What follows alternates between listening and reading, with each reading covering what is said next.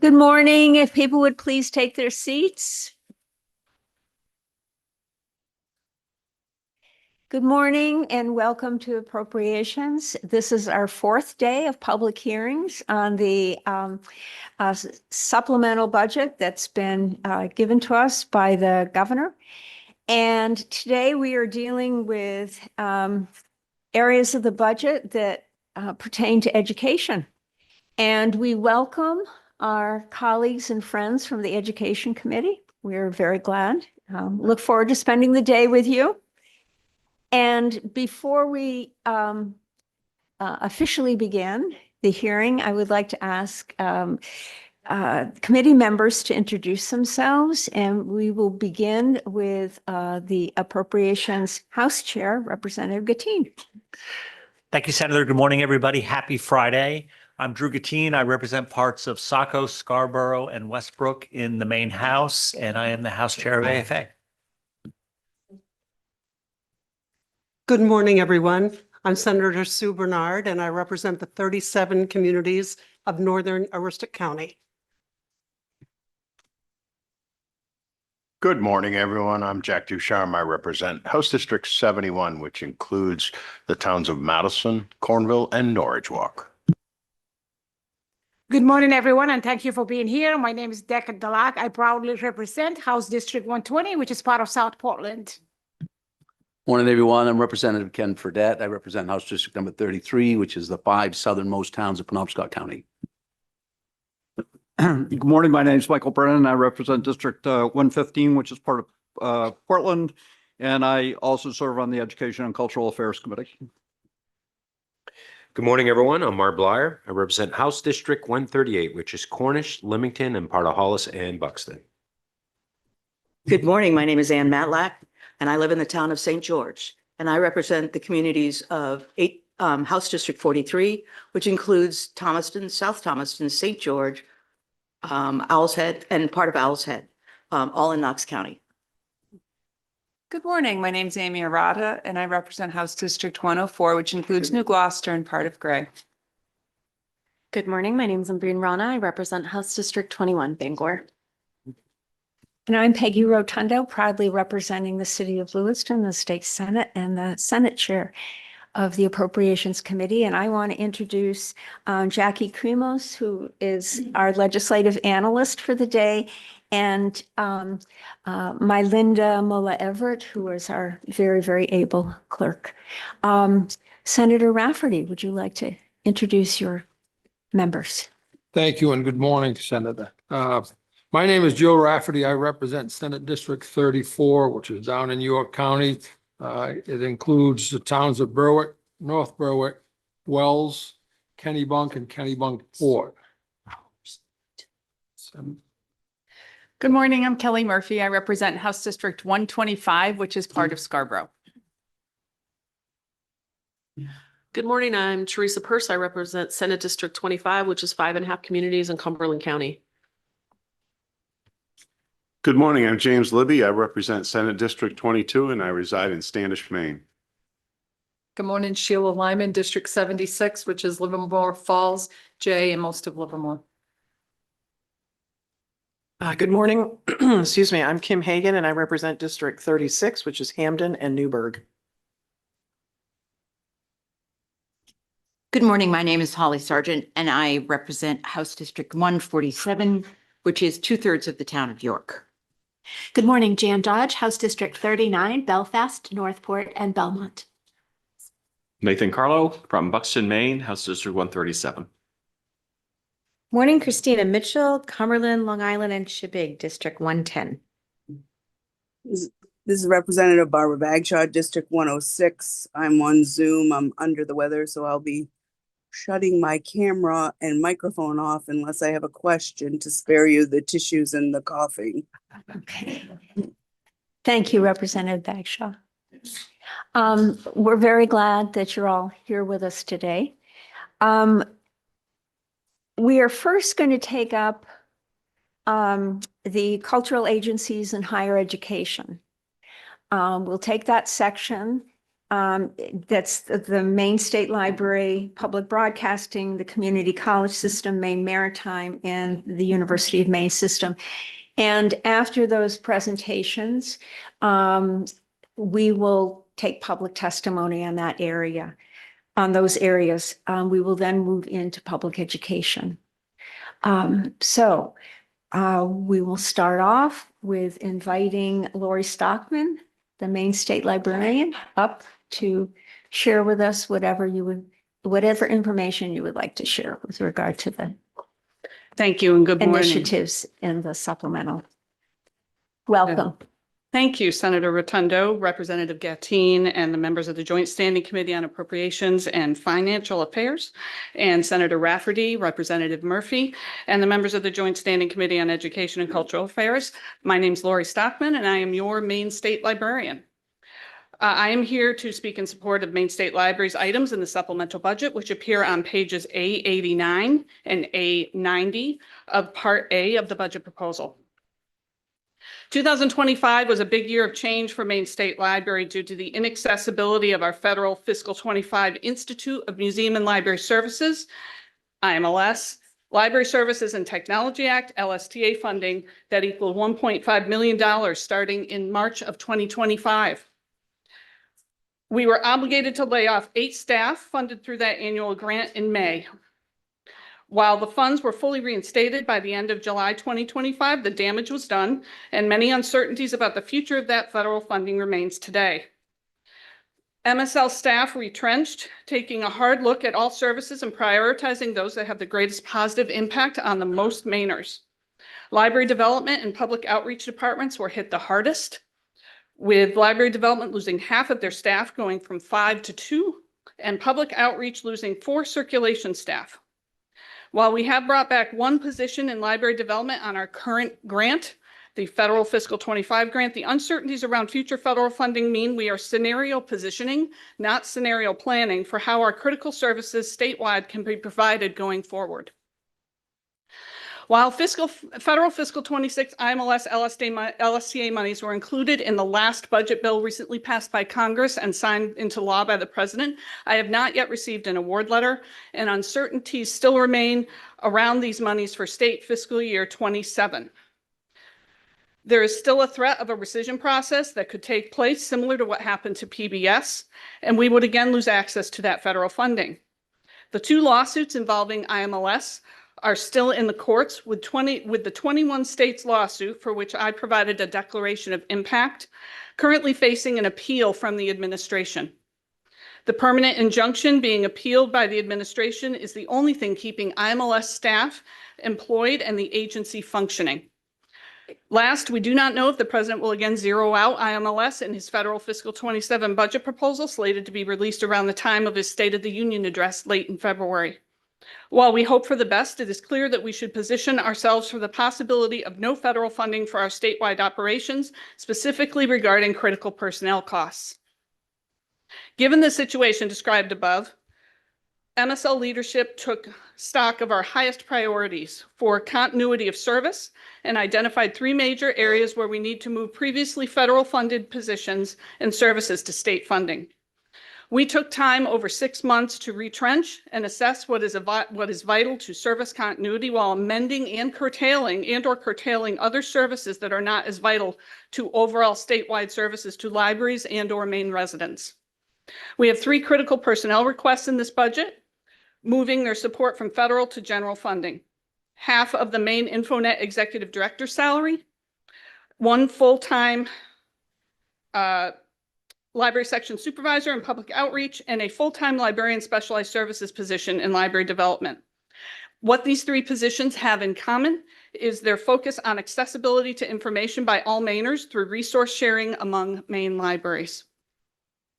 Maine Infonet, or known as MIN, is a collaborative of all of our academic, public, school, and special libraries that band together to foster resource sharing across the state, basically creating one large collection instead of each individual library having its own individual siloed collection. The executive director position is funded through a cooperative agreement with the university, with University of Maine paying for half of the salary and we pay for the other half. This position provides the leadership for this small but very mighty collaborative of 7 staff. Their work includes promoting access to materials through MainCat, our statewide union catalog, which, as I said, allows for all library collections to be looked at and accessed as one collection across the state. They also provide the management of individual online catalog systems for over 100 libraries, facilitate the connection to MainCat for another 59 public libraries who do not have those services in Maine, and also assist MSL to provide digital resources for Maine residents through Digital Maine Library and their download library. This position is vital, and with our resource sharing through interlibrary loan, we can't function without this position. The second request is for our full-time library section supervisor and public outreach. This has a critical supervisory role over our circulation staff, and responsibility for this position is also as director of our Talking Books program, which provides services to the blind and visually impaired across the state. MSL staff are finally moving back into the cultural building after over 6 years of renovation. That's a win. The circulation staff at MSL were cut by 4 positions in the layoff. We are going to have a challenging time reopening to the public for 36 hours per week in state fiscal 27. And we won't be able to reopen at the previously provided 51 hours per week pre-shutdown in June of 2020. So the cross-training and management of any of our staff who now will have duties at the circulation desk where materials are requested, checked out, and received from other libraries through their mail or van delivery, that will be key to our successful reopening, and this position has responsibility for coordinating all of that. In addition, as director of our Talking Books program, this position allows MSL to serve as the regional library for the National Library Services for the Blind and Physically Handicapped. This program alone circulates over 100,000 titles per year to this unique and needy population of Mainers who don't have access to these resources in any other way. Last, our third personnel priority is to have one of the librarian specialized services positions move from federal to general funding. The Library Development Department, which supports libraries, particularly the 257 public libraries in Maine, was cut in half, losing 3 of their 5 staff due to the layoffs. With over 70% of our public libraries serving a population of under 5,000 people, these small rural libraries need additional support to make sure their communities and residents receive the best access to information and library services that they can provide. The remaining library development staff conducted a listening tour this past fall, visiting libraries in every county and convening conversations with librarians about their needs and their community's needs. We wanted to do this because retrenching the priorities and focus of the department needed to be grounded in factual assessments from the field. This was also important to conduct given the current turnover of 60% of library directors statewide since 2021.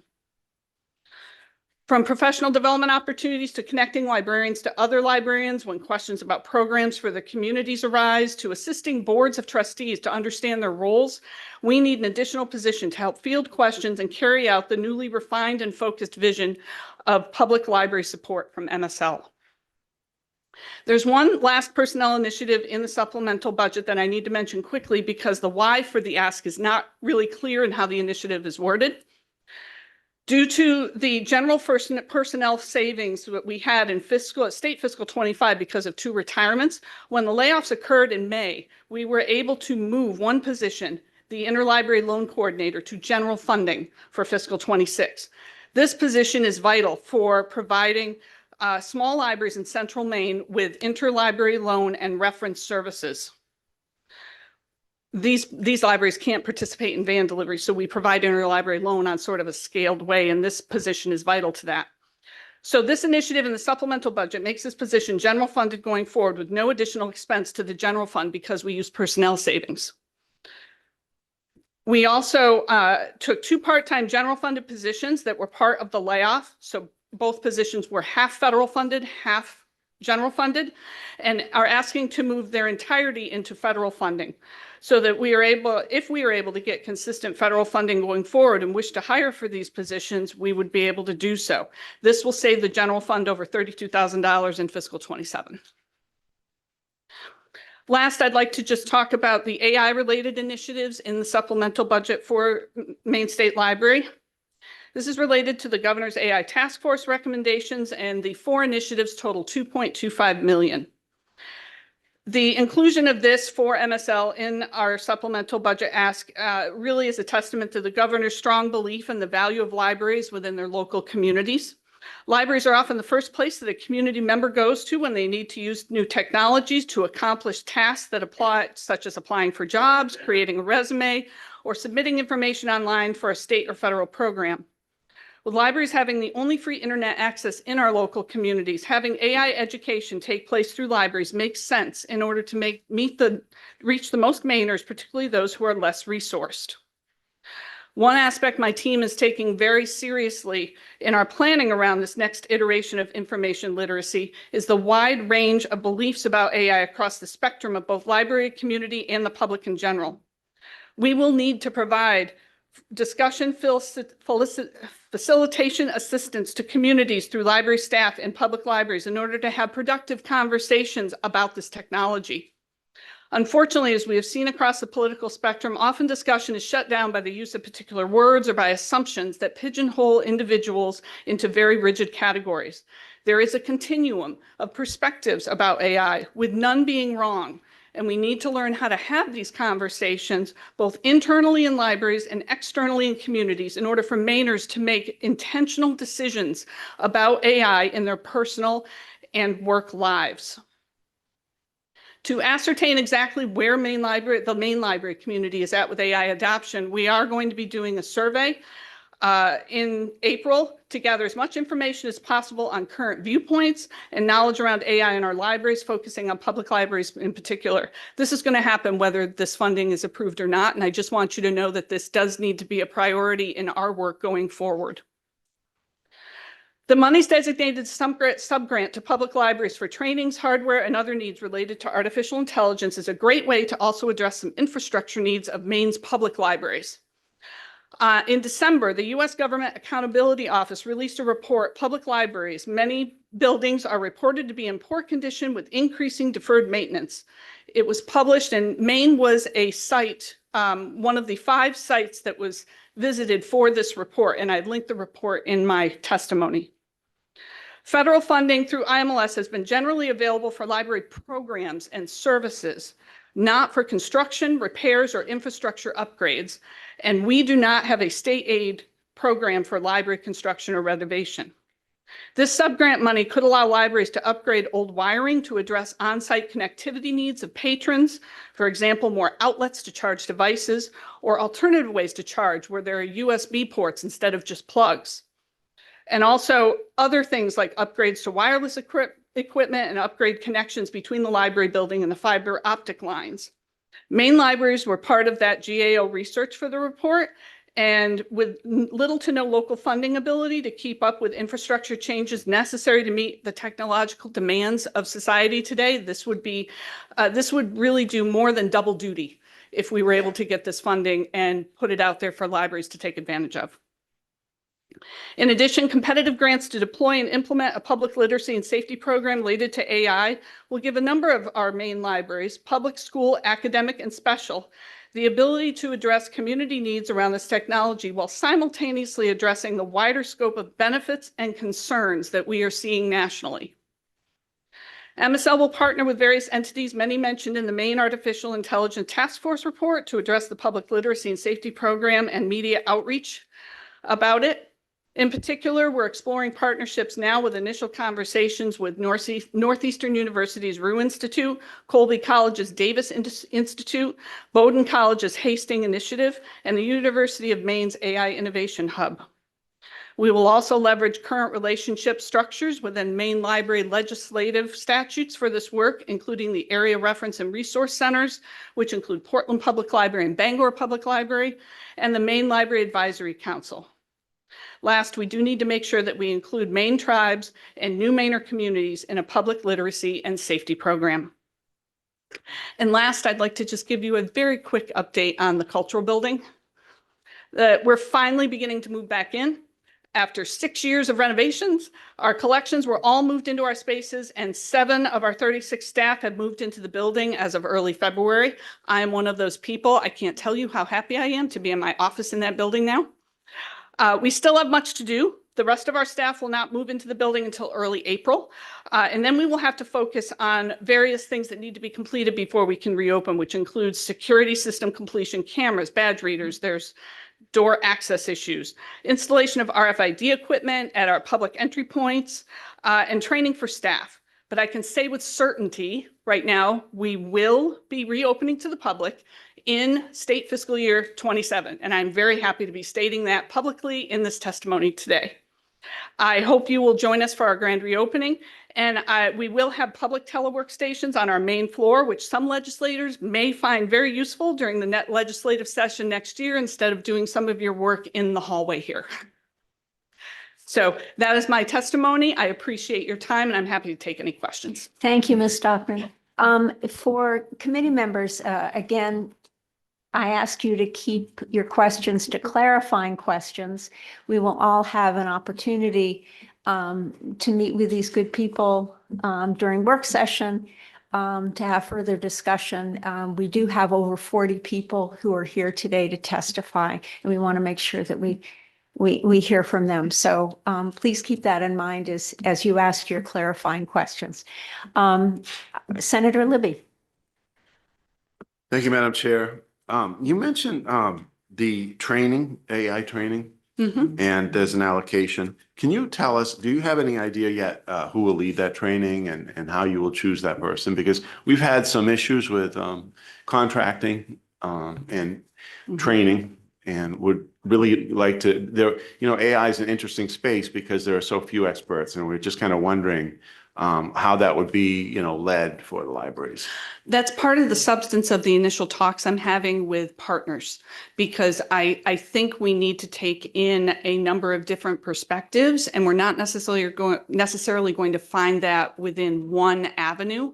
I think we need to leverage the partnerships and the relationships we have right now in Maine. And I know, for example, University of Maine, I'll just give you one quick example, has a badge and credentialing program around AI for faculty and students, which I could see us utilizing in part to help provide that baseline knowledge and understanding of pros and cons for our librarians, and have that be a criteria potentially to be able to submit to get some sub-grant monies, both for the public library specific one and the competitive grants as well.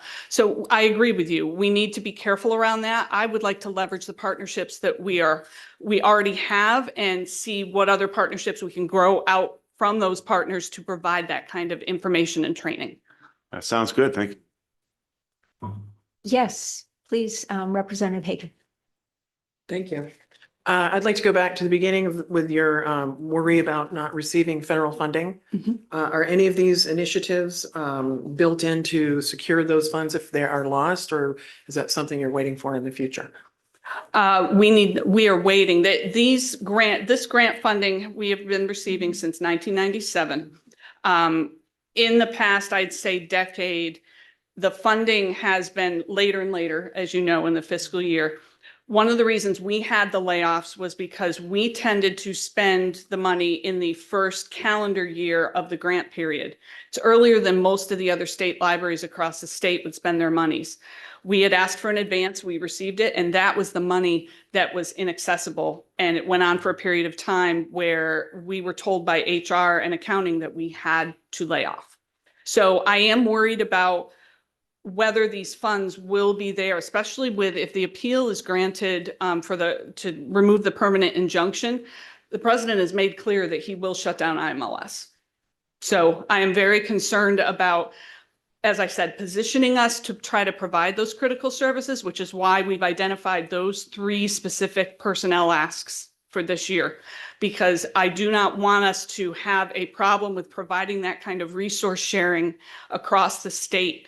I didn't come in here asking for the 8 positions to be moved to state funding. We identified the top 3, and that's why we identified them, is because that will allow us to continue the most critical services. We have retrenched and definitely amended or curtailed some services because of what we went through.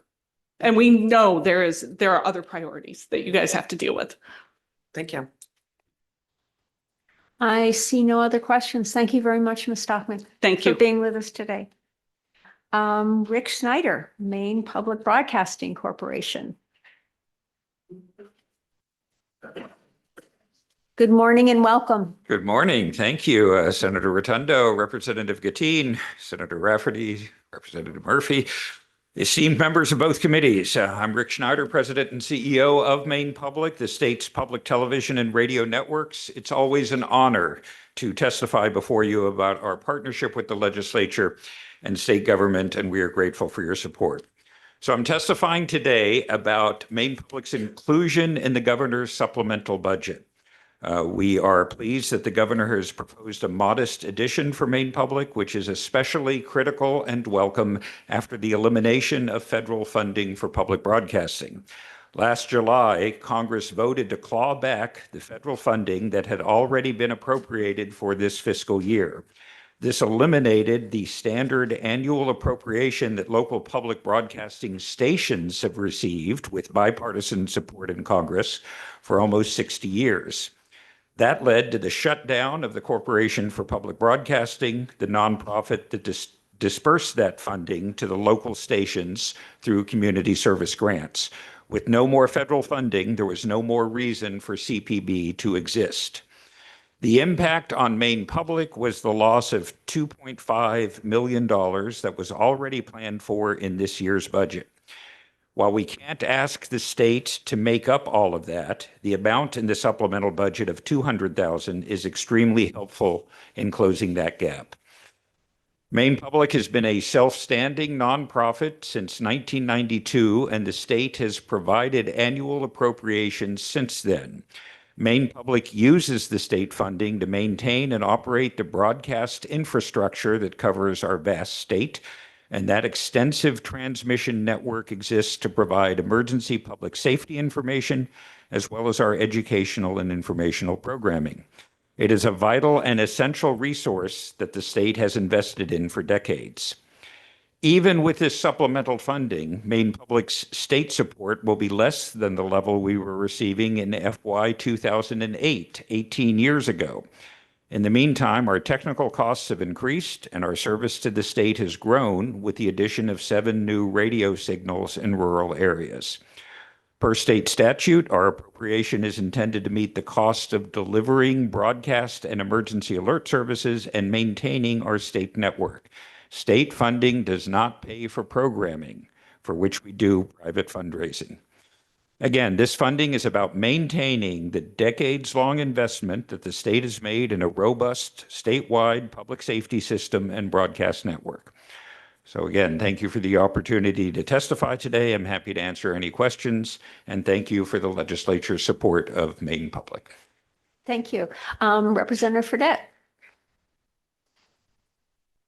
Thank you, Madam Chair. And just a clarifying question, when I served on this committee in the past, I think I had worked with your predecessor, and I was speaking to someone earlier today. I'm going to go to a basketball game tonight, and MPBN used to provide a coverage of the basketball tournaments, and it was part of my reason and rationale for supporting it, but they don't do it anymore. Can you just clarify or provide for the work session why you don't? The Maine Public provides coverage of the state championship games, all 10 games, 5 divisions, men's, boys and girls. We do that on championship weekend, the championship games. You know, and we've been doing that for as long as I've been here. There was a time I think we did more games than that, and my understanding is that as the divisions increased in number and the logistics of covering it became overwhelming. We don't receive funding specifically about basketball, but it's an important service. It's one of the, you know, I talked to many of you about it, and it is very popular across the state. We are doing the 5 championship games of both divisions. I mean, or the 10 games in all on championship weekend, next weekend. Starts next Friday on Maine Public Television. Go ahead. Representative Dodge. Thank you, Madam Chair. Thank you for being here. My question is about the possibility or hope of some FEMA or MEMA funding coming to you to help with your emergency network. And is that for the work session, maybe if you could discuss that possibility, please. Right. There is an infrastructure. There was a grant program through FEMA that the Corporation for Public Broadcasting administered, it was called the Next Generation Warning System, for which Maine Public had a grant pending having to do with localization and enhancement of our public safety messaging. That grant program, that money still exists at FEMA, but the Corporation for Public Broadcasting went away. And national folks are working to try and make sure that FEMA money, that a mechanism exists to distribute it for stations, and frankly, that no one really knows where that is at the moment. So it's a thing that's being worked on in Washington. That money was appropriated and was not taken back. That was specifically equipment money for emergency services called Next Generation Warning System.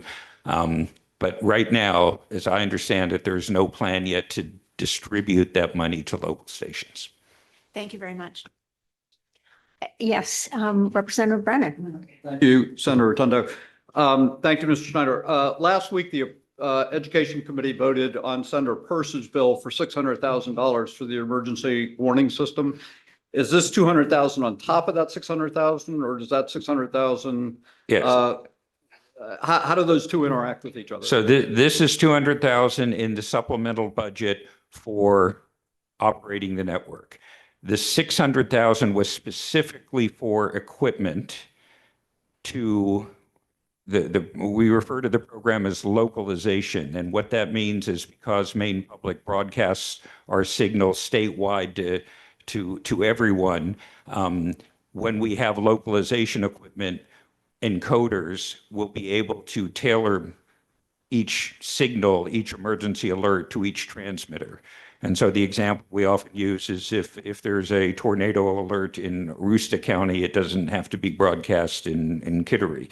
But yes, that money that you voted on for that 600,000 package is exclusively equipment, and it will essentially be a reimbursement that we get that money, we buy this equipment. The 200,000 is an increase in the appropriation that we use for operating and maintaining the network. I see no other questions. Thank you very much for being with us today. Thank you very much. Appreciate it. Mr. Schneider. President Dagler. Maine Community College System. Good morning and welcome. Good morning. Senator Rotundo, Senator Rafferty when he comes back, Representative Gatine. Oh, Senator Rafferty is here. It's Representative Gatine when he comes back, and Representative Murphy, members of the Joint Standing Committee on Appropriations and Financial Affairs, members of the Joint Standing Committee on Education and Cultural Affairs. Excuse me, President Dagler, is there written testimony? Is it here that I'm just not seeing it? I was supposed to have handed that out. My apologies. No, thank you. I just wanted to make sure we had it if you had it. Thank you very much. You do, and thank you for the interruption. We needed to get that straight. Please go right ahead. All right. Now, thank you for inviting me to present on portions of LD 2212 that relate to the Maine Community College System. I'm David Dagler, President of the Maine Community College System. Your committees have heard from me a number of times over the past 4 years about the promise of the Maine Free College Scholarship and how that promise offers Maine graduating high school students tremendous opportunity. You've heard me talk about the positive impact on Maine families, on our entire educational system, and on the state's economy. So I'm pleased to be back to talk with you more about this. In the interest of time, I'm not going to repeat the testimony over the last 4 years. You've had a long week and you know the success of the program. In the testimony that's now going around to you, I have attached a fact sheet and that hits the highlights of this program. I will say that I speak for the entire Maine Community College System when I say that we were all very grateful and very excited for the future when the governor included the continuation of the Maine Free College Scholarship in her supplemental budget and made it a cornerstone of her State of the State address. In addition, our staff, our adjunct and full-time faculty, and our students who work very hard also felt validated. The entire community feels recognized, supported, and inspired. Said another way, we are hopeful. We're hopeful that your committees will recommend the continuation of this program to the full legislature. At the end of the last session, you asked us for analysis of the Maine Free College program. That analysis remains valid today, and the questions that you raised were the basis for our conversations with the governor. She and her staff developed the current proposed iteration of the Maine Free College Scholarship. Last year, the governor proposed funding for the Maine Free College Scholarship at a level of $12.5 million in each year of the biennium. And she proposed continuing that funding in the MCCS baseline so we could assure Maine parents and their high schoolers that they would have access to the free college scholarship into the future. The scholarship covered $4,156 for a one-year certificate and $8,1200 for a two-year degree. Your committee recommended and the full legislature funded 80% of that funding in fiscal 26 and 27, but did not include the language to continue the program. The current budget proposal recommends fully funding the FY26 program since the high school graduates from the classes of 23 through 25 have already been promised the previously designed Maine Free College program. For the high school classes of 26 and beyond, the language in the governor's proposed budget tightens the eligibility requirements, and the revised program will cost about $10 million per year. That tightening includes 4 major changes to the program. The proposal for the class of 26 and beyond would require that 1, qualifying students be from Maine. They must have a primary residency in Maine for at least 12 consecutive months immediately prior to their date of admission. Previously, the students had to be living in Maine while enrolled, which allowed people from out of state to move to Maine and qualify for the scholarship. That represented about 4% of Maine Free College scholarships who moved from Maine when they moved to Maine when they enrolled. The scholarship will cover 100% of tuition costs, but not fees. The previous scholarship covered both tuition and fees. For your notes, the full-time tuition is $2,000, get that right, $2,880 per year.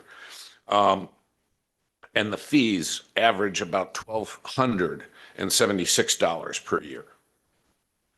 The program continues to require students to accept all federal and other state aid prior to qualifying for the Maine Free Scholarship funds. So many, but not all students, have federal aid that will still cover their fees.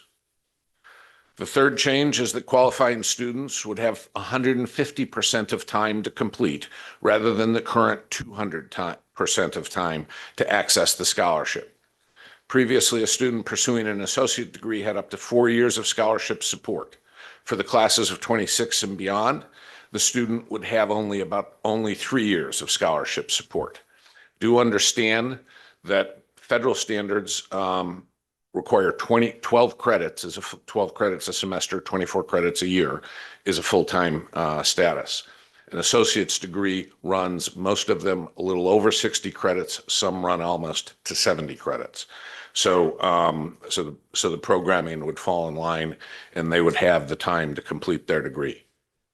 The Maine Community College, the fourth change is that the Maine Community College system has the authority to limit or end the program if the legislature does not fund the appropriate funds, does not appropriate the funds to cover the costs of the program. It's not lost on us that the inclusion of this language gives MCCS the responsibility to end or limit the program if you or your successors do not fund the program in future budgets. With the onus on us, if adequate funding is not included, regrettably, we may have to further limit or end the program. Other requirements from the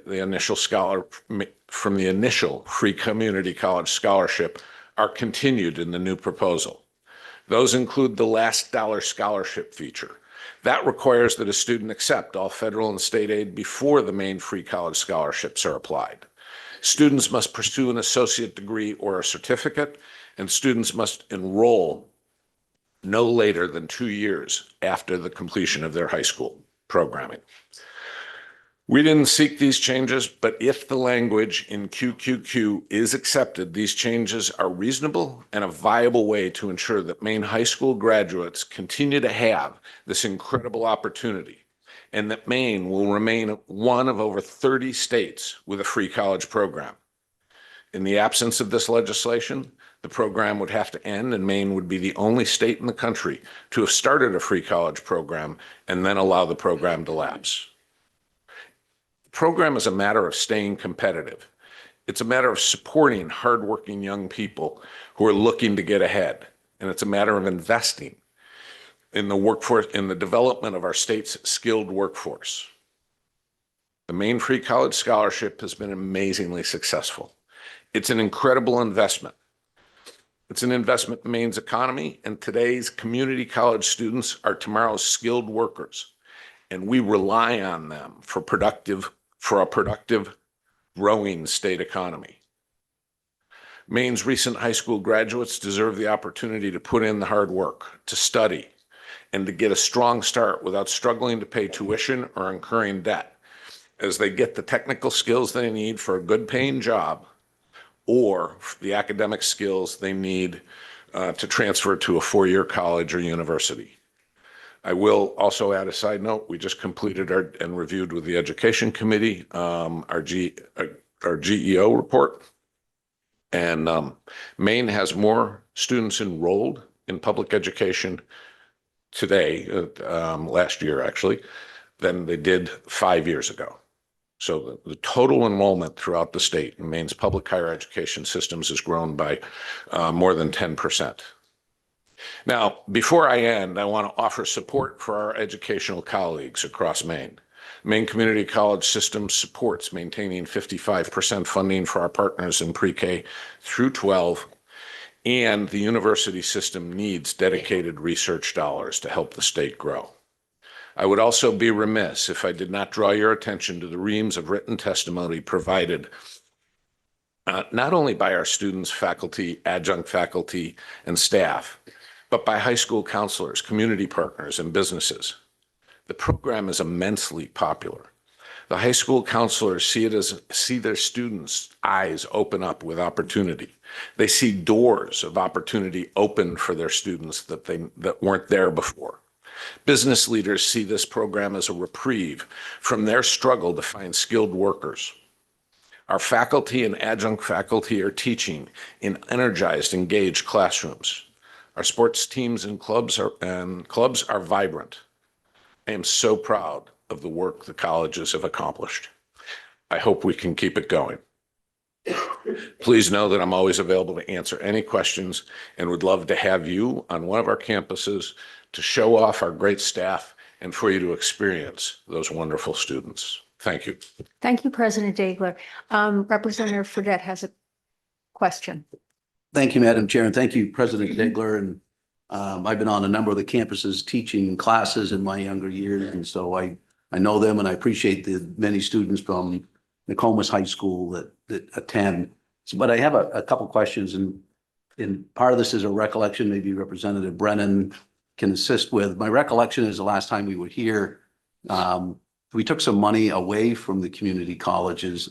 I thought that there was some funding that was removed so that some money could be moved to Portland. And so if that's not the case, that would be a helpful point clarification.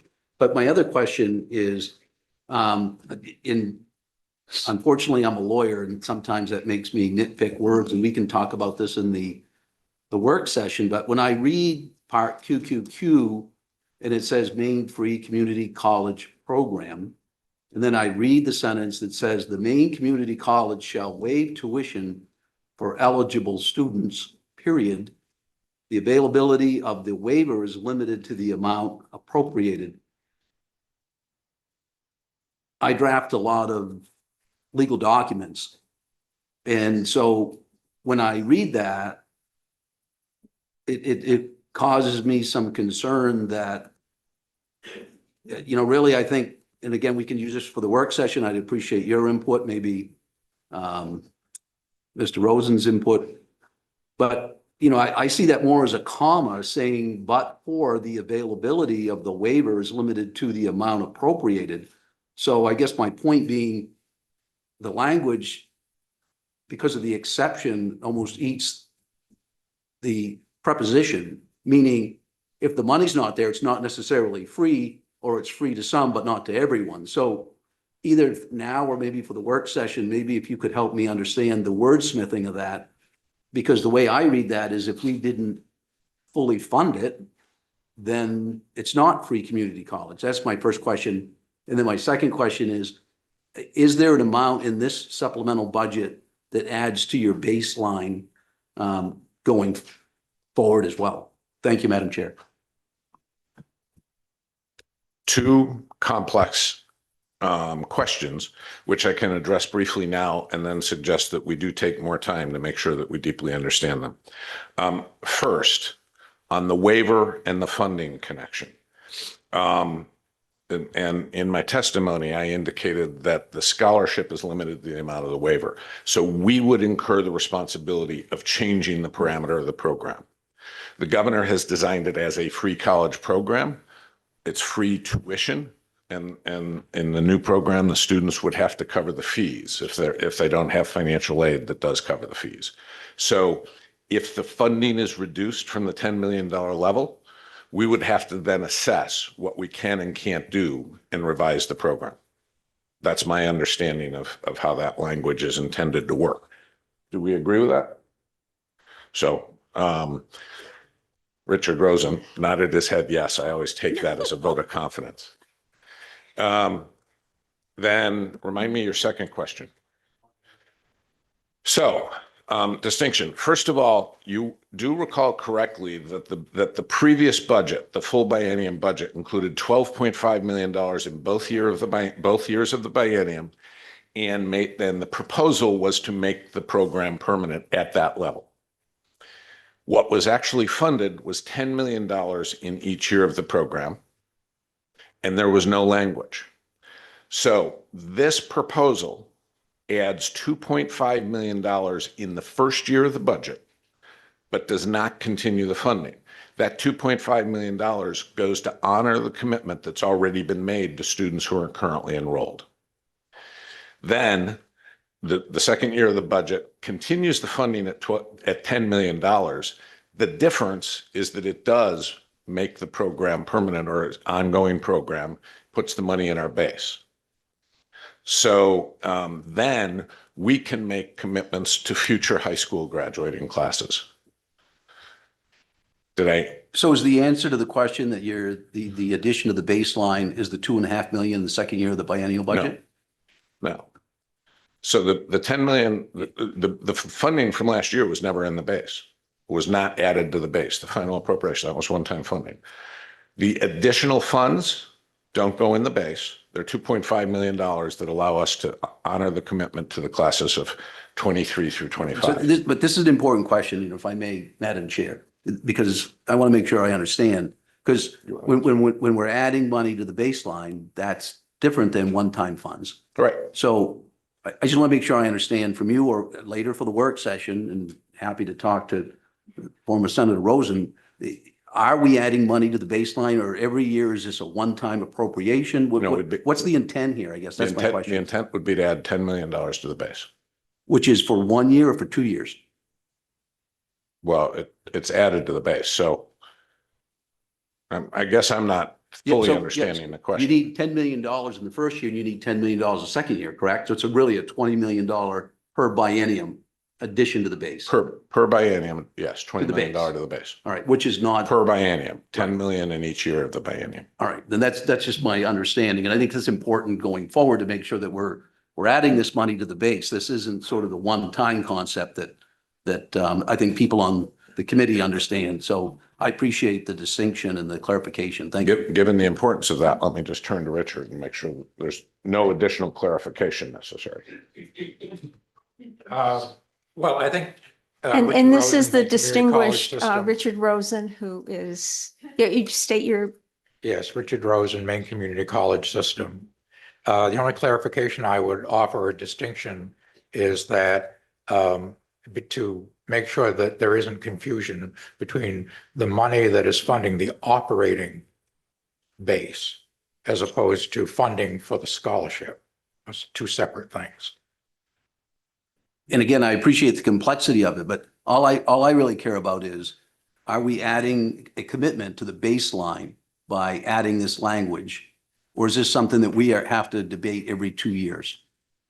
The language to make it permanent and ongoing would essentially commit 10 million a year, each fiscal year for the scholarship funding.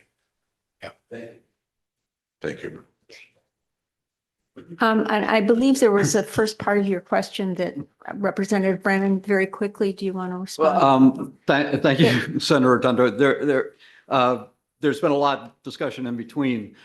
First, I just want to say, I want to thank you, President Degler, and the community college for being responsive to the issues that we raised last year as a committee. And I appreciate the fact that Representative Fredette is following up with those. And I think the discussion about the base, last year we did not adopt the language that was suggested, which means that in any future budget, that base appropriation for the free community would not be there. The language that's being presented to us in this budget would in fact say that the next governor, when he or she develops a budget, that base then would be included in it. It would still be up to the governor and or the legislature to decide whether or not they wanted to support that, but it would be included in that base allocation. So I think that gets to your point. The second point, which is my question, the changes that you're suggesting obviously is a reduction in cost to the free community college program. Correct? Correct. So I think it would be important for us to just understand that when you implement these, what cost impact that would have, and also how many students might be affected. So for example, it says 4% free, 4% of what? So if you could tell me a little bit more how these different changes that you're recommending, what the impact is both financially and on the number of students, because I think Representative Fredette, you would agree that what is being proposed here will result in a less expensive program. Okay, can we move on? Yep. Yes, Good information for the work session. Exactly. Representative Bleier. Thank you, Madam Chair. Thank you, Mr. Diego, for being here. I do have a few questions, and I want to thank you for meeting a lot of the requirements for that I had, the concerns I had. The one piece that is missing is the graduation piece, so we can discuss that. But the questions I had is, for the work session, can you give us an example of how many students the $10 million will provide education for? Yes. So I'd like to see that. I'd like to see what the cost for the education is today. Yes. And what it has been for the last 10 years, to see the progression of inflation. And because a lot of, now I just find if there's a lot of money, inflation can come even greater. So I want to make sure that the rate of inflation that we've currently received in the future is not escalated because of taxpayer funding giving college. So I'd like to see that. That would be important. Representative Blair, can I just be sure you're asking for the cost of education or for the cost of tuition and fees associated? I'm asking for the cost of the tax supported education. That's okay. Thank you for the clarification. And then what it is inflated over the last 10 years, what, got it. Community college. Okay. I understand. I just wanted to be sure I was answering the right question. An example of could you give me an example that you said that there was fees and that was 1,276. Can you give me an example of what you would like books? I mean, what's an example of fees? No, books are not included in the fees. The fees historically had covered differences in operating costs or supply related costs associated with the programs. So you can imagine that a student in a general studies program who's pursuing an opportunity to go on to university would be taking traditional didactic courses, as opposed to a student in a culinary program or a student in a welding program or a student in a building construction program, where the associated supplies are much heavier. And so over the years, there were fees that have been instituted. We have actually capped those fees as a percentage of tuition, so they've modulated in exactly the same way. But that's sort of the kind of thing that fees were intended to cover. Okay, and my last question would be, I think that it's, what's the projected for future students? And so the 10 million covers, let's say, whatever, 2,000 students, and if 3,000 come aboard, how are we gonna, the first 2,000 get to college, so that would be, clarity on that would be great. So, and just to, the quick headline on that, we will get a full answer in the analysis for you. But what we experienced in these first 4 years of the program was remarkable intake from high school students. Now, there are about 12,000 public high school graduates a year, and we see the cap at something just over 30%. So there's a leveling off that's coming. But I get your point, and we can give you both the history and the projected future. Yes, yes. Thank you. President Degler, if you could provide just for the work session, I'm looking on my page A17, which looks like a $2.5 million funding for 25, 26. So I guess my question for the work session would be, there's no money in there for 26, 27. Should there be? And if there isn't, why isn't it? And so we'll talk about that in the work session. Okay. For clarity, we can cover that in the work session with more detail. The money in the current supplemental, the 2.5, is to honor the commitment to the classes of 25 and before who have a higher cost program. 26 and beyond, the program that we've just discussed, has brought down the three changes that I mentioned, limiting the out-of-state students, not funding the fees, and the time to complete, end up reducing the cost of the program, making it $10 million a year going forward. Yes, Representative, please go right ahead. Yes. Thank you, Madam Chair. Sorry, Thank you. Representative Sargent. Thank you, President Degler.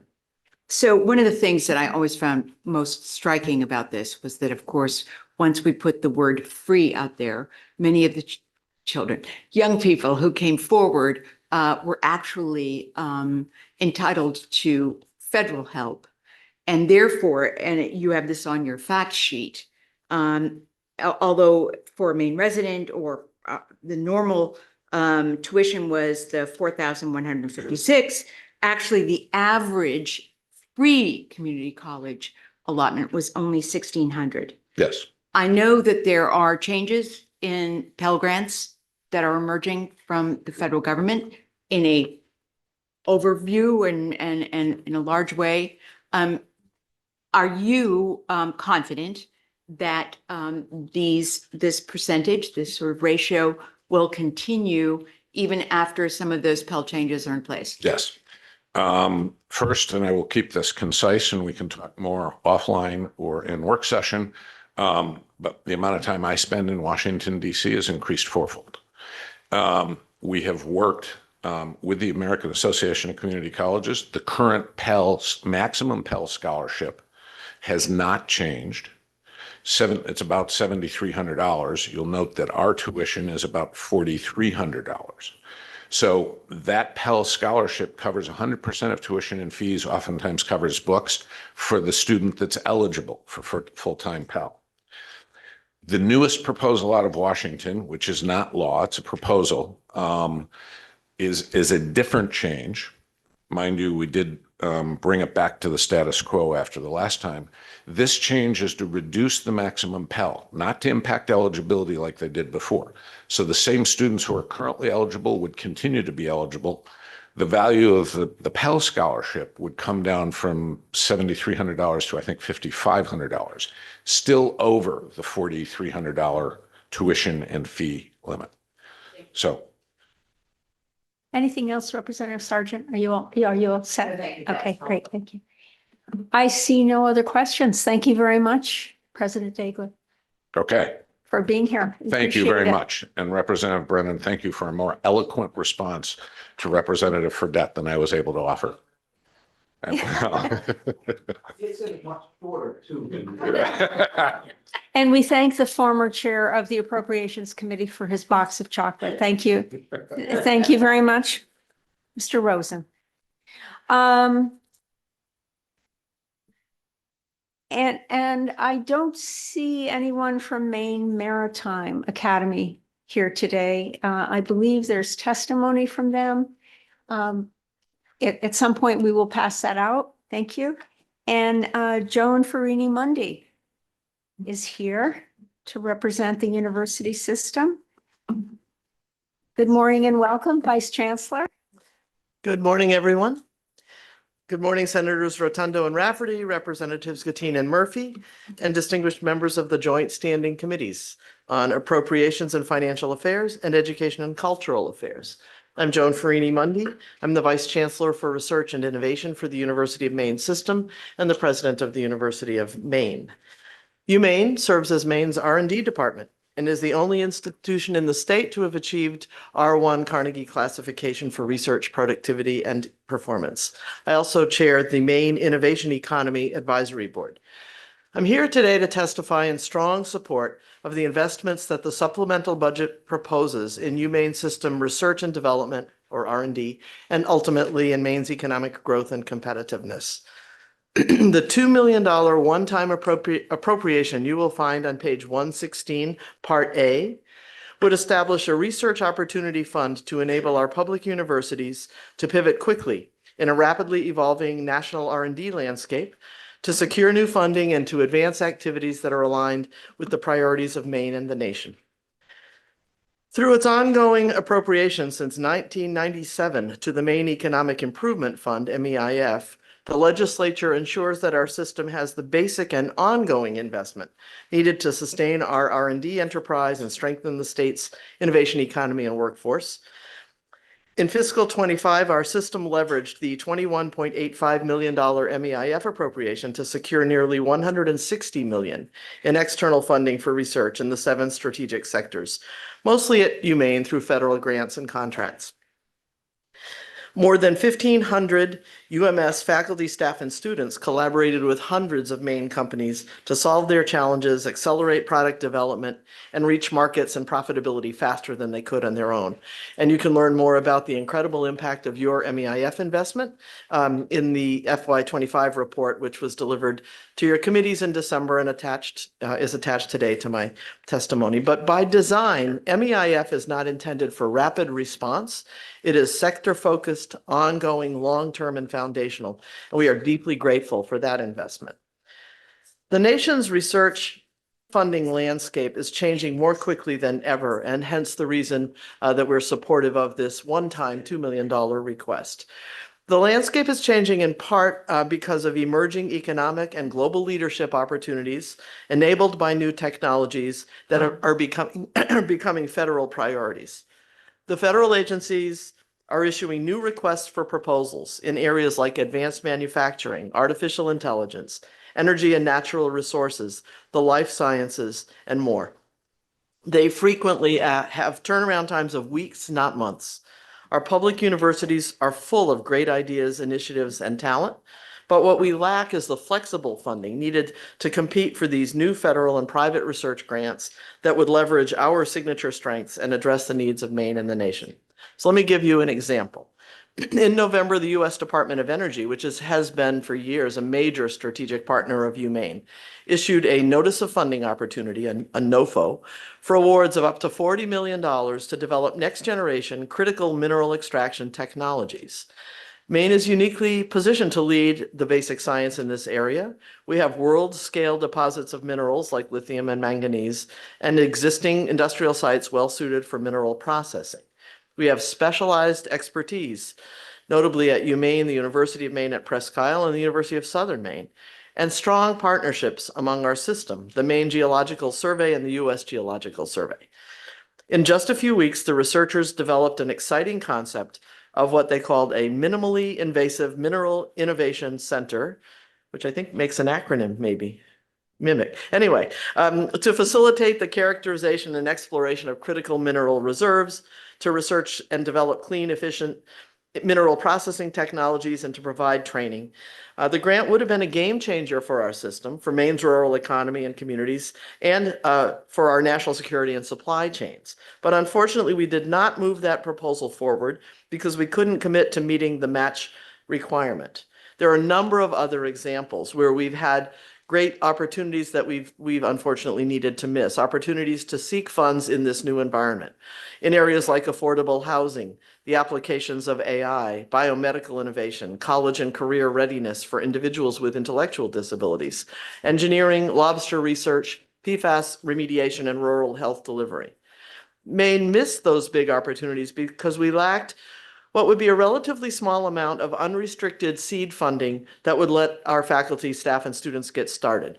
So the modest $2 million request before you would help address this, allowing UMS faculty, staff, and students to develop competitive proposals to help cover non-federal required cost share that can unlock large grants, and to support undergraduate and graduate students who are Maine's future knowledge and innovation workforce. We could purchase certain needed specialized equipment or modernize research facilities and retain and recruit high-performing faculty.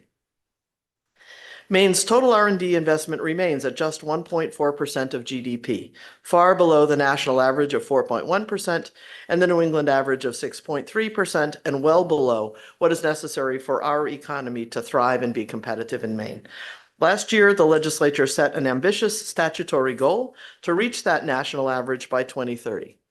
Achieving this will require sustained support, like from MEIF, along with strategic flexibility, like from the $2 million request in the supplemental budget. The federal government is making bold investments in new areas, as is the private sector and philanthropy. The state's economy can't afford to miss those opportunities. Our public universities have demonstrated our willingness and ability to adapt, excel, and deliver extraordinary returns. This investment will allow Maine's R&D department to move at the speed of opportunity, to compete, to win, and to lead in bringing new dollars into our state and making life better for Maine people. Also, on page 116, Part A, you will find an initiative to provide appropriation directly to the University of Maine system for the Maine Education Policy Research Institute, MEPRI. Since 1995, MEPRI researchers at UMaine and USM have provided trusted education policy research and program evaluation to the legislature and to the state. For example, their recent work on the school funding formula has been essential to your committees. Currently, the way this works, the legislature appropriates funding for its contract with MEPRI to the Maine Department of Education, which requires our researchers and the state staff to undertake a time-consuming contracting process each year. The DOE and our system agree that after 3 decades of this is unnecessary, and we hope you will agree too. As we move from a contractual arrangement to base budgeting, all aspects of MEPRI's enabling statute would remain the same. The legislature, with the input of the Stakeholder Advisory Committee defined in statute, will still determine MEPRI's annual work plan, and your committees will ensure accountability. You'll find the related reduction initiative on page 30, Part A. MEPRI co-director Amy Johnson will be available at the Education and Cultural Affairs Committee work session next week to answer your question. And I would additionally note that the legislature's commitment to MEPRI has remained flat since 2005. Finally, as we've been talking about earlier today, AI can be transformative for Maine and its place in our global economy, including for scientific research and development, business and industry, education, government, and healthcare. Indeed, that transformation is already underway. At the same time, though, we must be thoughtful about how we responsibly integrate AI into our lives and work and develop the necessary ethical, human, physical, and policy infrastructure to fully realize its incredible, constantly evolving potential. So as part of a comprehensive package of AI-related investments to advance the recommendations of the Maine AI Task Force, on which UMaine System Vice Chancellor for Finance and Strategic AI Integration, Ryan Lowe, well known to all of you, served, this new initiative proposes a $400,000 ongoing annual appropriation for UMS to establish the Maine AI Public Innovation Hub. As Maine's largest educational and research enterprise, and with our strong statewide relationships across the public, private, and nonprofit sectors, UMS is uniquely positioned to coordinate this important work. Our system is already the leading provider of AI professional development for Maine workers, with Vice Chancellor Lowe, now a national leader, maybe kind of a celebrity actually, in AI integration in higher ed, finance, and administration. He has delivered specialized training single-handedly to more than 1,400 professionals in the past year. At UMaine, we've launched an AI initiative that leverages the university's AI involvement across disciplines, pretty much all of our disciplines, but I would note particularly engineering, the health and life sciences, forestry, and more, to undertake and catalyze AI-related research, education, and application. So from using AI in special education instruction, to tracking the environmental impacts of AI, to studying the efficacy of AI in medical diagnosis compared with human clinicians, UMaine system is on the cutting edge, and we're eager to empower others with our research findings and best practices. At the cyber range at the University of Maine at Augusta, there is hands-on security training available to state agencies, municipalities, and businesses, and they're also preparing next generations of professionals to protect our critical electronic infrastructure. So these are models for how our system can scale AI technical assistance across Maine. With this investment, we'll partner with other higher education institutions and build and expand statewide capacity for digital innovation and integration. Thank you very much for considering our requests and for your partnership. I look forward to answering your questions and to continuing our work together for our students and for our state. Thank you. Thank you very much. Representative Fredette. Thank you, Madam Chair. It was nice to see you at the Maine Bowdoin hockey game, which Maine handily won. Nice to see you too, sir. And so this is something maybe we can work on for the work session, but consistent with my prior question, is the $2 million, and I know it's one-time money, part of my question is, if it's one-time money, I assume it's not adding to the baseline.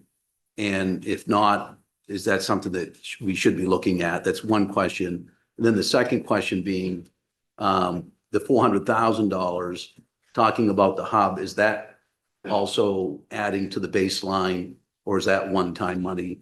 And Brian Lowe does a great job on the AI. Great. Thank you very much. The $2 million is a one-time investment. And of course, the MEIF is where our baseline sits, and we're always eager to see any additional support there. The $2 million, though, would be one time. It would allow for, during this very critical moment with the federal government shifting, for us to retool, pivot, adapt, so that our researchers are able to be successful with these proposals. The $400K is ongoing. That would be base. Representative Bleier. Thank you, Madam Chair. Thank you, Ms. Farini Monday, for being here today.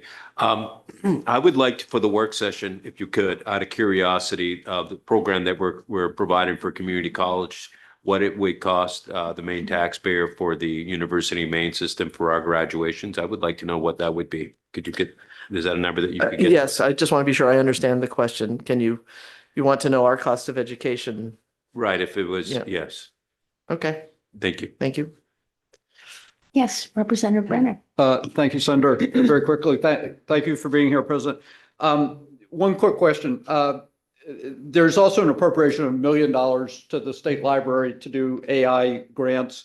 There's the hub that you're talking about at the university. There are other things sprinkled throughout the proposals that have to do with AI. Is there a unifying force for all of these, or are they considered to be discrete functions? And if you don't have an answer today, that's fine. We can talk about it. I'll attempt an answer, Representative, and then we can talk in more detail.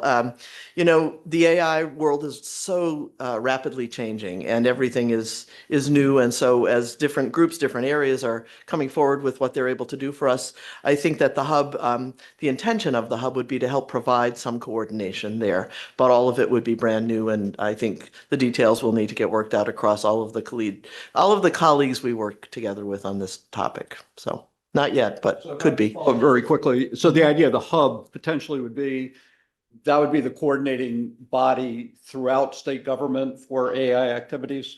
I think that would be developed as the hub would be put into place, really. It's a recommendation within the AI task force report, and to work it out in detail, it seems to me that would be a logical approach, but again, lots of partners to bring together.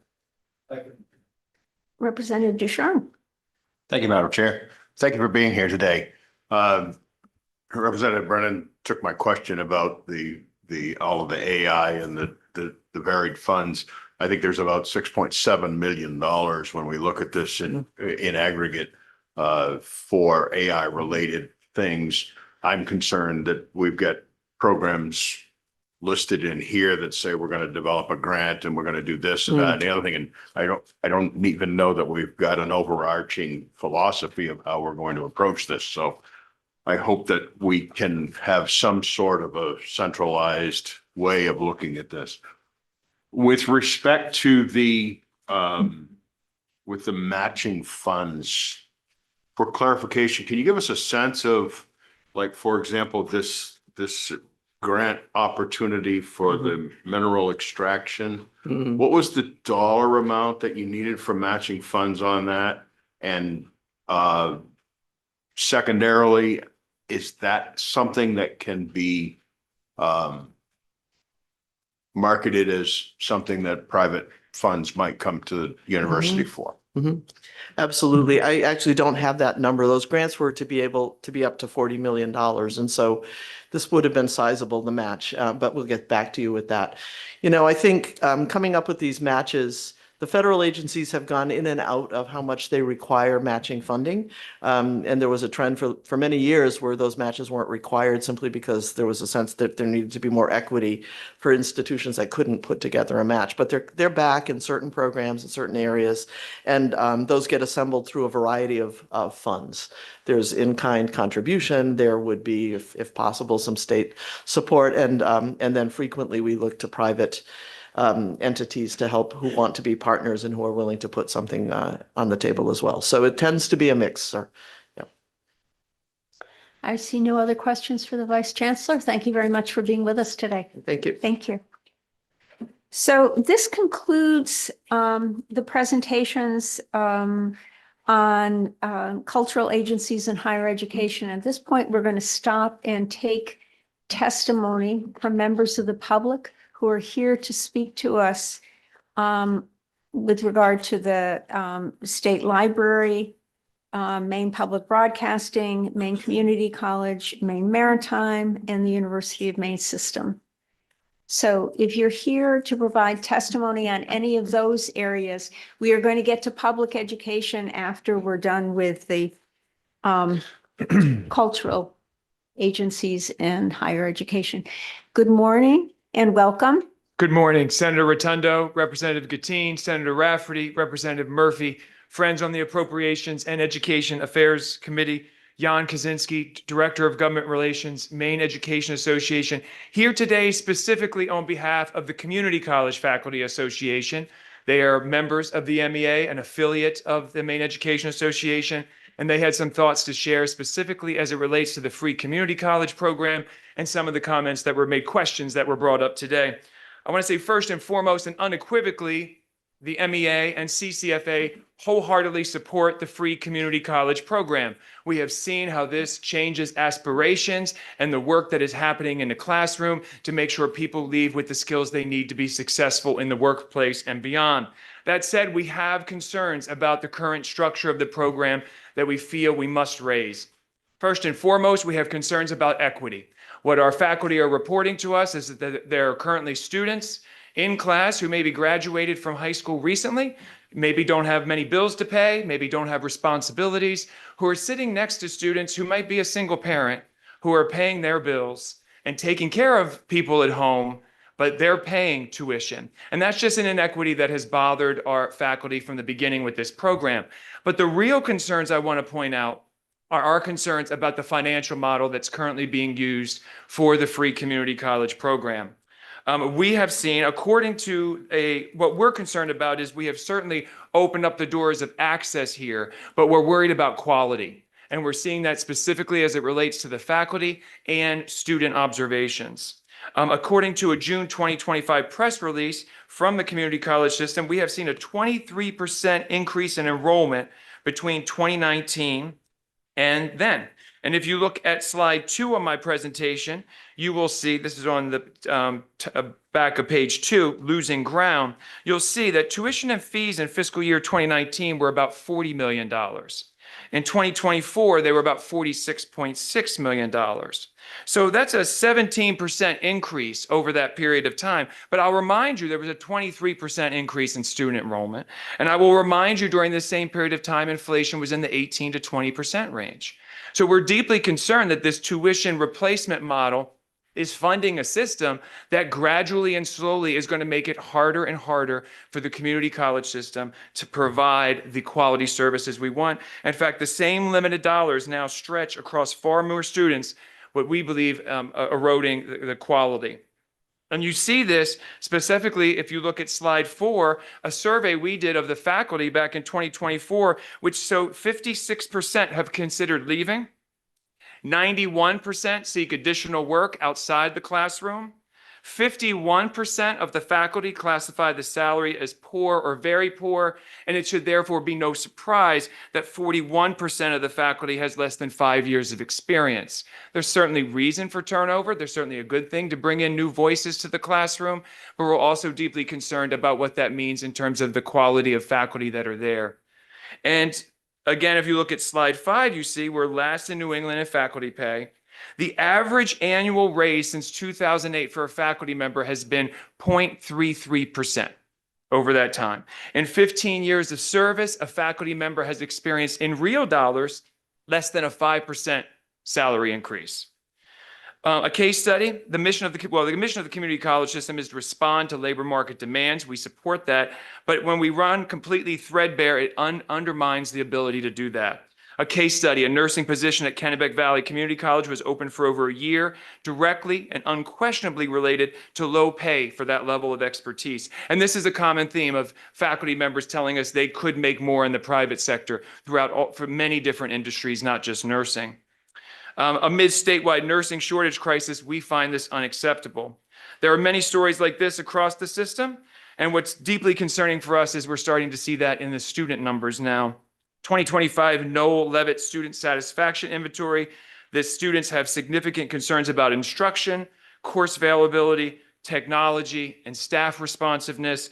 Again, we would equate this all back to the funding model. In June, this committee asked the community college system whether or not the free community college program results in an economy of scale that helps address operational expenses for the overall community college system in a way that it could achieve savings and could reduce the state's allocation. The faculty would unequivocally say no. I want to end with where I started. The Community College Faculty Association supports free community college. Maine has opened the doors to college for more students than ever before, and we applaud policymakers for that decision. However, we must ensure what students find inside is what they deserve, and we're worried that current funding model will not allow for that. Thank you for your time. Thank you for your consideration. I'll do my best to answer any questions you may have. Thank you, Mr. Kaczynski. Representative Purdette. Thank you and good afternoon, John. Good afternoon. So I hear your testimony. I guess I'm wondering what it is that you're asking for. I understand, I think, what you're saying about the low pay and whatnot. I suspect that's a systemic issue. So if we remove the question of supporting the community college, free community college, what are you asking for? And that's certainly a question you can answer during the work session. I think what the faculty would ask for is simply an examination of, we support the program, but this funding model is not meeting the needs. So the funding model needs to be revisited. We would question whether or not the way it's currently being done. I thought this sort of related exactly to the questions you were raising about the future of this program, because I have a feeling I'll be back here in a year or two raising concerns that, again, the free communities program, as it's currently being funded, is not sufficient. Exactly as you articulated, or as Representative Brennan articulated, the funding model that we're currently using, a tuition replacement model, we don't object to the Pell eligible last dollar program. We think that all makes sense. But from the faculty's perspective, the way this program is being funded is not sufficient to meet the needs. And if this continues, we are deeply concerned about the erosion of quality of services. I see no other questions. Thank you very much. Thank you so I'm sure much. we'll see you later Yes, as well. that's right. Thank you.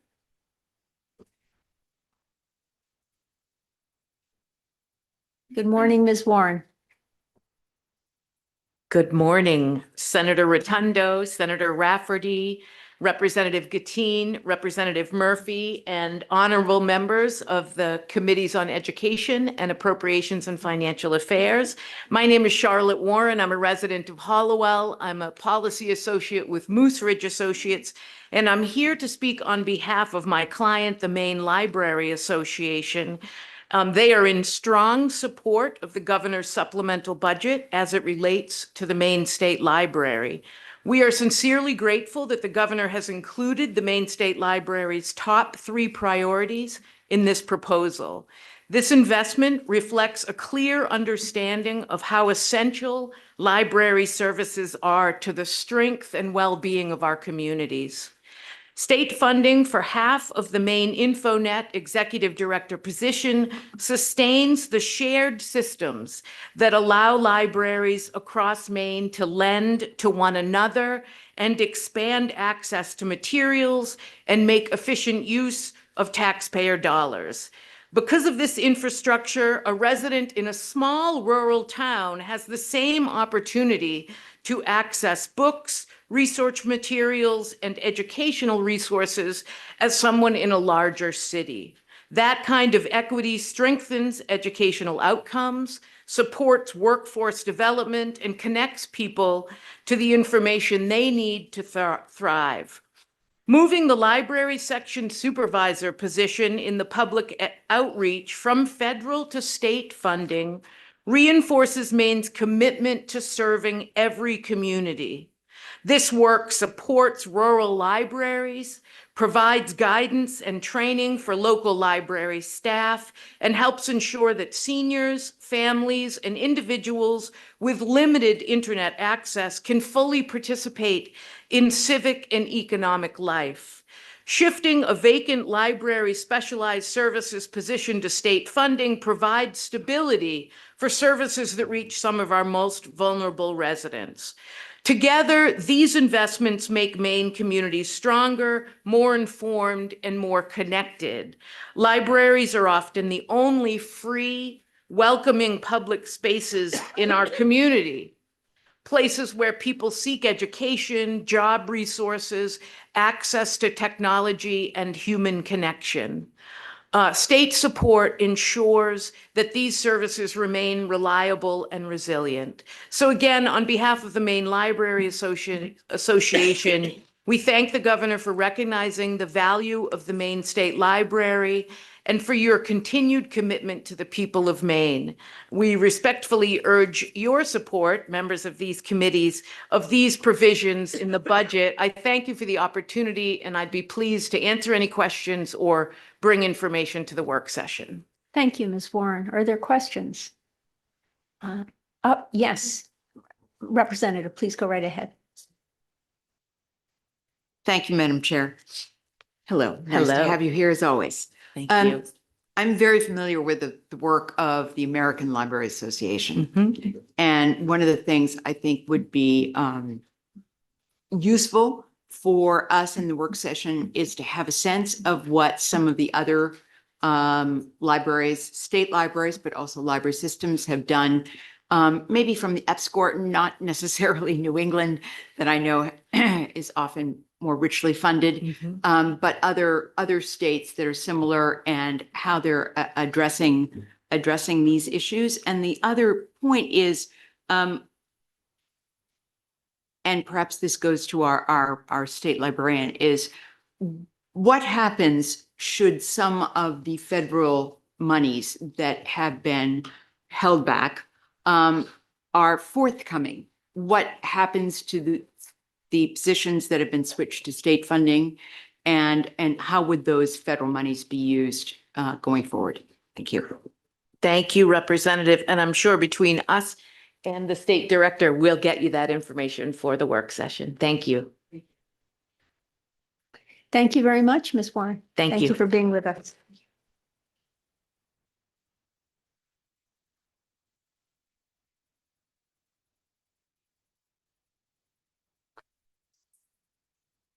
Good morning. Hello. Welcome back. Thank you. It was so much fun yesterday. Yeah, I thought I I'd do it again know. today. Senator Rotundo, Senator Rafferty, Representative Gattine, and Representative Murphy, members of the Joint Standing Committee on Appropriations and Financial Affairs, and members of the Joint Standing Committee on Education and Cultural Affairs. My name is Jean Ginn Martin.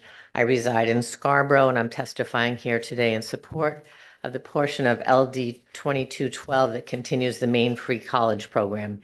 Part A, page 17, language QQQ. I am currently the longest serving member of the Maine Community College Board of Trustees, having been appointed twice by Governor LePage and twice by Governor Mills. I am proud to work in Maine's hospitality industry as the innkeeper at the Nonantum Resort in Kennebunkport, where we employ 200 people. I am here today not just as a business professional, but as someone who cares deeply about the future of our state and the young people who will shape it. Maine has the oldest population in the country. We all know this. We talk about it often. But the question is, what are we going to do about it? Free community college is one of the most effective tools we have to keep young people in Maine and build the workforce our economy desperately needs. In my industry, we struggle every day to find workers. We need chefs, hospitality managers, accountants, maintenance technicians, marketing professionals, and trained frontline staff. Our colleagues in healthcare, construction, manufacturing, and childcare are facing the same crisis. Positions go unfilled. Hours are reduced. Growth plans are put on hold. This is not because there's no opportunity here in Maine. It is because there are not enough trained people to fill the jobs. Free community college has changed lives. It has opened doors for students who may have never believed college was possible. It has allowed first-generation students, working parents, and recent high school graduates to say yes to education instead of we can't afford it. I have seen young employees begin taking classes because they finally could. I've seen families feel relief knowing their child could pursue higher education without taking on a crushing debt. That relief matters. That opportunity matters, and it's working. More Maine families are sending their children to college than ever before. Enrollment is up. Students who complete 2 years debt-free are realizing that a bachelor's degree is now within reach. The University of Maine system numbers are up, as well as students continue their education because the first step was financially possible. This is not about just tuition, it's about hope. When we tell a young person in Maine that they can earn a degree or a credential without being buried in debt, we're telling them they have a future here. We're telling them they do not have to leave the state to find opportunity. If we end this program, what message are we sending? That opportunity has an expiration date? That workforce development is optional? That we are willing to let one of the most effective retention tools disappear? At a time when Maine desperately needs more workers, more young families, and more long-term residents, removing free community college would move us backwards. Keep it moving forward. It strengthens our workforce. It supports our businesses. It keeps our young people here. It gives Maine a fighting chance against demographic challenges we all acknowledge. I respectfully urge you to support restoring free community college into the budget, not just as an education initiative, but as a commitment to Maine's future. Thank you for your time and consideration, and I'm happy to take any questions. Yes, Senator Libby. And then Representative Dodge. Thank you, Jean. It was such a pleasure to work with you as a trustee of the Maine Community College System. And I know that you have really all of the right thoughts in mind about where we should head from here. And I respect your testimony today greatly. I'm going to ask you a question anyway. Because, I mean, you're a clear advocate of the program. Do you think that private colleges that are baccalaureate degree granting institutions compete with this program? And if so, why? And if not, why? I think that it's an enormous opportunity for the privates to get people to come who could have never come before. I know you and I were both trustees at one time on the UNE board as well. Yeah. And- No, I wasn't on UNE though. No. No, you weren't on UNE. I'm I sorry. came You and were on the spoke to you yeah. guys. I've been on the UNE board. Okay. I was on the community college board with you. The Yeah. reason I think it's so important is it's the perfect bridge for Thomas College, UNE, any of the privates in Maine. People who couldn't have afford a 4-year degree can now go 2 years for free. And now suddenly they realize it's possible to transfer to another school. And it's an enormous opportunity for all of us. So I just think that the private colleges, while I can understand it probably gives you a little heartburn to know that they can go for free for 2 years somewhere else where they could go instead of going to you for 4 years. I think a lot of those people are not going to be able to go for 4 years. So we're giving them a great opportunity by giving them the first 2 years. May I follow up, Madam Chair? Yes, and Thank you, Madam Chair. clarifying questions. Yes, yes. So, I mean, one of the things that clearly this program does is it encourages parents to consider sending their child to a 2-year institution as opposed to a 4 because of the free part that you mentioned. So, wouldn't it seem a little bit more fair to have a 1-year program that anyone could opt into on a last dollar basis as opposed to just the community college system versus all the other higher ed opportunities that we have here in Maine? I think given the economics of the situation, the community college is able to provide the first 2 years at such a bargain rate compared to what the other colleges can do, that's the only fiscally responsible way to do it, truthfully. I can understand where you're coming from, but I just think at the end of the day, there's a fiscal reality here. And people just can't afford to do that. And so we're going to get as many students as we can, because as we know, we have a very high rate of high school graduation, a very low rate of college graduation. And so we want, in order to try to balance that seesaw, I think that, we have to support our community colleges so that they can come to you the second 2 years. Thank you. Wonderful testimony. Appreciate it. Thank you. Representative Dodge. Thank you, Madam Chair. Thank you for being here. Thank you. My question is around our faculty and the strain on them if we are increasing enrollments and increasing class sizes, yet those same faculty members are experiencing increases in salary that are not commensurate with what should be happening, perhaps, in my humble opinion. So I wonder if for the work session, if someone could please speak a bit about that. If our faculty members are extremely strained with increasing class sizes, and in relationship to their remuneration, please. Thank you. Thank you. I see no other questions, and I did want to mention that yesterday, Jean, having served on this committee many years ago, knows we're always looking for money. So she brought a huge bag of 100 grand candy bars, and we will be passing them out later. Thank you, Jean. We very much appreciated them.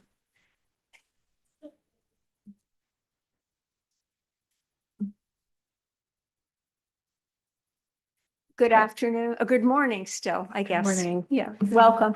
Welcome. Senator Rotundo, Representative Gatine, and other members of the Appropriations and Financial Affairs Committee, Senator Rafferty, Representative Murphy, and other esteemed members of the Education and Cultural Affairs Committee. My name is Sarah Abrons, and I work at the University of Southern Maine as a Grants and Contracts Technology Manager. I live in Sanford, and I work on USM's Portland campus. I am here representing myself today to testify neither for nor against LD 2212. I want to state my clear support for the governor's focus on the education continuum, including raising the minimum teacher salary to $50,000, maintaining 55% education funding, making free community college permanent, and providing $2 million for UMaine research innovation. However, I'm here today specifically to discuss the early college program. I grew up in Aroostook County, where going anywhere usually meant a 45-minute drive. In rural Maine, geographical isolation often dictates your level of opportunity. When you live in a community where resources are spread thin, the pathway to college isn't always visible. Growing up, I knew I wanted more for my education. I felt a deep need to be challenged, not just to stay busy, but to ensure I was prepared for the rigors of college. I was one of the lucky ones. I attended Limestone Community High School, which was right next door to the Maine School of Science and Mathematics. Because of that proximity, I was able to access the advanced coursework and opportunities I craved, opportunities that weren't available to many of my peers in neighboring towns. That exposure didn't just give me credits, it gave me the confidence to succeed. But success for a Maine student shouldn't depend on being lucky enough to live next door to a specialized school. Early college is the great equalizer. Yet, just last week, the Education Committee debated LD 2099, an act to amend certain eligibility requirements for secondary students receiving state subsidies for post-secondary courses. This bill proposed to cap the number of early college courses high school students could complete, rather than address the underlying issue. The current state appropriation is not sufficient to meet the need for this critical program. According to the UMS Spring 2025 Early College Report, the program is more vital than ever. At the University of Maine at Fort Kent, early college now makes up 18.6% of their total undergraduate credit hours. Statewide students in this program have a 91 to 93% success rate. This isn't just giving away money, it's funding a program where students are overwhelmingly succeeding. On average, a participating student enters a four-year university with 11 earned credit hours, saving students and Maine families thousands of dollars in future debt. The current $5.5 million annual appropriation is simply not enough to meet the demand or the actual cost of delivery. To ensure our students are prepared for the future, an additional $2.5 million more is required. Currently, the UMaine system is already subsidizing these courses, and the reimbursement from the state in no way covers the actual cost to UMS or the regular cost of the credit, which has resulted in some layoffs. Early college is a proven catalyst for retention and persistence in college. It ensures Maine will benefit from the next generation of nurses, engineers, cybersecurity analysts, and more. I urge the committees to honor the governor's proposals while also ensuring we do not underfund the on-ramp to higher education. Please ensure that every Maine student has the chance to be challenged and provided with opportunities regardless of their zip code. Thank you for your time, and I'm happy to answer any questions you may have. Thank you. I see no questions. Thank you for taking the time to be with us today. And again, we're taking testimony on the cultural agencies and higher education. And just reminder to people, we're running a 3-minute clock. Good morning. Good morning. Senator Rotundo, Senator Rafferty, Representative Gatine, Representative Murphy, members of the Joint Standing Committee Appropriations and Financial Affairs, and members of the Joint Standing Committee on Education and Cultural Affairs. I am Jean Blaze, and I serve as Interim Associate Dean of Students at Central Maine Community College in Auburn, and I reside in Lewiston. And I am testifying today in support of the Maine Community College System portion of LD 2212 that continue the Maine Free College Program. The Maine Free College Program has created meaningful opportunity for students across our state. I have seen firsthand how the program encourages recent high school graduates to take the next step in their education with confidence. The reduced financial burden makes enrollment far more manageable and allows students to move forward without the overwhelming fear of debt. As a result, more students are enrolling immediately after graduation, staying on track academically, and building momentum towards their educational and career goals. Beyond affordability, the program expands access and opportunity for students across Maine, particularly those in rural communities, first-generation college students, and individuals from lower-income households. Ultimately, the program not only supports individual student success, but also strengthens Maine's workforce and economy. When students are able to pursue degrees and credentials in high-demand fields such as healthcare, advanced manufacturing, education, and the skills trades, they are preparing to meet critical workforce needs in our communities. These students are not only improving their own economic mobility, workforce needs in our communities. These students, they are strengthening Maine's economy, supporting local businesses, and contributing to the long-term vitality of our state. This program reflects a commitment in investing in Maine people and ensuring that opportunity remains within reach for those who want to learn, work, and stay in Maine. Thank you for your time and your consideration and for your continued commitment to Maine students and families. I welcome any questions. Thank you, Dean Blay. Questions? Yes, Representatives. Dodge, go ahead, go ahead. Thank you, Madam Chair. Thank you for your testimony and thank you for being here. Have you had a problem maintaining a consistent faculty presence with, as opposed to faculty turnover, please, related to salary of your staff? I'm not privy to the salary of the staff, but on our campus at Center Maine Community College, I haven't seen a rapid turnover in faculty. A follow-up if I may. Thank you. So what about faculty to student ratio in your classes in a broad sense, please? I am aware that I do believe that it used to be 16-to-1 ratio and it has increased to 18-to-1 ratio. So it's gone up 2 students per classroom. Thank you very much. You're welcome. And yes, Representative Fredette. Thank you, Madam Chair. I would just like to say hi to Jean. We went to school together in our very small town way up in northern Maine, and so welcome. And now we get to claim her in Lewiston. So. I see no other questions. Thank you very much for taking the time to be here Thank you for today, your Jean. time. Thank you.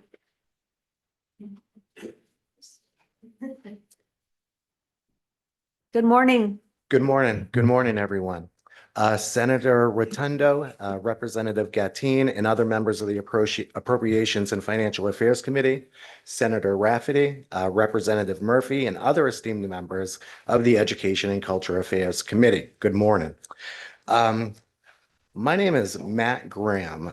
I live in Lewiston, and I serve as an associate professor at the University of Maine. I'm here today to testify on the governor's supplemental budget proposal. As an educator, I appreciate the additional fundings for public education in our state, but I am also concerned about what is not included in the proposal. I want to focus on one central point, and that is Early College Maine's Aspiration Program. It's the most effective and equitable pathway we have for helping students transition into higher education and the workforce. Maine has set statewide goals of increasing the number of residents with a credential of value, and this program is one of the most reliable tools we have to reach that goal. I see the impact every semester. When high school students step into my college classrooms, something does shift. For many, especially first-generation students, early college is the moment when college stops feeling hypothetical and starts really feeling real. It's not just about earning free credits. It's about building confidence, gaining momentum, and seeing a clear path forward. And the benefits are tangible. Thousands of Maine students are participating right now. Many enter college with nearly a semester already completed, saving families thousands of dollars and reducing their student debt. Just as importantly, early college is increasingly connecting students with high demand fields, including healthcare and cybersecurity, fields that I teach in, strengthening Maine's workforce pipeline at a time when the state urgently needs it. But recent legislation, LD 2099, moves in the opposite direction. By adding new restrictions, it would functionally cap or slow participation. In a state facing a labor shortage and an aging population, we should be accelerating young people toward credentials and careers, not putting up barriers.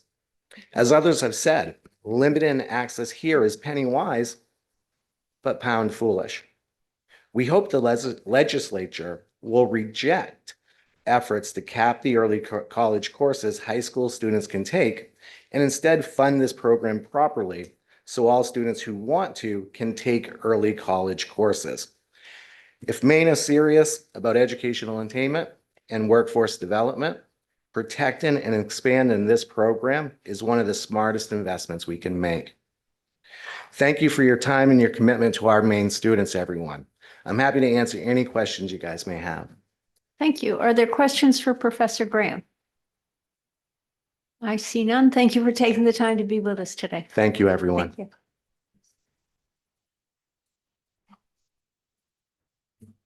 you. Good afternoon. Good afternoon. Senator Rotundo and Rafferty, Representatives Gattine and Murphy, and distinguished members of the Joint Standing Committees on Appropriation and Financial Affairs and Education and Cultural Affairs. My name is Carlos Mello. I am the Chief Executive Officer of the Finance Authority of Maine. I'm speaking today in support of the governor's proposal initiative related to making permanent Maine Free Community College. FAME is a quasi-independent state agency whose mission is to enrich business and education outcomes through relevant, timely financial support to Maine's people. FAME's vision is a Maine where all people have access to improved economic outcomes through business growth and education attainment. Maine Free Community College is important for various reasons, including that it increases affordable access to higher education, helps to achieve our shared goal of at least 60% of Mainers obtaining a credential of value, helps to reduce student debt, and helps to meet the state's pressing workforce needs. According to information provided by the Maine Community College System, Maine Free Community College scholarship students succeed academically at the same rate as their peers. A recent UMS transfer, University of Maine system transfer report, disclosed that Maine Community College transfers show the strongest outcomes. In the fall of 2024, these transfers passed over 88% of attempted credits, the highest rate among transfer groups and higher than first-time students. Moreover, Maine Community College System transfers also post the highest return to school rate of over 75%. FAME supports Maine Community College students in many ways. We play a critical role in the free application for student aid, federal student aid completion in the state, as well as administrating the Maine State Grant Program, which helps approximately 15,000 Maine students per year afford some form of higher education. FAFSA completion is the gateway to financial aid, the Maine State Grant, and Free Community College. The collaboration over the years between the Maine Community College System and the Finance Authority of Maine has been important as we've helped to implement and support Free Community College. We have worked closely with the Maine Community College System as they rolled out their Free College initiative, providing support at open houses, as well as FAFSA training for their various staff. We believe this initiative is crucial for FAME's workforce development, for Maine's workforce development.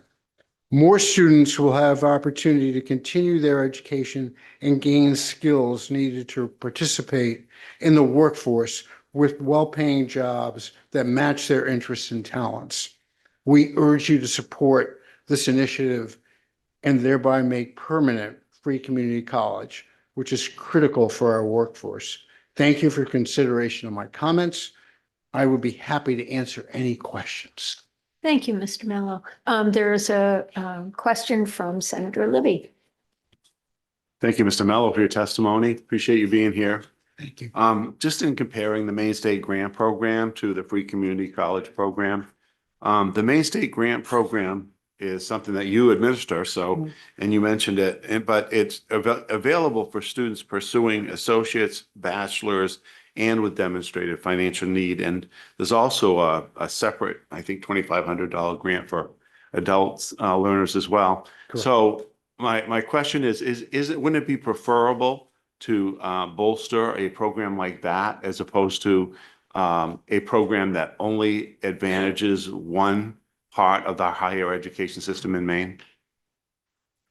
We appreciate what the legislature has done and has added to Maine State grant, going from 15 million to 25 million a year. And so we're very, very appreciative, and we appreciate that.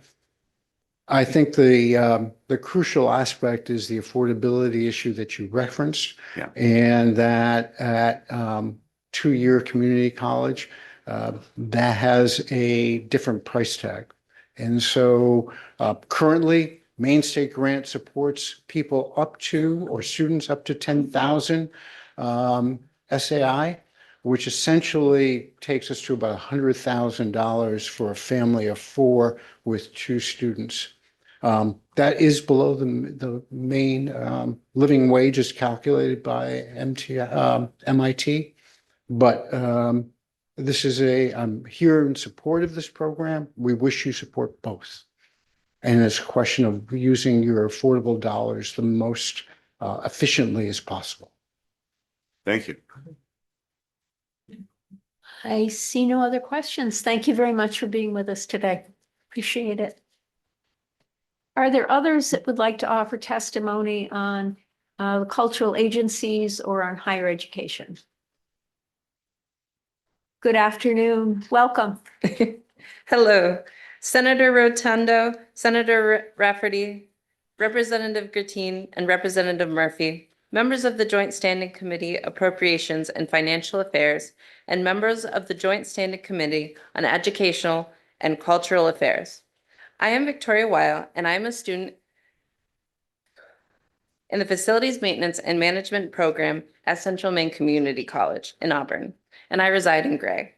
I am testifying today in support of the Maine Community College System's portion of LD 2212 that continue the Maine's free college program. Good morning. As previously mentioned, my name is Victoria Weil, and I am a student at Central Maine Community College. At CMCC, I have accomplished a lot. I am Central Maine's 2025 Student of the Year. I have completed my degree in Building Construction Technology, and I'm currently working towards my Facilities and Maintenance degree. And I work on the college maintenance team, and I am the president of the chapter of Pi Theta Kappa, one of our campus's honor societies. There are few places I can say I haven't set foot on our campus, and I appreciate it each day. I can't say I wouldn't be here without free college, because that's definitely not who I am. But I can say free college gave me more opportunities and especially experiences that I don't think I could have wished for myself. Without free college, I would have been counting every penny. But rather than invest in my future, it would have been to pay off my debts. I was able to enjoy my college experience, focus on homework and learning practical skills, go on college trips to places like Salem, Massachusetts and London, and get all the supplies I needed without fear of where the money was going to come from. Also, school shopping from college is a lot more fun when you get to show up to class on the first day with name brand quality tools that you know will last a lifetime, rather than buying the cheapest thing off the shelf. The more I learn at CMCC, the more prepared, more experienced, and more knowledgeable I will be when the time comes and I go out into the field. So truly, thank you all for considering giving other students like me a better chance for amazing college experience and more opportunities to their future endeavors. Thank you, Ms. Weil. Are there questions? Oh, yes, Representative Matlock. Good afternoon. Are those safety goggles? Yes. Thank you. Nice look. And that's why I wear them. Very stylish. Thank you for being here today and all good wishes for your continued success.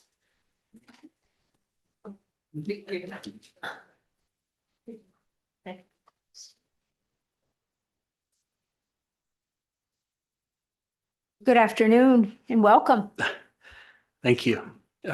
Chairs Rotundo, Gateen, Rafferty, and Murphy, and distinguished members of the Appropriations and Financial Affairs and Education and Cultural Affairs Committees. I'm Jason Judd. I'm the Executive Director of Educate Maine.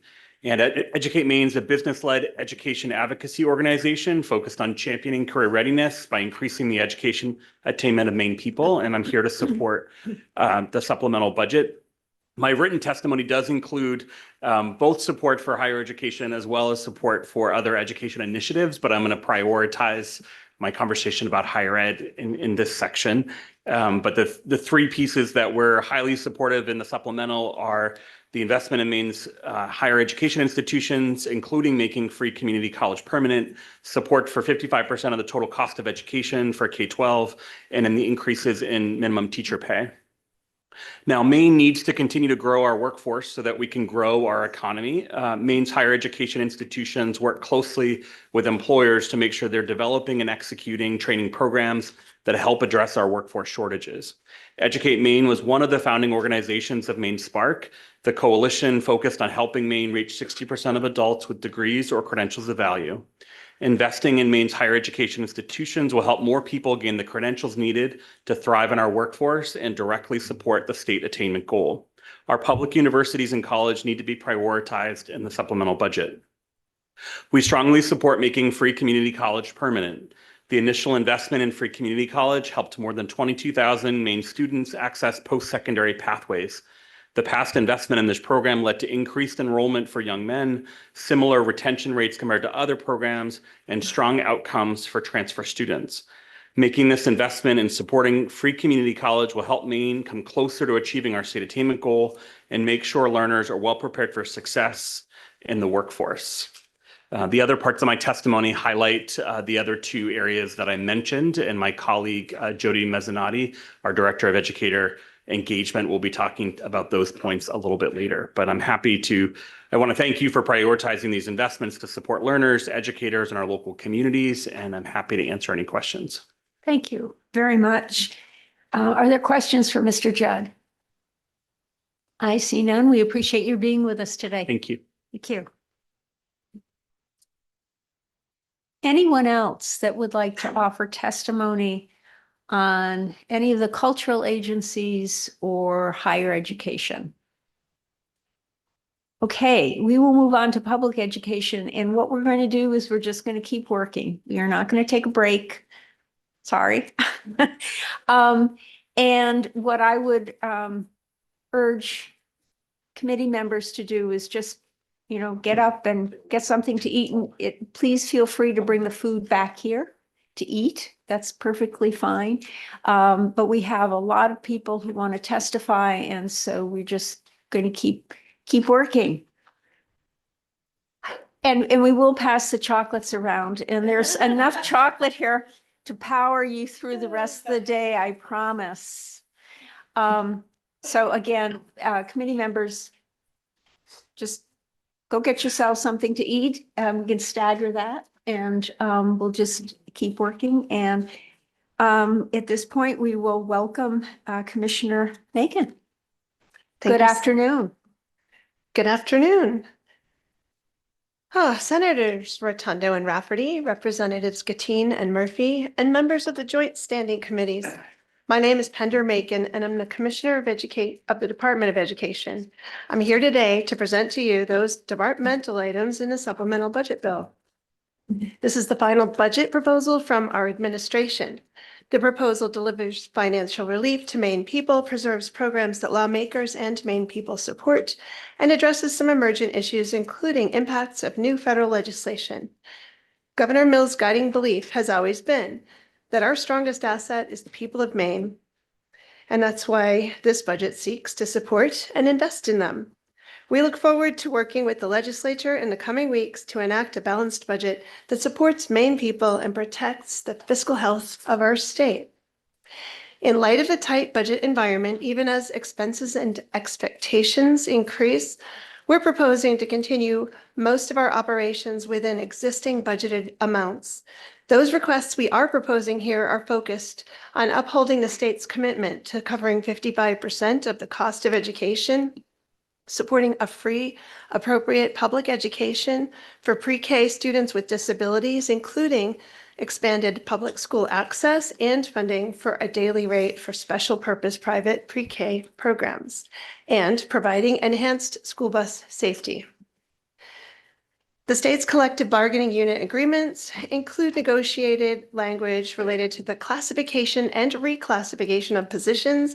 Reclass may be employee initiated, usually referred to as a reclass, or management initiated, usually referred to as reorganization.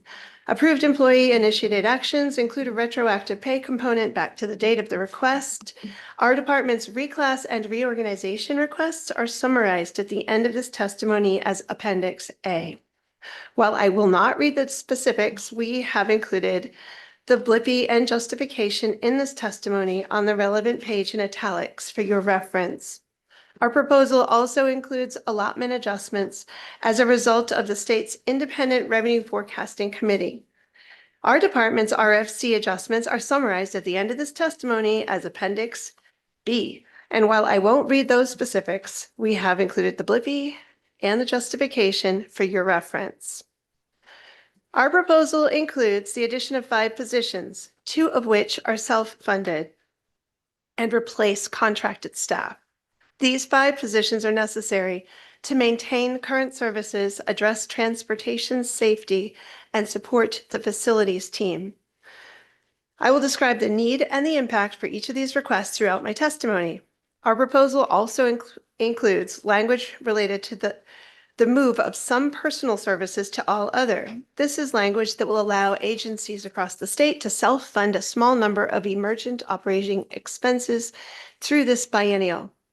To the dozen agencies with this language, the total amount is $6.7 million in FY26 and $5.3 million in FY27. For Department of Education expenses, you can find this language in Part QQ, and it amounts to $214,129 for FY26 and $235,485 for FY27. I'll be testifying in detail about what our agency's needs are related to this language. Now to the details. For new initiatives other than those I've already touched on, I'll be providing a brief description of the need and impact. You'll also see a Blippi and justification from the budget document in italics. I won't be reading that part, but it's there for your reference. Start with Climate Education Professional Development Pilot Program. This program was established to provide grants for professional development for educators and to support the preparation of courses on interdisciplinary climate education. The program supports one limited period state education representative position to administer the program. On page A28, there is one initiative in this program, and that initiative also impacts the Office of Innovation program, and it'll be discussed in detail later in this testimony. The general fund portion of this initiative may be found on page A33. Moving to education in the unorganized territory. The purpose of the Education in the Unorganized Territory, or EUT program, is to provide education programming and related support services to school-aged children whose parents reside in the unorganized territories of our state. Funds that are expended from the general fund budget for EUT educational services are fully reimbursed every fiscal year by local tax revenues raised in the unorganized territory through the Municipal Cost Component Act. This program has 6 initiatives, and you can find those on pages A29 and A30. The first initiative provides funding to establish an allocation to properly record the EUT's child nutrition revenue and expenditures within the state's accounting system. This change will provide better transparency and in the receipt and use of those funds. The second initiative provides funding to purchase or significantly repair one school bus annually to ensure that no bus in the EUT fleet exceeds 20 years of service or is retired from service prematurely. The third initiative transfers a teacher aide position from the Federal Expenditures Fund to the General Fund, and it reorganizes the position to Education Technician 2 position. This initiative aligns the position, funding, and classification with all other EUT positions that were recently reclassed from the teacher aide to the Ed Tech 2 classifications. This position is included in Appendix A. The fourth initiative transfers and reallocates teacher positions previously funded as a whole or in part by the Federal Expenditures Fund to the General Fund to align the position funding with the actual time and effort expenditures. The fifth initiative provides one-time funding to complete renovations at a house located on Kingman Elementary School property to be used as staff housing as an aid in recruitment for qualified school staff in that very remote school. The sixth initiative provides one-time funding in FY26 to update the outdoor play areas at the three EUT schools to meet current safety standards. Additional safety standards apply in the current school year with the inclusion of pre-K students in all three of the schools. The next is the federal programs team. This program is responsible for implementation of federal programs and grants, including assessment and accountability, child nutrition, and elementary and secondary education. The office coordinates and oversees services related to the efficient utilization of federal funds to support instructional programs and activities in schools across our state. The office also collects and summarizes and analyzes student data for performance, public reports, and policy direction while providing technical assistance and professional learning for the school leaders and educators. The program has 3 initiatives. You can find them on page A30. The first initiative continues a state education representative position to support grant activities for a 1-year preschool development program that was awarded in December of 2025. This initiative provides funding for grant activities, and it continues that position for a 6-month period after the end of the grant to allow for grant closeout activities. The second initiative reduces funding for the annual cost of a contract between the Maine Legislative Council. You heard about this earlier from Joan Farini-Mundy, but this is the related to the Maine Education Policy Research Institute. It would shift the funding from the Department of Education to go directly to the University of Maine system. It will reduce both the administrative burden and the cost of managing a contract, and it will prevent disruption of the work due to contract delays. The third initiative transfers a position and related all other funding from the Federal Expenditure Fund to the other special revenue funds. This position is funded through a federal contract. It supports the work related to national and international assessments. The initiative allows revenues and expenditures to be assigned to the proper fund. Next, we have Fund for the Efficient Delivery of Education Services. This program was established to provide competitive grants to SAUs to fund the cost of regionalization efforts. The program has ended and the unexpended balance has been returned to the unappropriated surplus of the general fund. On page A31, there's one initiative in this program, and it reduces the allocation as the program has ended and funding is no longer available. The initiative is supported by language in Part HH on page 58 of the language document that repeals the entirety of Chapter 114A related to the creation, uses, and sources of funding for this program, and by the language part NN on page 61 of the language document that repeals the subsection of the authorization of payment of targeted education funds related to FEDIS. Next is the General Purpose Aid for Local Schools, or GPA program. This program provides state funding to support local schools through the Essential Programs and Services formula and through targeted education funds. The program relies on a variety of data systems and property valuation information provided through the Maine Revenue Services to calculate the total cost of public education in Maine and the percent share for which each municipality will be responsible. The program has 4 initiatives. You can find them on page A31. The first initiative continues and makes permanent one data quality trainer position that supports school administrative units in student staff level data collection, and it helps to facilitate timely, accurate, and complete data. The position was previously filled by a contracted staff, and the permanent position will be self-funded with a transfer from all other to personal services. The second initiative provides funding to maintain the statutory requirement of funding the state share of the total cost of public education at 55%. This initiative is supported by the language part C on pages 1 through 7 in your language document that establishes the total cost of education, the annual state share percentage, and the state and local contributions. The third initiative reduces allocation based on revenue projections from the Revenue Forecasting Committee's December 2025 report, and it's included in your Appendix B. The fourth initiative continues and makes permanent an agency procurement and program administrator that would provide support with complex procurement work, including contract development and requests for proposals. The position was previously filled by contracted staff, and the permanent position will be self-funded with a transfer from all other to personal services. The Innovative Teaching and Learning Program leads statewide efforts to strengthen teaching and learning across Maine's public education system from early childhood through grade 12. The Office of Innovative Teaching and Learning, or OTL, supports high-quality evidence-based instruction that prepares all learners for meaningful lives, active citizenship, and future success.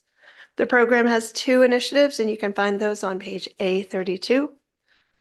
The first initiative continues and makes permanent one state education representative that supports the statutorily required teaching of Maine Wabanaki studies. The position works with Wabanaki tribal nations to develop materials that support effective implementation of Wabanaki studies in the classroom, and the position provides professional development and technical support to educators in the field. The second initiative provides one-time funding to expand the department's artificial intelligence guidance toolkit and to provide grants to school administrative units, nonprofits, or universities or professional organizations which provide professional development or planning to educators related to AI. This is all part of the governor's AI Commission recommendations, and I think there are several departments that'll have a piece here. Next is Learning Through Technology. This program provides the tools and resources to assist Maine's teachers in integrating technology into their classrooms and curriculum.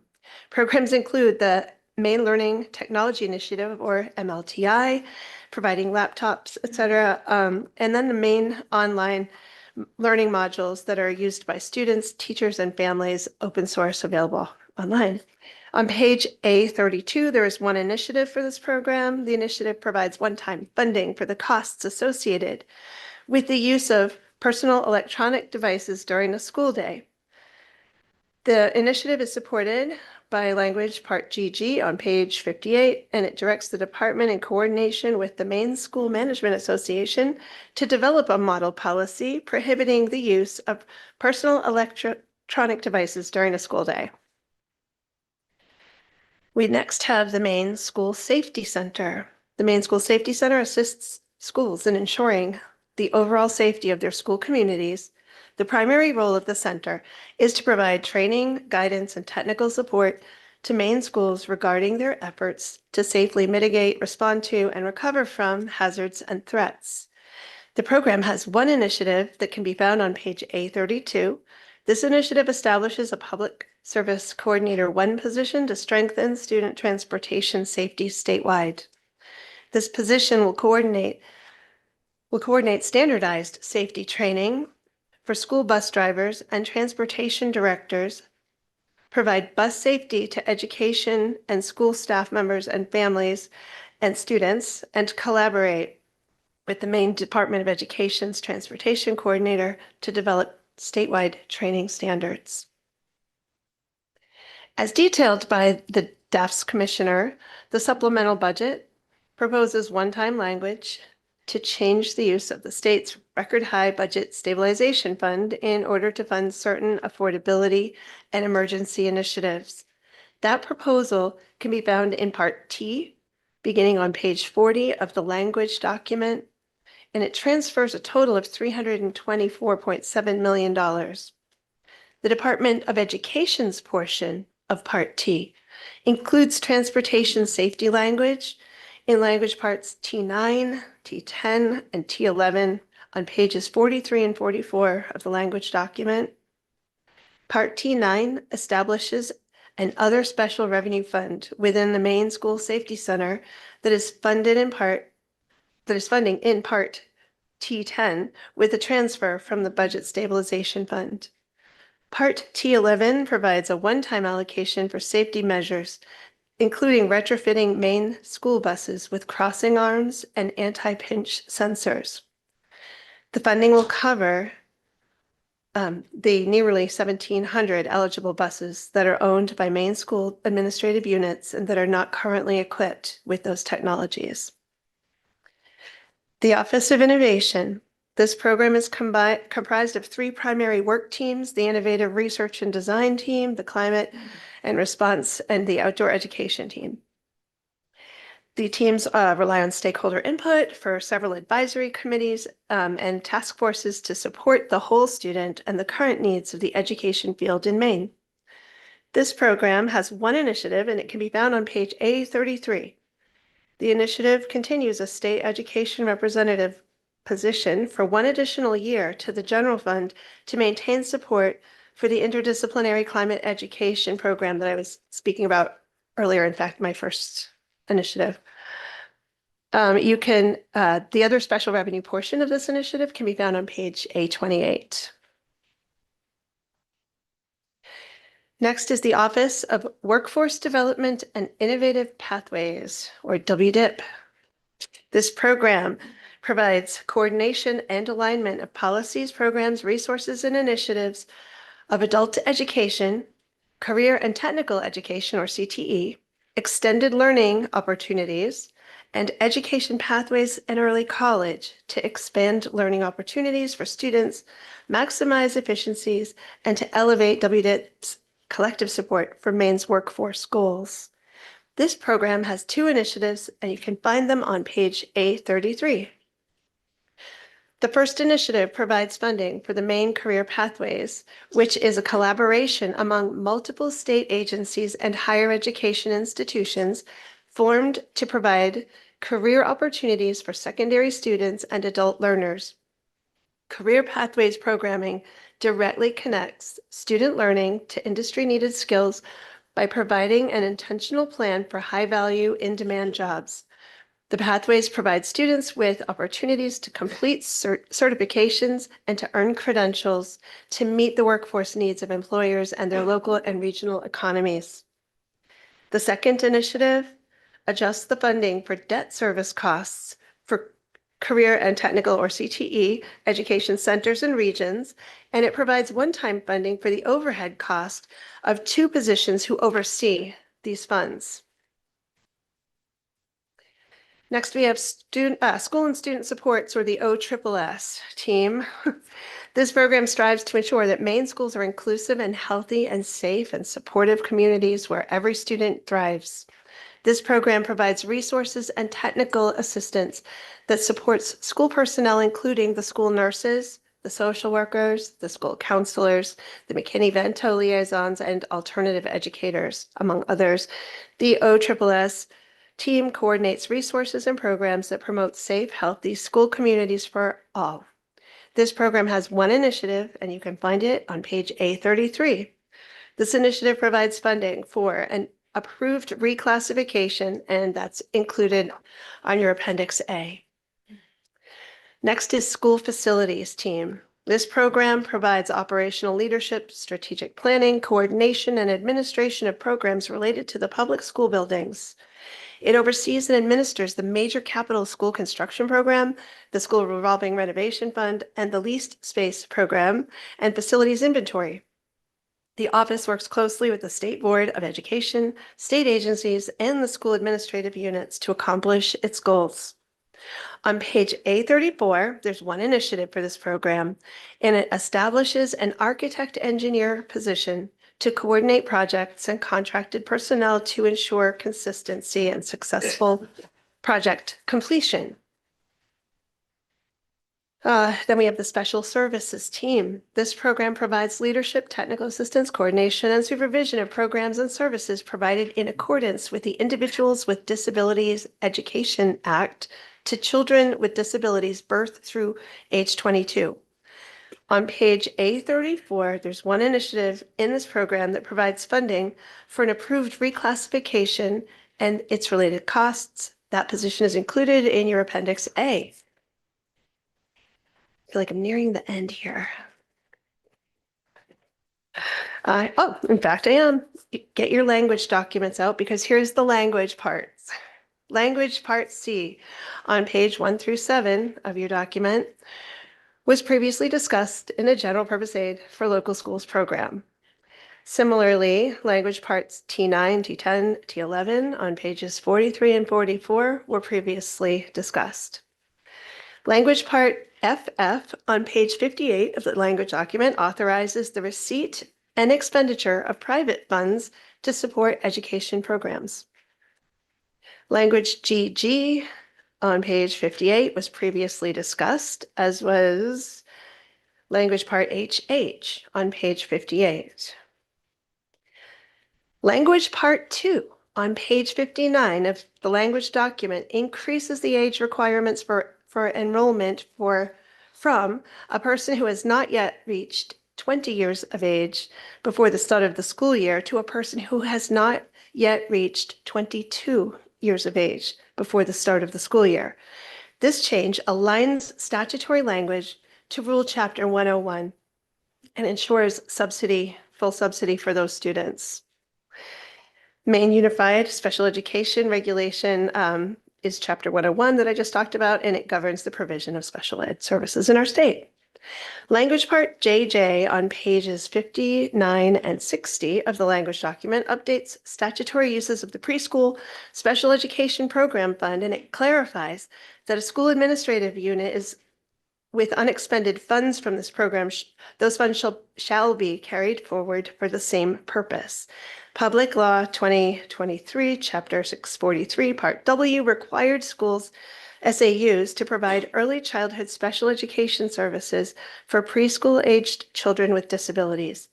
This transition of the FAPE responsibility began during the 24-25 school year, and it will be complete by July 1st, 2028. The Preschool Special Education Fund was established in that same bill to specifically provide funding to support this work, and funds are distributed to SAUs through a quarterly allocation. This language part also updates allowable uses of the fund to include the costs attributed to professional and administrative staff to support and to implement the statutory requirements of the fund. Language part KK on page 60 of the language document changes the way certain adult education funds are distributed by moving adult education funding from the Essential Programs and Services EPS funding calculation to direct state funding. This change will improve accuracy, simplify reporting, and improve equity, and increase the impact of the funding that's intended for those students aged 16 through 20 who are no longer enrolled in the public pre-K through 12 education system. Language part LL on page 61 of the language document adds alternate data set to determine a teacher's eligibility for National Board salary supplement payments. The current statute partly determines eligibility based on the number of students who qualify for free and reduced price lunch in the school where a teacher works.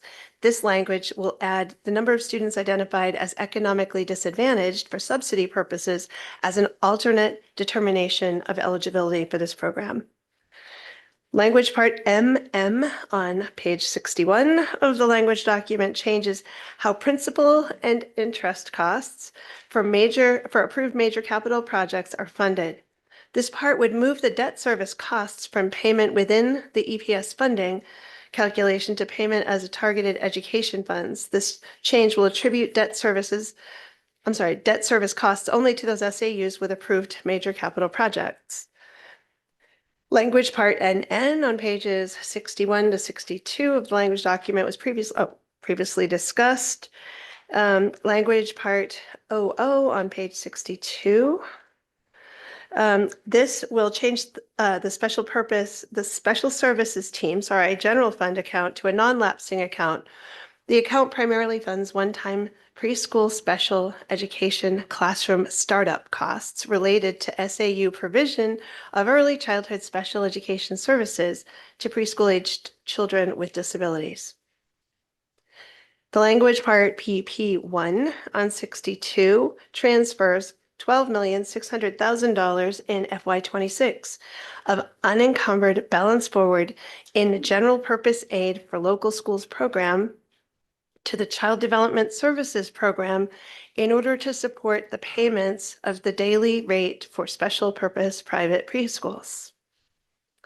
Language part PP2 on page 62 of the language document transfers $4,051,457 in FY26 of the unencumbered balance forward of the General Purpose Aid for Local Schools Program to the Child Development Services Program to maintain its current operations. Language part QQ-1 on page 63 of your document authorizes the department to transfer up to this is the QQ parts. We can transfer, hopefully, up to $37,000 of unexpended FY26 personal services balances into the All Other and School Finance and Operations Program for the purpose of funding licensing and maintenance costs for the internet-based application for free and reduced price meals. Language part QQ2 on page 63 of the language document authorizes the department to transfer up to $177,129 in FY26 and up to $185,985 in FY27 in unexpended personal service balances to All Other in the Leadership Team Program for the purpose of funding the annual hosting and maintenance costs for the department's grant management system.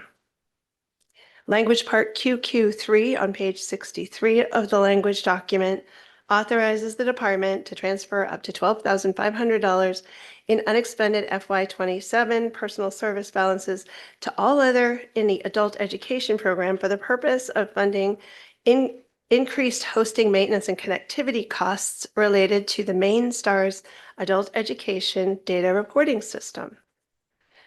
Language part SSS on pages 110 and 111 annually increases the minimum teacher salaries beginning in the 27-28 school year until the minimum teacher salary for certified teachers and career and technical education teachers reaches $50,000. The following language was inadvertently omitted from our budget proposal, but it will be included in the upcoming supplemental change package to clarify that there is an intended ramp up for this piece. And I'd like to read it verbatim, as painful as that's going to be for you all, because I think it's very important that people know that we have the intended ramp up, and it's mirroring exactly the language from the ramp up when we went to 40K, just if that helps with context. So we would be changing section 420A, subsection 7A as amended by Public Law 2021. 7A, the adjustment for minimum teacher salary beginning in the fiscal year 27-28, the commissioner shall, in accordance with this subsection, increase the state share of the total allocation to a qualifying school administrative unit by an amount necessary to achieve the minimum salary for certified teachers and career and technical education teachers established in section 13408. As used in the subsection, unless the context otherwise indicates, qualifying school administrative unit means a school administrative unit that the commissioner determines to have locally established a salary schedule with a minimum teacher salary that's less than $45,000 in the first year, 27-28, as used in this subsection, unless the context otherwise indicates incremental salary increases means the incremental increases in the salaries of certified teachers and career and technical education teachers employed by a qualifying school administrative unit in the year 27-28 necessary to meet the minimum salary requirements of section 13408 from fiscal year 27-28 to fiscal year 29-30, when we should hit the intended goal. The commissioner shall allocate funds appropriated by the legislature in accordance with the following. The amount of increased funds provided to the qualifying school administrative units under this section must be the amount necessary to fund the incremental salary increases specified in the subsection. The number of certified teachers and career and technical education teachers eligible for the incremental salary increases in a qualifying school administrative unit for a fiscal year must be based on the information supplied to the department pursuant to section 13408 in that fiscal year. The increased funds provided under this subsection must be issued to qualifying school administrative units as an adjustment to their state school subsidy for distribution to the certified teachers and career and technical education teachers. Qualifying school administrative units shall use the payments provided under this section to provide salary adjustments to those certified teachers and career and technical education teachers eligible for the incremental salary increases. The department shall collect the necessary data to allow the funds to be included in a qualifying school administrative unit's monthly subsidy payments beginning no later than February 1st of each fiscal year. Funding for incremental salary increases in fiscal year 27-28 must be based on the data submitted to the department and certified by school administrative units as of October 1st, 2026. It has been my honor to present this testimony, and I appreciate your time today. My team and I are prepared to answer any questions that you might have. Thank you, Commissioner. Thank you for that. And want to flag, we've had a number of commissioners come this week, and I think you're the first one who's been here for the entire Mills administration. So you've done this many, many times. I'm sure it's my last been one. a great joy. A couple questions. Representative Fredette. So it's really just a short question, but when I hear the part SSS, I'm thinking that adds some sort of additional cost to the baseline for the next biennial. Do you have a number of how much you think that adds? I'm going to have to find SSS. Hold on one second. Sorry. It's the increase in the teacher salary. Oh, okay, sorry. So yes. Yep. What was the question? So, my Oh, yes. assumption is if the state's picking up a share of that cost, 55%, maybe it's, let's say, what do we know how much that's adding to the baseline of the next budget? The state would be, well, it wouldn't be in this budget, so I Right. don't know. I don't have that. We can have it for the work session. All right. And yes, the state, it wouldn't be 55%. The state's going to provide the entire amount to the school districts to So be. if I could just ask if maybe you could have somebody email it to my legislative email, that'd be awesome. Got it. Thank you. Sure. Representative Hagan. Thank you. Representative Fredette kind of asked see, that yeah. question. And asked the question because I was curious about when I was reading, listening about the amount necessary to achieve minimum salary and like what those amounts might look like. My understanding is that it would be the dollar amount to get everybody to 45K the first year. Whatever is the gap between what the individual teachers who are being underpaid to get them all to 45. And then my understanding is it's a $2,500 ramp up to 47.5 and to 50. Thank you. Representative Matlack, Representative Dodge, Representative Bagshaw, then Senator Libby. Thank you very much, Mr. Chair. I have a question with regard to T9 and T10, specifically about the buses. I noticed that the main school safety center program is a non-lapsing fund, but I'm wondering about the funding for the school buses and whether that's non-lapsing, because I understand it's going to take more than just one fiscal year to fix all those buses. That's a really good point. And so maybe you can discuss that at the work session because Certainly. it may take some time. Thank Thank you. you. Representative Dodge. Thank you, Mr. Chair. Thank you for being here, Commissioner. I have two. One is a very, I guess they're both quick questions. The first one is on page 832. I was not able to immediately find the reference to Wabanaki Studies as a separate initiative. And so if somebody at some point could just help me with that. The second question is about the minimum teacher salary achievement. And if for the work session, there could be a brief refresher on how school districts do not have a disincentive to reach those levels, please, and what guarantee or guarantees in statute provide for that protection of the situation, please. Thank you. We'll have it for the work session. Representative Bagshaw. Hi, thank you. Hi, Commissioner Macon. So good to see you. I think it's the first time I've seen you this year. Yeah, good to see you. Yeah. I'm just wondering if you could answer a couple of my questions about the letter I sent you on August 21st about our non-compliance with Title IX and the millions of dollars that we're going to lose in federal funding for education, and also the letter that was sent to you on March 28th about the FERP violations that Maine has, if we could address those, or have you addressed those? I will try to gather whatever you need for the work session. And if you are able to email me specifically, because I'm not sure that your letter made it all the way to me. No, we had a conversation about it, and you got that, and you said you would not let us lose federal funds. So I just want where we are at. Right. Well, the good news is thus far, the court systems have upheld what we are doing in our state. And so, and things may move further up the line, but right now we haven't lost a penny this year of federal funding. There were multiple times when we were threatened with the loss of federal funding from the federal government. And then the Attorney General's office and other states intervened, and we immediately had funding flowing again each time. Okay, so we're not going to comply?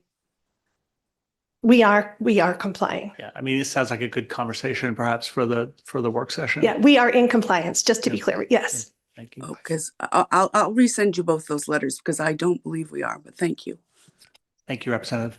Senator Libby, Thank you very much. you have to turn your mic on, sir. Thank you very much, Mr. Chairman. So one of the reasons why I was supportive of school units taking responsibility for 4- and 3-year-olds is because in special education, historically, Child Development Services, while there's been some very good people working in that program that deserve a lot of credit, overall, that program has not worked very effectively. I've been involved in trying to do something about that for a good 30 years. And so I was excited about the transition in that regard. So, but I'm just trying to figure out from this budget, if the responsibility is shifting to the local level, where are the related cuts in CDS positions that I don't see them anywhere in it. When you look at that, I mean, I know it's a mixed use, kind of program. I totally get that, but I don't understand why there wouldn't be savings on that end. Where are the savings? We will be able to come to the work session with a projection when we think that we're going to hit the fulcrum. It's not like a light switch. We're talking about very unevenly populated, unevenly served communities across our state. As every school district that has already assumed this responsibility, they have fully eradicated the illegal wait lists that have existed for 45 years for kids, little kids waiting for services. Every local community that has signed up has eliminated wait lists. So we're serving more kids. And we do know that the goal isn't to necessarily offload CDS staff, but rather we've been working very hard to make sure that they've received education and certification opportunities. And they're working as regional hubs of services because there are many places in our state where there are not services for local schools to just, pull people in. And so we're going to be able to more cheaply, more efficiently, and better, I think, be able to offer the school districts in remote rural places who are trying to find those kinds of services. They'll be served through these regional hubs, but there will be a vast savings. The savings will come in a few years when we see the tipping point, and next year is going to be the biggest year of schools taking this on. Then we're going to see, I promise you, we will see 5 years, 10 years from now, a massive reduction in the cost overall of special education in our state, which is the biggest driver of increases of GPA every single year. That's going to happen because we're going to be able to get these kids on track and engaged with their typically developing peers in the regular classroom so that they will be able to they won't fall behind and have that gap where they don't ever catch up.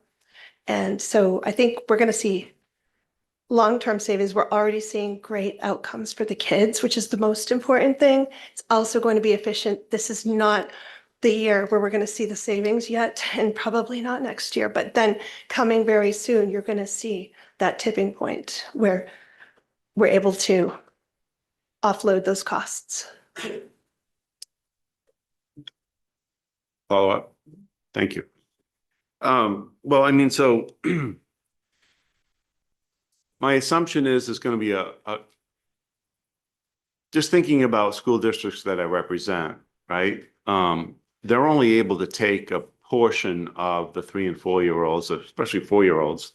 And they seem to be reaching out to private childcare facilities and sending folks out and taking the responsibility they need to take for FAPE, which again, I see as a real positive. But when they go out in those visits, they're already identifying all these changes in the buildings, changes in the necessary equipment, desks, bathrooms, you name it.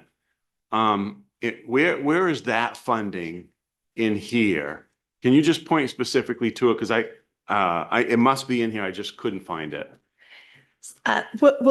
We can go into it in the work session. I think Okay. there is one initiative that I read through that has been providing that type of thing. We were able to really front load it for the first couple of years because we were also using federal relief funds to do that. But so there are fewer funds right now for retrofitting and adjusting facilities. That said, it's a very positive and important thing that schools know that they don't, by assuming the FAPE responsibility does not mean that they have to personally provide in their school buildings all of the services. They can reach out, and in the fortunate communities where there are partners out in the local community who can provide classroom settings, preschool settings, serve, all the different services, that's great.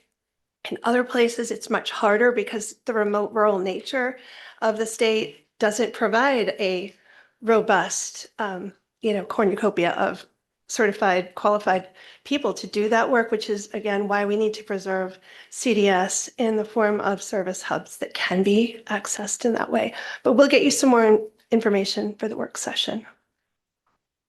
Thank you. Representative Brennan, then Representative Barata. Thank you, Representative Katine, and Commissioner, thank you for being here.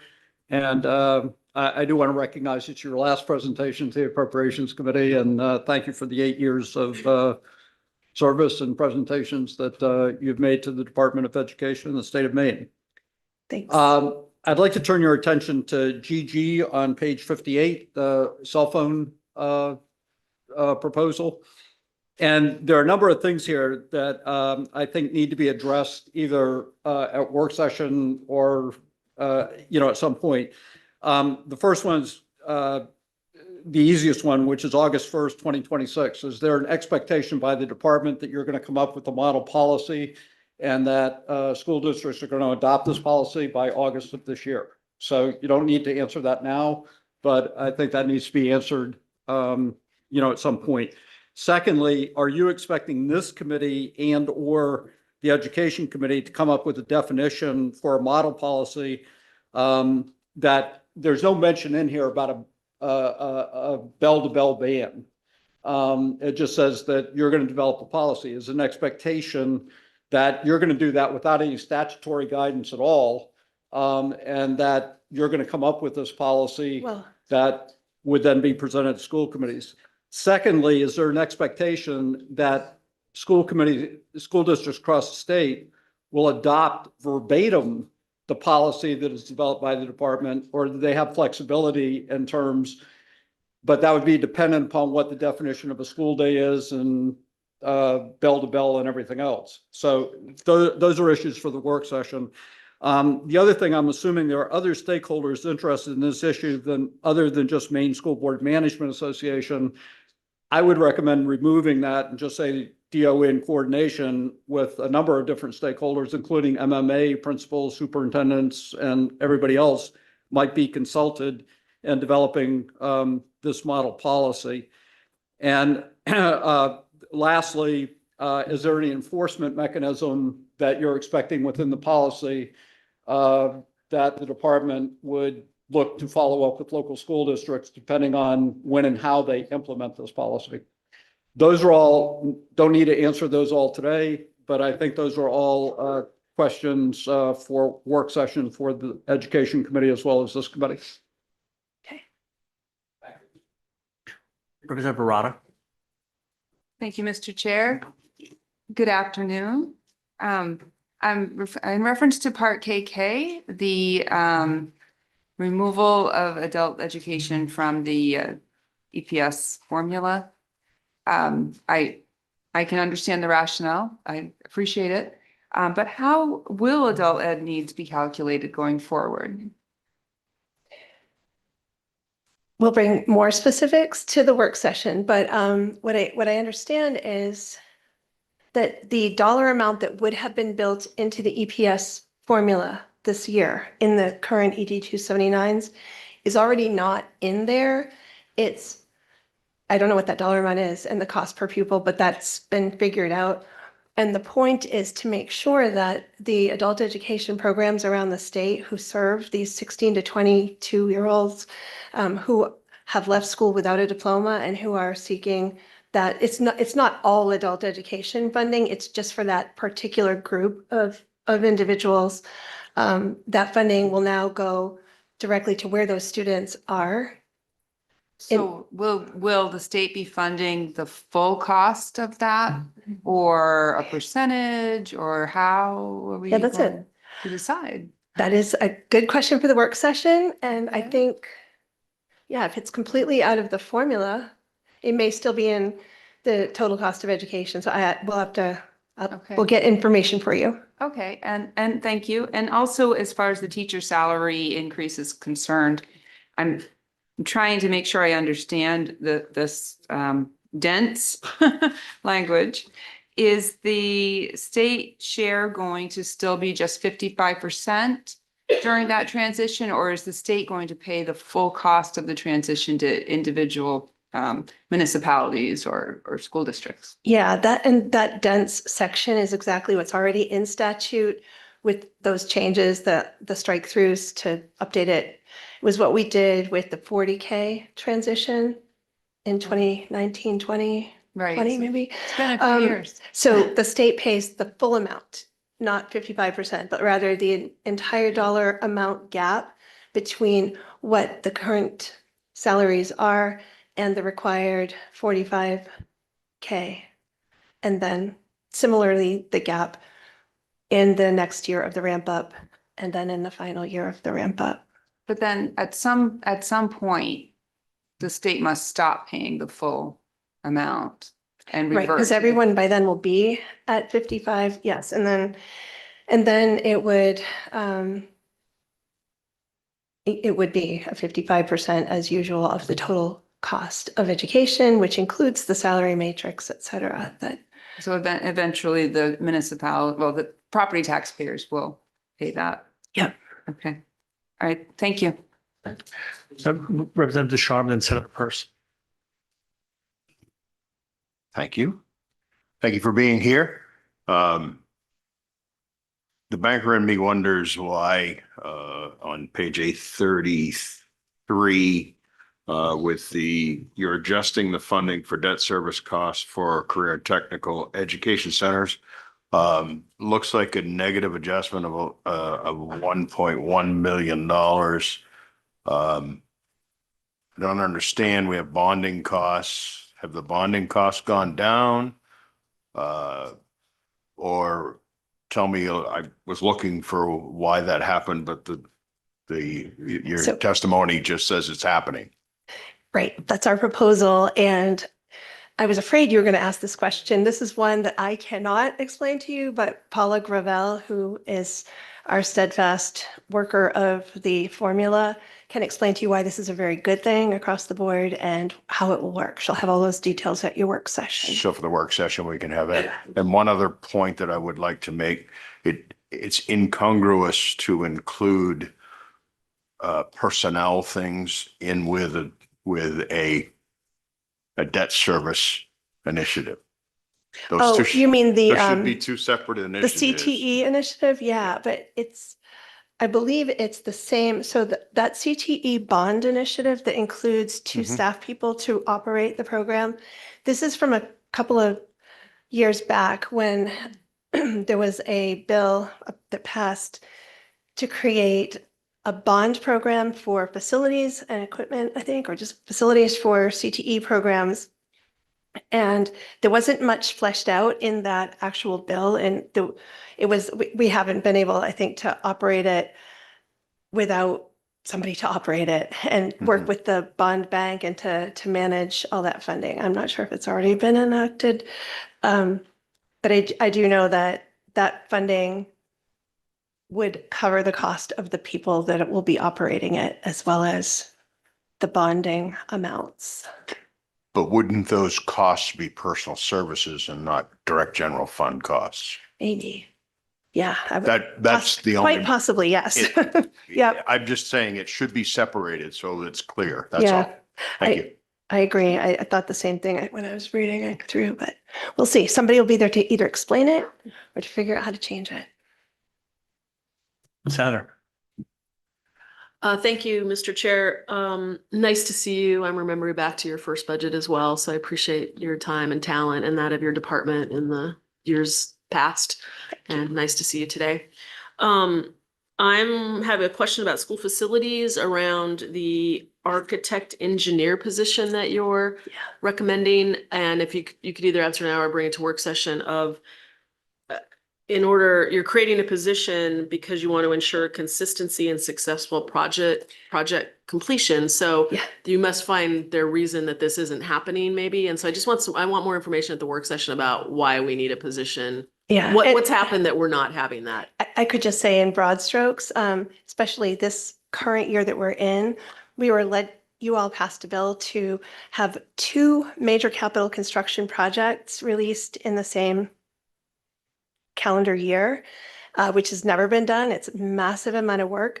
All of the work that would be done by this position is already being done by highly paid contractors. And so this would just say, because we also know that there's an upcoming report to you all from the Construction Commission.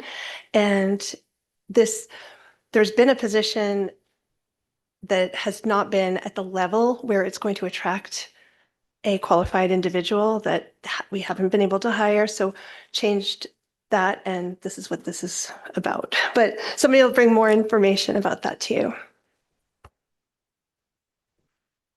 Representative Locke.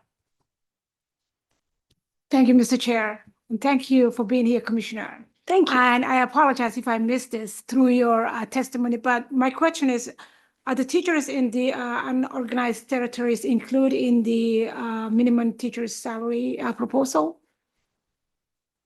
It applies to SAUs, and I think That's a great question, and we'll find out soon. They're on a state of Maine contract, so it's very different from, they are not on a school district type contract. They are state of Maine employees, the EUT educators.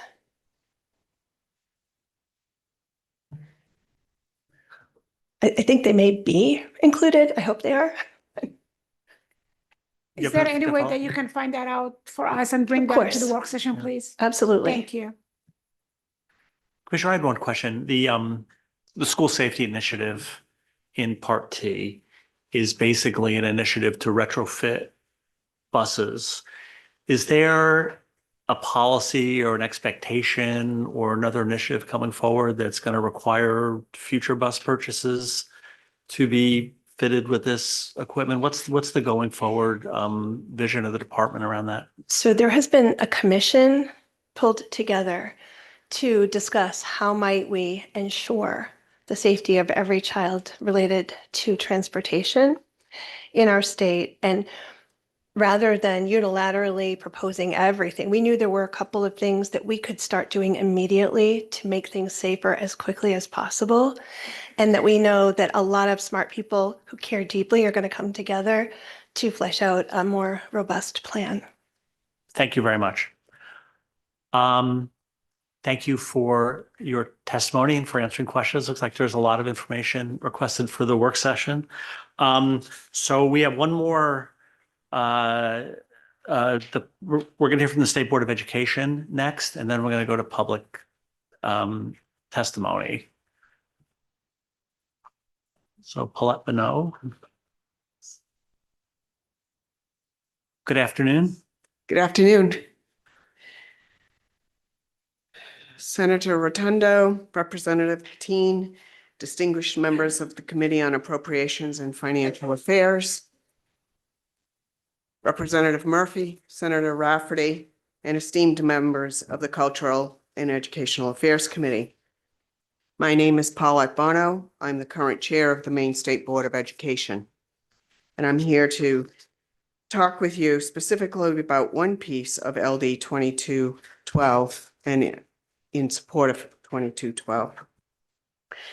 The mission of the Maine State Board of Education is to provide leadership and to support policy developments that promotes equitable access to high-quality educational opportunities for all students in safe, healthy, and inclusive school environments. The Maine State Board of Education acts in an advisory capacity to the Commissioner of Education in matters concerning state education laws. It makes education policy recommendations to the legislative and executive branches of state government on public preschool through grade 12 and post-secondary education to ensure the efficient operation of the public schools. Under Maine law, the board's responsibilities, in summary, and not all included here, include overseeing school construction approvals, administering federal funds for school facilities and career and technical education, establishing teacher certification standards, approving educator preparation programs, recommending institutions for degree granting authority, and adjudicating student transfer appeals. While the State Board receives some support from the Maine Department of Education, fortunately, it is an independent body with statutory responsibilities assigned directly by the legislature. In order to carry out those responsibilities effectively, we are requesting a small but important technical adjustment. On page A35 in fiscal year 2025-26 is where you will find this request and adjustment. We ask for your support to allocate a minimum of $500 to the other special revenue funds found in our budget line. This allocation would not appropriate new spending, and it is a one-time request. Rather, it would allow the State Board to receive and expend private grant funds should they become available. Approximately 4 years ago, a board member successfully secured a $10,000 grant from the National Association of State Boards of Education to support school facilities work in collaboration with the Department of Education's Facilities Department. They were working on a particular project at the time. Because the board did not have an open baseline in this account, those funds could not be accepted and had to be returned. This request would ensure that Maine does not miss future opportunities to leverage private funding in support of our schools.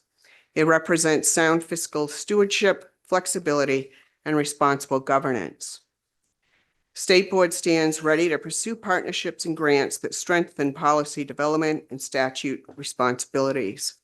We simply need the statutory mechanism to be adjusted in order to do so.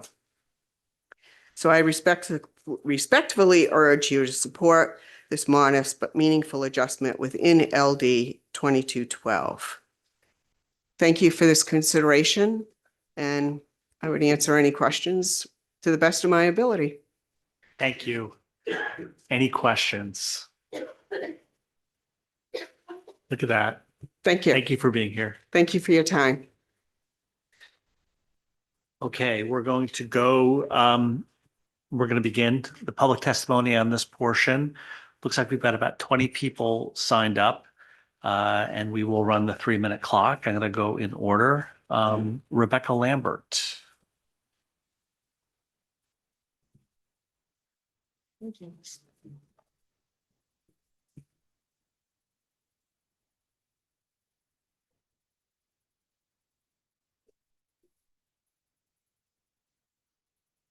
All set.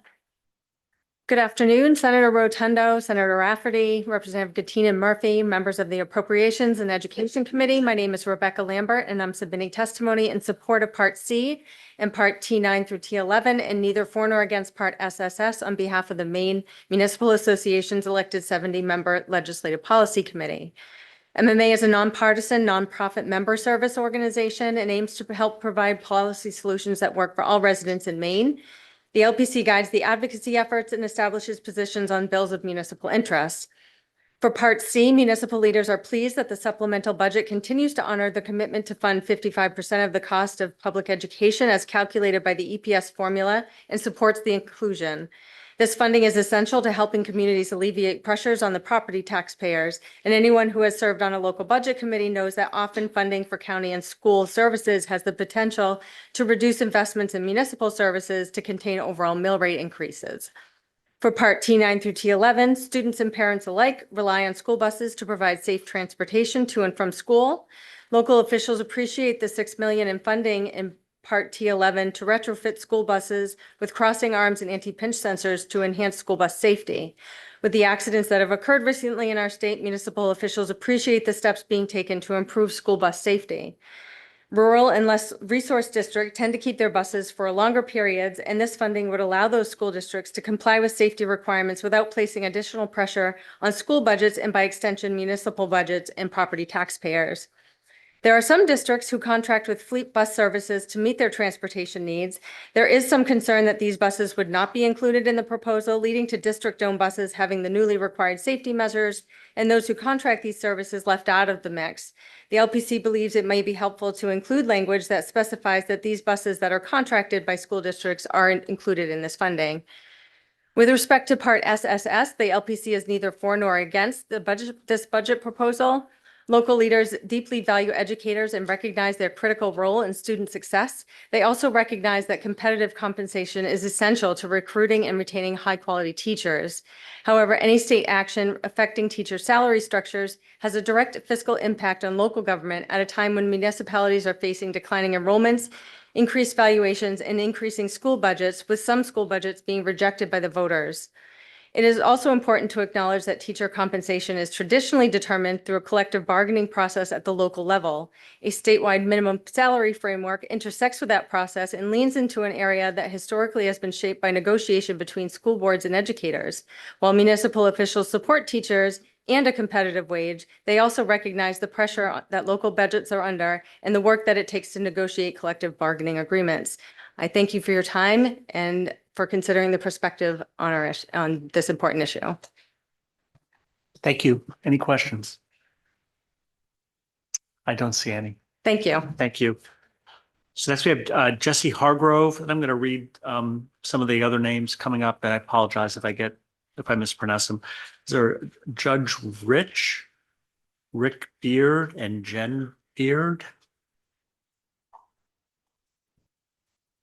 Good afternoon. Good afternoon. Thank you, Senator Rotundo, Representative Gattine, members of the Appropriations and Financial Affairs Committee, and Senator Rafferty, Representative Murphy, and members of the Education and Cultural Affairs Committee. My name is Jesse Hargrove. I am a high school social studies teacher on leave to serve as Maine Education Association president. The MEA represents nearly 24,000 educators. Our members include teachers, school counselors, custodians, nutrition staff, transportation staff, and other school personnel in nearly every public school in Maine, and thousands of retired educators. I stand here on behalf of the MEA in support of LD 2212. In particular, we support the governor's support in funding 55% of the state's cost of education, and we strongly support incorporating a $50,000 minimum teacher salary. We believe these commitments to public education will help secure our public schools. The governor's commitment to 55% establishes the culture that the voters demanded decades ago, but has long denied. This comes as many of our local school districts face increasing challenges providing equitable education opportunities to Maine students. We know that zip codes have a tremendous influence on the ability of Maine communities to support education, and maintaining the 55% funding sends the message that the state leadership is intent on moving us forward, supporting students across all corners of the state. Of course, there are still unmet needs in public education. We support creative revenue mechanisms to help remedy these ailments. However, the governor's proposed budget sends a message to future administrations and legislatures that we can support students in learning across this great state. When I first started teaching in the early 2000s, there were over 100 applicants for any given social studies position. By 2010, that had fallen to 90 applicants. In 2012, there were about 50. And a few years later, I was a department chair working with my building principal reviewing a scant 14 applications for 2 open positions.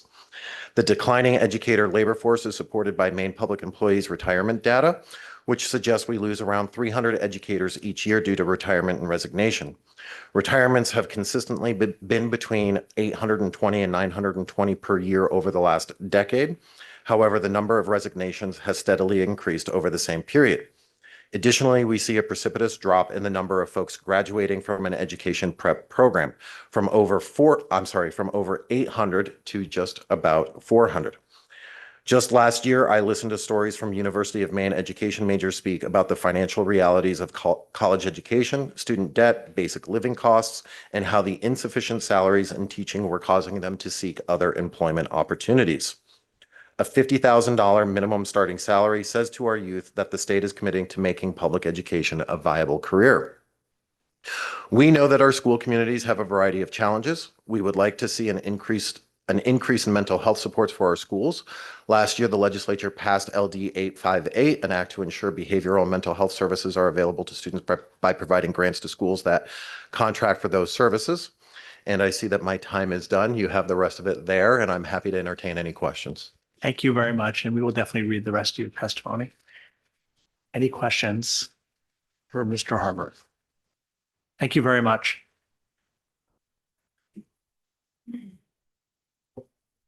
May I just apologize for my bad handwriting? It's J. Rich, not Judge Rich. Okay. You got your own name right. So J. Rich. Yes. Welcome. Thank you.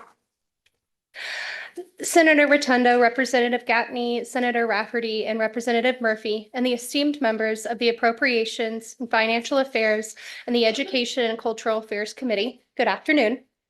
My name is Jay Rich, and I work for the Lewiston Public Schools as a pre-K through 3rd grade multilingual teacher, and I live in the town of Auburn where I serve on the school committee, and I'm a proud member of the Maine Education Association.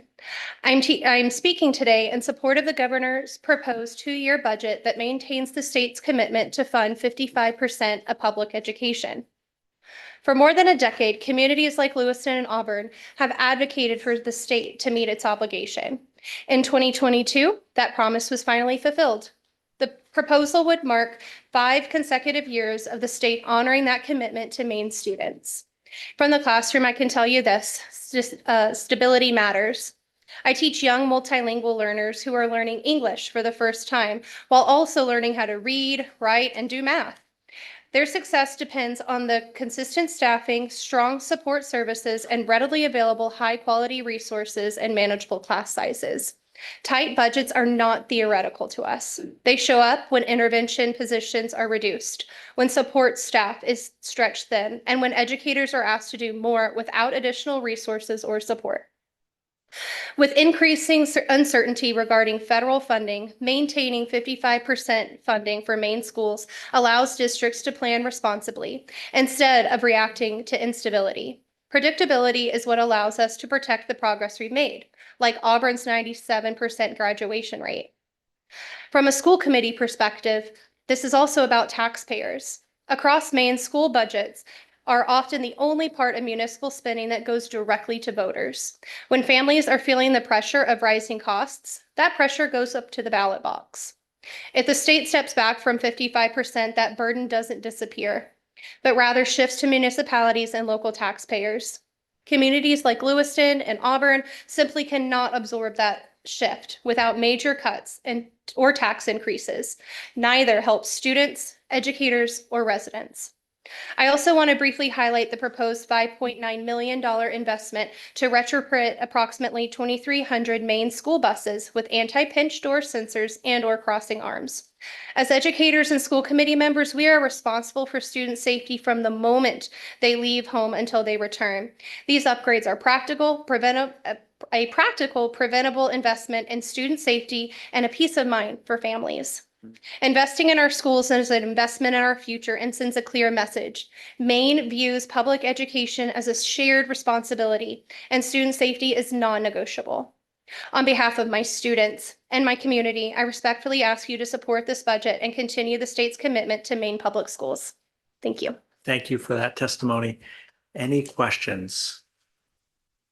I don't see any. Thank you for being Great. here. Thank you, and thank you for the promotion.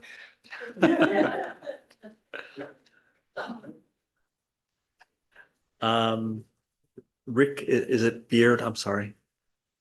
You're gonna tell me, but you can tell me what it is, so come on up. Joe? It's pronounced Bollet, close enough. Senator Rotundo, Representative Gattine, distinguished members of all the committees, good afternoon. My name is Rick Bollet, and I have the distinct honor to teach band, choir, and general music at Gardner Regional Middle School in MSAD 11, just down the road. I appreciate your time today as I speak on supporting full public education funding. Alors, il faut commencer maintenant. Napoleon Bonaparte said that to his generals when he expressed his wishes that his armies be able to march comfortably in the shade.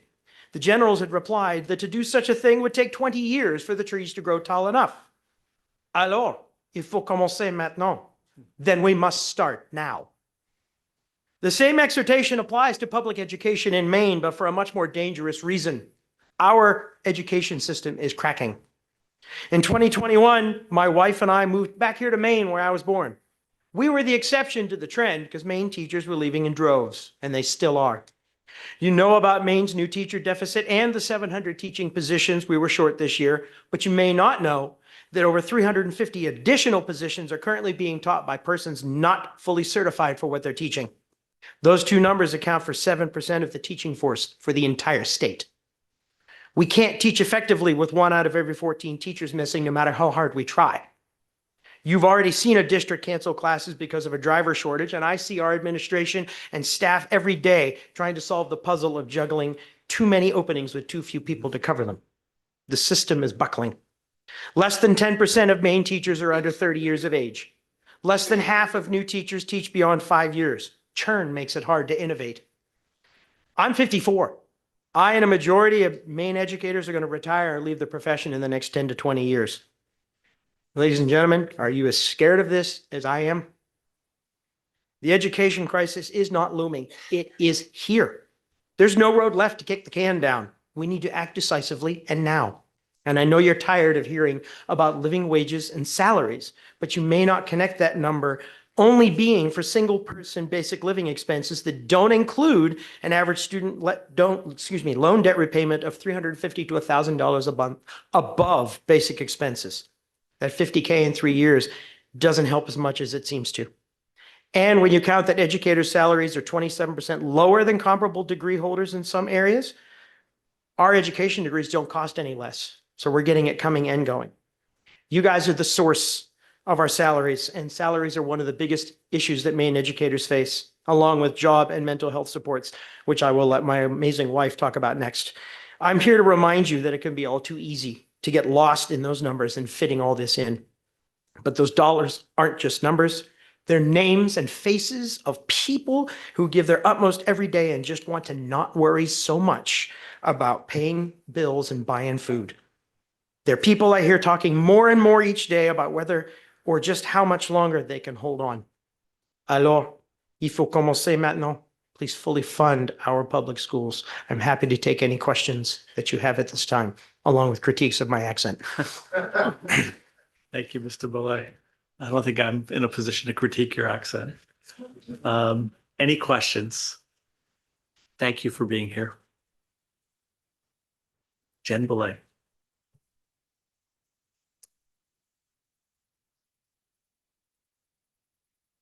Then Kendra Fisher, Stephanie Wigington, Grace Valenzuela. Good afternoon. Good afternoon. Good afternoon, Senator Rotundo, Representative Gatine, and esteemed members of the committee. My name is Jen Belay, and I am a licensed clinical professional counselor at Helen Thompson Elementary School at MSAD 11. I speak to you today regarding concerns with mental health supports in our current educational system. When I went into education 27 years ago, my student teaching experience was impacted by the Columbine tragedy. I thought, that it was a horrible one-off, a senseless shooting that would never happen again. Unfortunately, it was just the beginning. Studies have shown that school shootings have risen in frequency to the point they now occur almost every third day during the school year. Teachers and staff see verbal and physical violence daily. I was recently required to support a student who ended up pinching, hitting, and kicking me before raising a large metal bar like they were going to hit me. It definitely made me question my life and career choices. That student cannot by law be suspended, which I completely understand.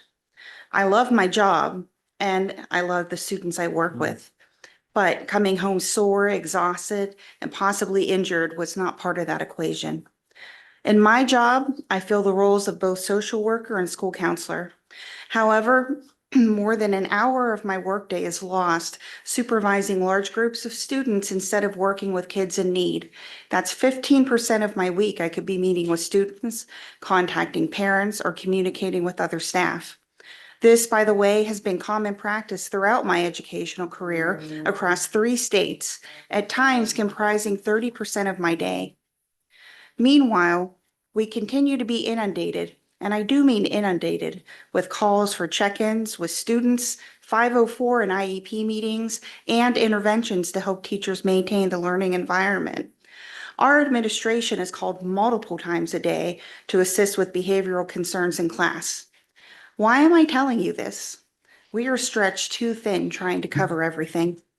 Ideally, schools would have a school counselor to provide Tier 1 and Tier 2 interventions through classroom lessons and individual and small group meetings.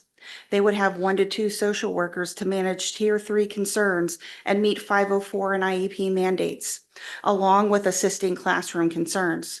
Instead, we're still short counselors and social workers and desperately short of educational technicians across the state. Why? Funding and choice. A lack of funding forces choices to be made and extra duties to try and cover every need. What can you do? Obviously, increase funding for mental health supports. Starvation diets shed the weight, but they weaken the body. And 2, legislation.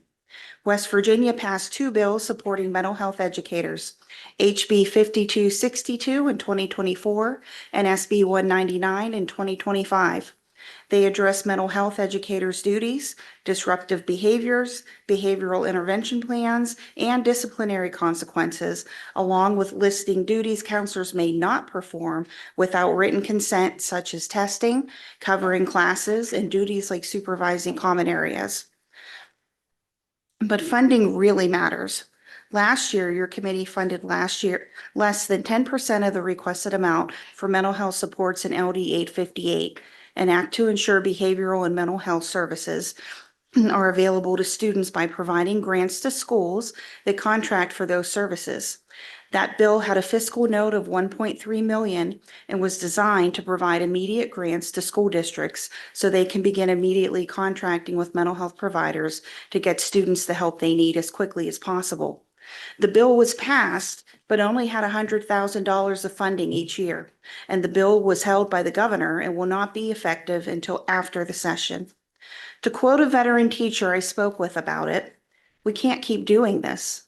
Our staff is burnt out. Our students are burning out. We're asking for you to send in the firefighters so we can get our footing again." Thank you for your time, and I'll be happy to take any questions you may have. Thank you for your testimony. Representative Bleier. Thank you, Mr. Chair. Thank you, Madam Boulay, for being here. All these social workers, all these teachers that you're requesting, couldn't those requests be made by through your municipality as well? Through the township. Right. I suppose that depends on the funding with the township. But being that the hiring is by the school, I don't know the technicalities of how that would work. Okay, I guess for clarity, what I'm really asking is that if you feel you need more aid in your particular school, wouldn't your municipality be able to fund those positions? I don't know the answer to that question, but what I do know is this is a systemic issue, not just in our municipality, but across the state and across all of the states. Thank you. Representative Sargent. Thank you, Mr. Chair. Nice to have you here. Thank you. Can you just clarify for me so that I understand? In your testimony, you mentioned the fact that now sometimes 15% of your work is taken up by supervising large groups of students. So that is just sort of making the groups work, as it were. Can you just say a little bit more? I was just a little confused by that. Sure. In short, it's crowd control. Monitoring morning breakfast duty, recess duty, lunch duty, dismissals, all necessary, but also all times that, we could be meeting with students as well. Thank you. I don't see any questions. Thank you. Thank you. So just to be mindful, we are running a 3-minute clock. Folks have been really good. Thank you. When you get to the end of your testimony, if you're reading written testimony, you've got like a few sentences left, I'm probably just going to let you finish it. If there's a long part left, I'm probably going to nudge you a little bit to wrap up, and I'm not starting the clock until people have the opportunity to introduce themselves and do all the formalities of the introduction to the committee. So just wanted to explain that. Come on up.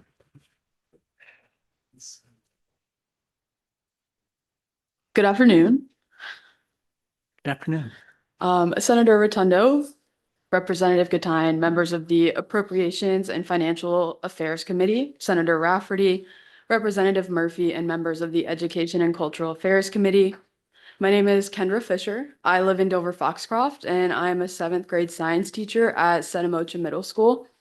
I am here to speak in support of the governor's proposed budget and what it means for Maine's public schools and educators like myself. I'm in my 3rd year of teaching, and this year has been hard, not because I don't love my job, but because the reality of being a public school teacher in Maine is becoming increasingly difficult to sustain. We do not have all of the support needed for students, whether that be related to behavior, mental health, or academics. The workload continues to grow while pay has not kept up with the cost of living. There have been moments this year where I've honestly questioned whether I can afford to stay in this profession, both financially and in terms of achieving my personal goals of owning a home or starting a family. Maintaining 55% state funding for schools makes a difference in classrooms like mine. It allows our schools to hire enough teachers and ed techs, interventionists, counselors, social workers, and more. It helps students get the support they need and ensures that educators aren't stretched beyond their limits or burnt out. Increasing the minimum teacher salary is also an important issue. I'm 25 years old, and without my husband's income, I would not be able to afford to live on my own. On my current salary of $45,925 after covering basic living expenses, I would have less than $20 left at the end of the month. This leaves no room for emergencies or savings. Many teachers don't have the support of a second income or have a lucky circumstance that allows them to afford to live. For a profession that requires a bachelor's degree and ongoing certification costs, this is not acceptable. Low pay is deterring too many people from the teaching profession. Even with my husband and I both having full-time jobs that require a bachelor's degree, we cannot afford to buy a home or start a family. I'm sorry.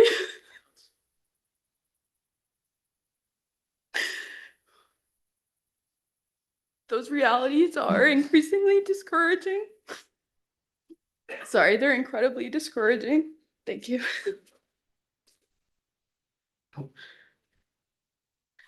Those realities are incredibly discouraging and are ones that many young educators in Maine are facing.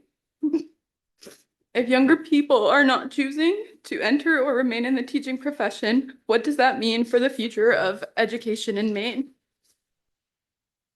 Maintaining 55% school funding, increasing mental health supports for students, and increasing teacher salaries will help keep dedicated educators in our classrooms and encourage others to live and work in Maine schools. Thank you for your time and consideration. Thank you very much for coming down from Dover Foxcroft today and giving us that testimony. Thank you. Any questions? We appreciate you being here today.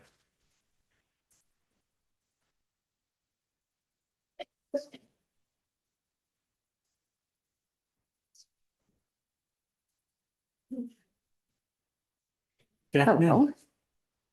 Senator Rotundo, Representative Gatine, Senator Rafferty, Representative Murphy, and other members of the Appropriations and Financial Affairs Committee and the Education and Cultural Affairs Committee. My name is Stephanie Wigginton. I am a Spanish teacher at Noble Middle and High School in North Berwick, and I live in the town of Alfred. I am a third-generation public school teacher. Collectively, between myself, my grandmother, my mother, my aunt and my sisters, we have given more than 100 years of service to the education of children. I spent my childhood training to be a teacher. I taught classrooms full of baby dolls and teddy bears in my bedroom. I read them the stories of Tommy DePaula and Patricia Polacco. By third grade, I had top-notch bulletin board skills, and I had mastered the Xerox machine. My dad always told us, do something you love and you will never work a day in your life. It turns out my dad was right. And today I'm fortunate to have a job that doesn't feel like work. It feels like a calling. It feels like I get to, not I have to, walk into my classroom every day and do what I love. Not only do I get to work in a job I love, I get to do it in one of the most beautiful places I have ever been. I'm not from here. Unfortunately, though, every part of my teaching experience hasn't been as easy as following the call to enter the classroom. Despite having one of the highest costs of living across the nation, Maine has among the lowest beginning teacher salaries, 37th in fact. I'm currently in my 10th year of teaching. I have a graduate degree, yet I still do not make $60,000 annually. I am blessed to be the mother of 3 awesome kids, but we are a single parent family. And my $58,000 is just not enough. So in the past few years, I have been in a situation where I've had to work multiple jobs in order to provide for myself and for my kids. One job should be enough for any working person. I understand that the proposed budget brings the minimum starting salary to $50,000 over the next 3 years. And while that is certainly positive progress, it is simply too slow. Staff shortages are real. Teachers and administrators are feeling the stress of this crisis right now. Slowly inching up teacher pay while we are in the midst of a crisis is the equivalent of shoveling sand with a spoon. Other states across the country with a similar cost of living also have starting teacher salaries reflective of that cost. and it's time for Maine to follow suit. I urge you to pass the governor's supplemental budget and accelerate the implementation timeline to 2 years. Take this opportunity to send a clear message in support of Maine's educators and students. Otherwise, we risk losing generations of educators who are called to teach, but simply cannot afford to do so in Maine. Thank you very much. Mhm. Any questions? Appreciate you being here. So Grace Valenzuela, then we have, it's Cam Bigelow, Jim Boothby, and Monique Poulin. Good afternoon. Senator Rotundo, Senator Rafferty, Representative Gattin, Representative Murphy, and distinguished members of the Appropriations and Financial Affairs Committee and the Education and Cultural Affairs Committee. My name is Grace Valenzuela, and I serve with Portland Public Schools, where I manage and provide direct oversight for the implementation and fiscal stewardship of our student homelessness prevention grants.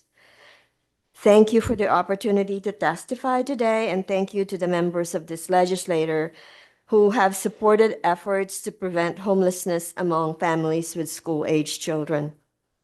I would like to begin by expressing sincere gratitude for your leadership in advancing LD 384 and LD 747. These bills recognize an essential truth. Housing stability is foundational to student success. LD 384, sponsored by Senator Rafferty, established a Preventing Student Homelessness pilot program and was administered through the Maine Department of Education.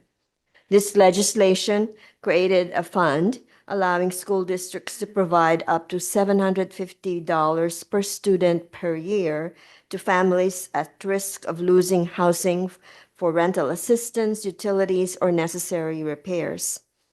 Portland Public Schools received $586,000 across 2 grant cycles beginning in July 2023 and concluding in March of this year. LD 747, the Student Homelessness Prevention Pilot administered through Maine Housing, allocated $2 million statewide. Portland received $854,629, the largest award among the 5 awarded school districts in February of 2025. Together, these 2 grants provided direct stabilization assistance to 829 households and 1,772 students in Portland. Each number represents a family that avoided eviction, a child who remained in their school of origin, and a household that did not enter emergency shelter. Because of these funds, we were able to intervene early before displacement occurred. From an educational perspective, the impact has been measurable and profound. Students whose housing remained stable demonstrated improved attendance, greater academic engagement, and stronger social-emotional regulation. When children are not worried about where they will sleep, they are better able to focus, build relationships, and learn. Prevention is not only compassionate, it is educationally strategic and fiscally responsible. However, as we look forward to the coming fiscal year, neither of these legislations currently has an appropriation. At this moment in Maine, housing instability remains at a crisis level. Families face extremely limited housing availability and affordability. The rental costs continue to outpace wages. In Portland, we are Ms. seeing. Valenzuela, if you could just summarize the rest of your testimony. Oh. Thank you. Let me see. I just wanted to say I respectfully urge this committee to include funding for this program in the budget. The absence of appropriation does not reflect a lack of need. Rather, it risks reversing progress that we have made possible by this legislature's foresight. Thank you for your leadership and for your continued commitment to Maine's children and families. Thank you very much for coming up here today and advocating for these programs. Representative Brennan, Thank you, Representative Katina. Ms. Valenzuela, thank you for being here. I actually have a question for the department. For work session, if the department could provide us the numbers statewide for the program that runs through DOE. We had somebody from Maine State Housing Authority yesterday. We've asked them to provide us numbers that for the program they run. So I appreciate what you have for Portland, and if we had statewide numbers, that would be helpful. Great. Thank you. Any other questions? Okay.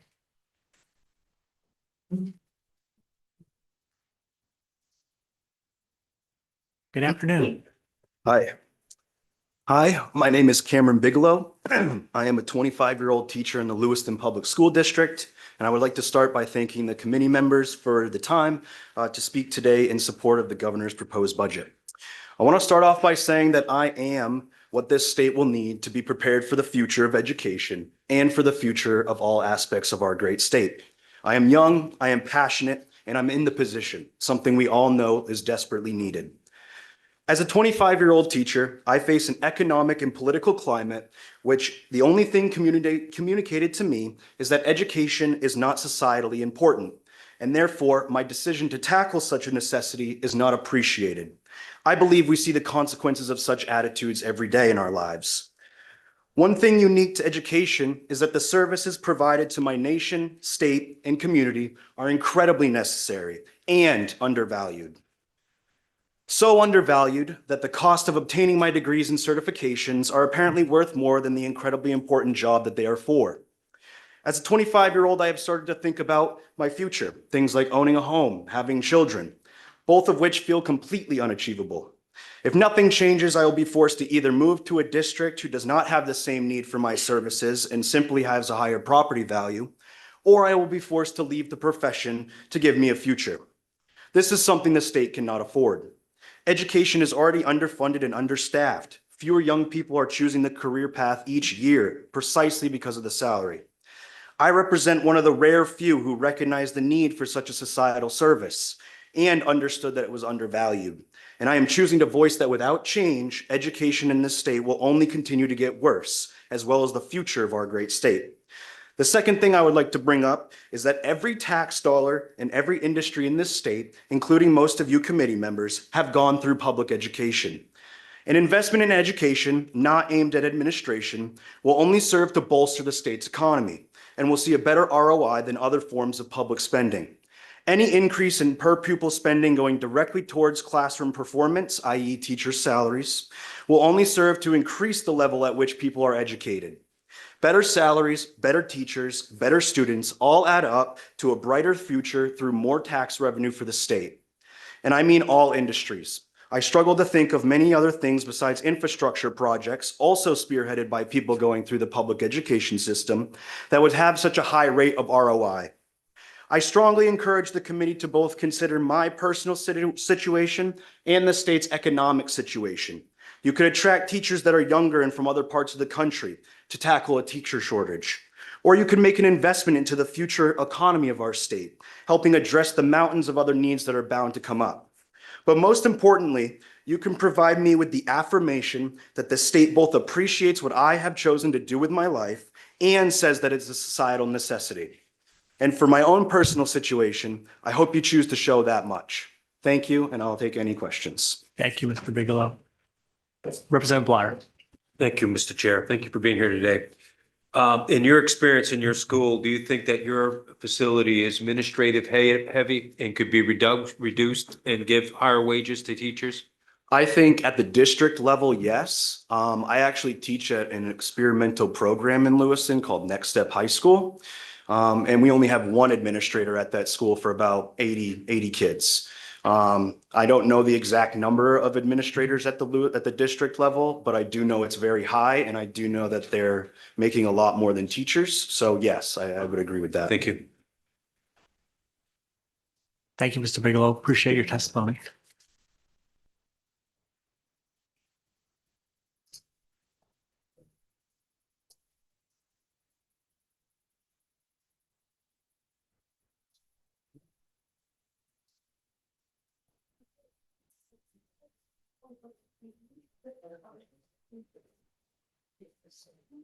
Good afternoon. Good afternoon. Senator Rotundo, Representative Kateen, members of the Appropriation and Financial Affairs Committee, Senator Rafferty, Representative Murphy, and members of the Education and Cultural Affairs Committee. Thank you for the opportunity to provide testimony today in support of funding the remaining training costs for Maine schools currently involved in the 3-year training cycle for the Building Assets Reducing Risk School Improvement Model. I'm Jim Boothby. I'm a resident of Ellsworth, Maine, retired superintendent, currently the executive director of the Penobscot River Educational Service Center, servicing 35 school units, a bar ambassador, and I'm in my 35th year working in Maine education, and I've served for everything from teacher coach, middle school assistant principal, athletic director, elementary principal, high school principal, superintendent for 19 years, and bus driver. Done it all. Okay. I'm here today to offer my strong support for funding that would allow schools currently engaged in bar training to complete the full 3-year implementation scale.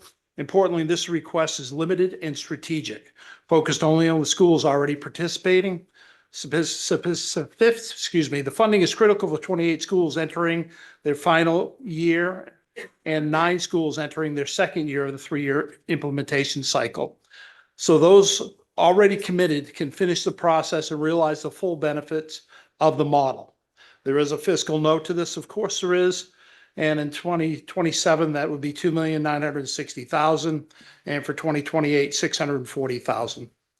The bar model is not a one-off workshop. It's a proven evidence-based framework that transforms schools' culture. The results from Maine schools currently utilizing this model are clear and compelling. I did provide you a handout that does show that the 100 schools or the schools that are currently doing bar outperform the schools not doing the bar model in areas of academic performance, attendance, so on and so forth. You can look at that at your leisure. Bar model does require a 3-year cycle of coaching and professional development to become self-sustaining. If we fail to fund these remaining cycles, we risk stranding an investment. The state has already invested a significant resources in these schools. Stopping that investment now before the teams are fully trained risks the erosion of the progress already made. Losing real momentum.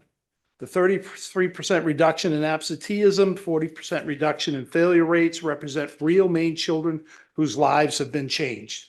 We can't afford to pull the plug out from these 38 communities just as these interventions are taking hold. Inconsistency with student support for students in these schools. BAR has provided a vital safety net where they can be seen as by a multidisciplinary team of teachers every week.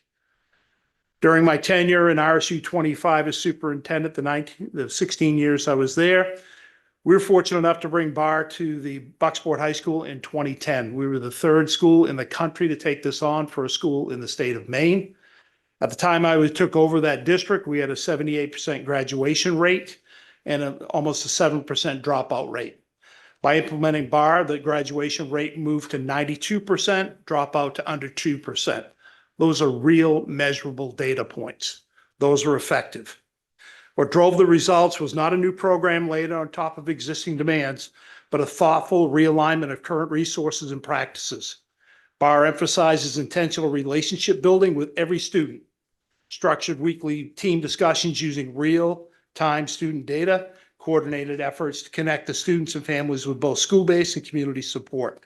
Mr. Boothby, could you summarize the rest of your testimony? I can. Thank you. In short, this system makes sure every student is known by the adults and the adults collaborate to support the student. Okay, you have the rest of my testimony. In short, I urge the committee to consider this request and to fully fund the remaining 3-year cycle for the schools that are involved. This is an impactful, measurable outcome. This not only improves student outcomes, it improves teacher outcomes as well. Great. Thank you very much. Happy to answer any questions you may have. Thank you. Representative Brennan. Thank you. Thank you very quickly. Thank you for your testimony and for everything else. Is the expectation after the 3-year cycle that a school's been in BAR that then the local municipalities picks up the cost of continuing the program? At that point in time, once they complete the training cycle, there is no more cost to the school.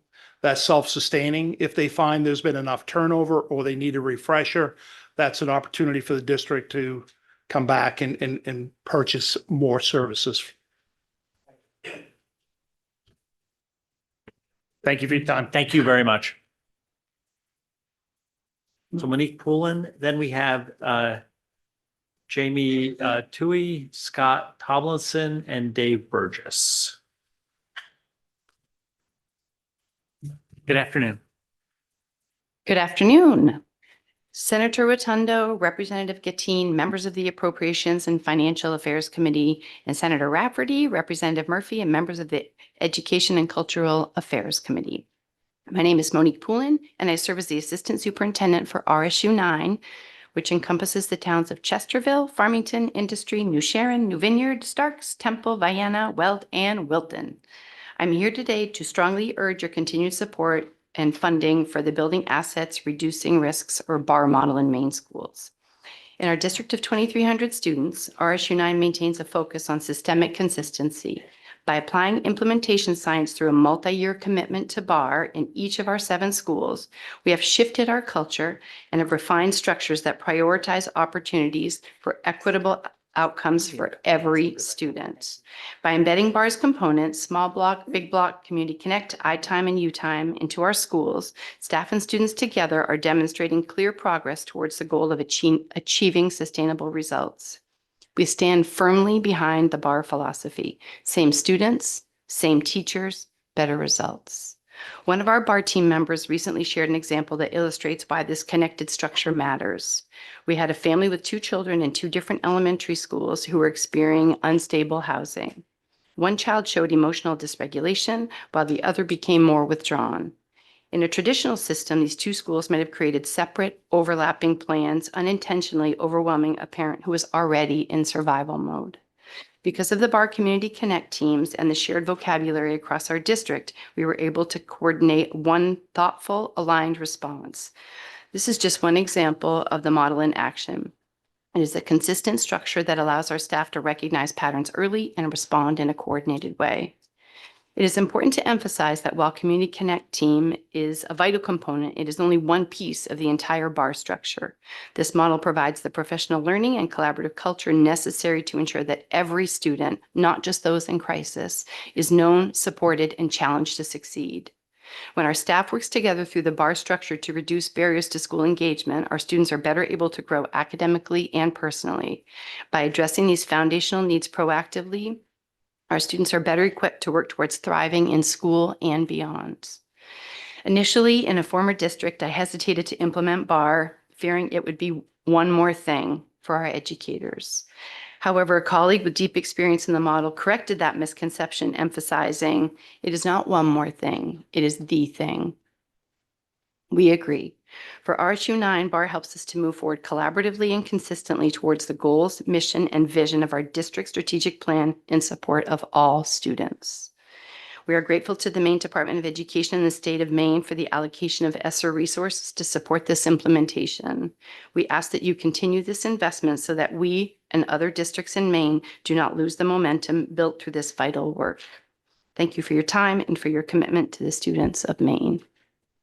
Thank you very much for the testimony. Representative Carlo. Good afternoon. Thank you Good for your afternoon. testimony. Thank you. You touched on this a little bit in your statement, but I'm wondering if you could expand on how this program has impacted teacher and staff retention in your district. If I might, we have a testimony that was sent to representatives and senators from our district and to the governor. It basically reinforces that not only do we see student results, we see increased staff morale as a result of the structured collaboration time and shared ownership of student success. So the teachers are often meeting together, supporting each other in the best interests of our students. Improved communication amongst teachers, counselors, administrators, support staff through another layer, which is the BAR Big Block model. And stronger staff relationships, the trust and felt safety, leading to a more cohesive and supportive school culture with the kind of the third layer to the model, which is the Community Connect model. I think that it is the structure by design is supporting teachers to be able to support our students, and the regular routines and expectations throughout the week of that connection. Have a student who's struggling in one classroom or succeeding in another classroom. Those weekly regular meetings focused on the live data, I think that was referenced earlier, allows us to respond more quickly and to be in touch with families. Those are 3 points from one of our schools. Representative Sargent. Thank you, Mr. Chair. Thank you for being here. Thank Nice you. to see you. For the work session, and this probably is not necessarily for you to do, but the department in helping us to understand exactly what the allocation of ESSER resources to support the implementation, when, where, how much, how that has sort of basically been played out, so that we can then also consider the request in a sense going forward. And I know from some of my other research that there often are marked differences in test scores and performances for students who are part of BAR schools versus others. And I would just ask whether or not there's any of that data. It would be great if it was from Maine, but if not, from other states that we could be provided with as we're looking and assessing this program. I can speak just for our district that we would be happy to combine that, but I would guess that a grander scope for the state of Maine would probably be more helpful. So I defer to some of the people behind me. Thank you. Any other questions? Thank you for being here today. Yeah, thank you very much.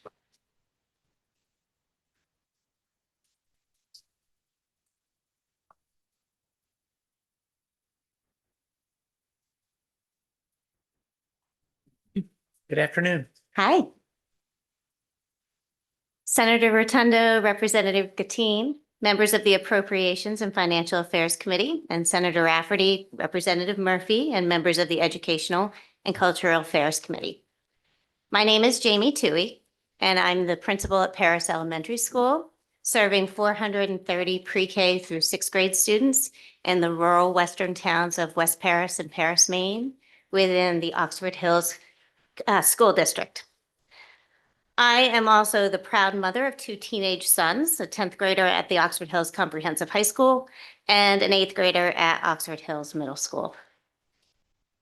I'm testifying before you today, both as an administrator and as a mother.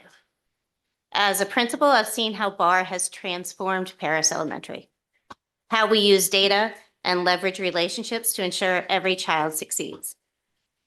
As a mother, I've experienced the power of BAR with my own children and understand what's at risk when we don't have these structures in place.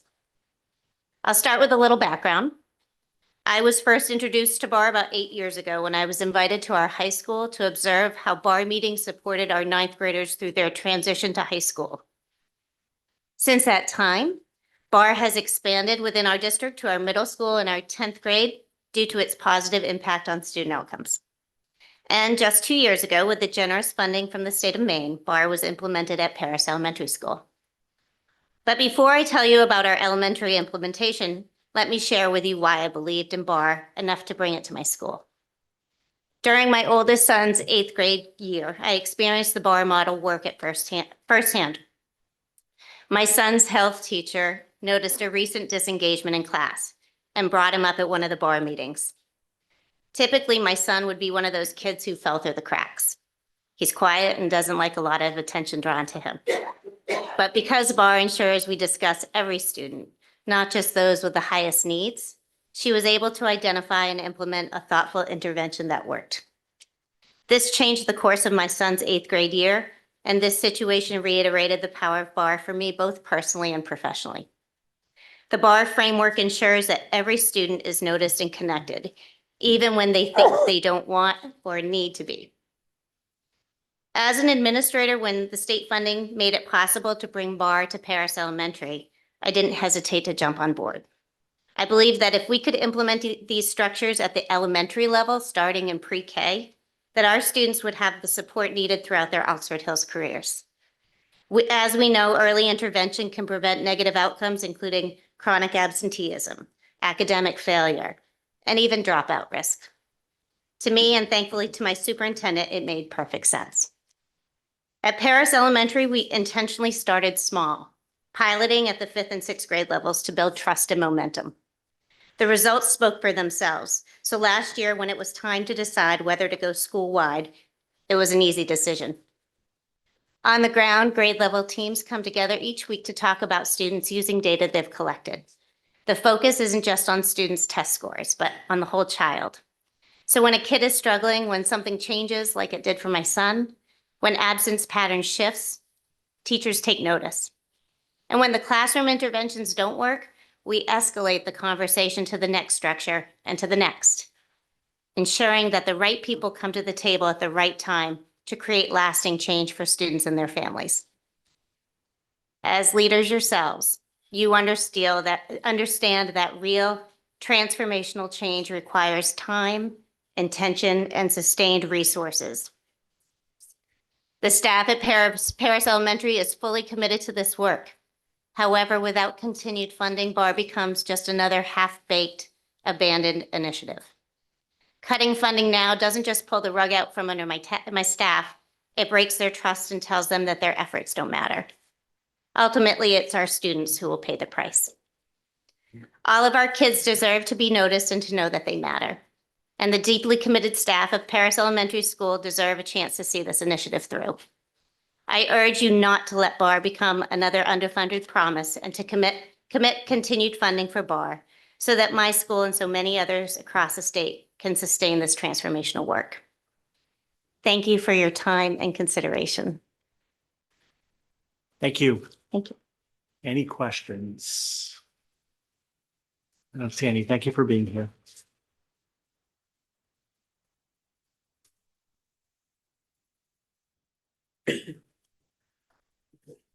Good afternoon.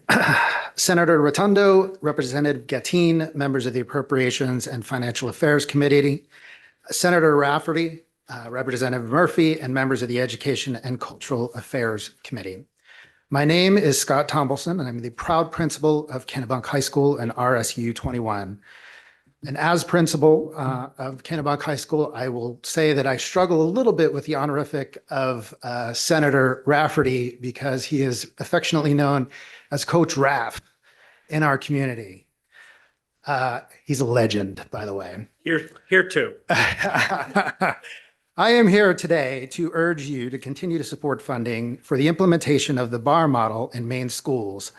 I ask this because it is already producing measurable improvements for the students of Kennebunk High School in just a few short months. And I'm confident that that similar impact is being seen at other schools implementing BAR in Maine as well. I've seen the positive impact of BAR firsthand at a school in Massachusetts. And since then, I've looked for any opportunity to bring this powerful approach to school communities, which I've had the honor, the privilege to serve here in Maine. And I could not be happier to have found that opportunity this year at Kennebunk High School. BAR is not just a slogan. It is a structured and systematic way for teachers to work as a team around the same group of students using shared data, weekly routines, and clear follow-through. So students are known well and supported early before small problems calcify and become chronic. Since implementing BAR this year, our 9th grade chronic absenteeism rate, and this goes to your ask about data, and this means students missing 10% or more of school days, has dropped from 23.3% last year to only 13% this year. It's a 10.3 percentage point decrease, representing a 44% overall reduction in chronic absenteeism. We're also seeing improvements in academic performance. The percentage of 9th graders with 1 or more D or F in the first semester dropped from a 3-year average of 28.7 to only 21.3 this year. This represents a 7.4 percentage point decrease and a relative reduction of nearly 26%. And again, I want to point out that we just started implementing BAR at Kennebec High School in September of 2025. These gains come from adults working in a disciplined and aligned way. BAR builds the collective responsibility and efficacy of that schools need to move outcomes, and it does it with a structure that is practical and doable for schools. I urge you to fund the continuation and indeed expansion of the BAR model in Maine schools. The funding would support training, coaching, and protective collaboration time required to implement the program with fidelity. And without the support, I fear that our work, our good work, our important work will slide back into fragmentation, and we would lose the positive progress that Kennebec High School, along with the other schools in Maine implementing BAR, have seen. Thank you. Thank you very much. Any questions?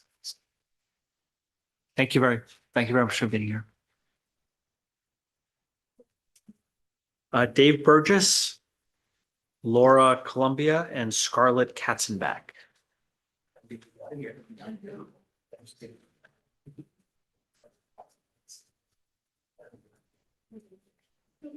Good afternoon. Good afternoon.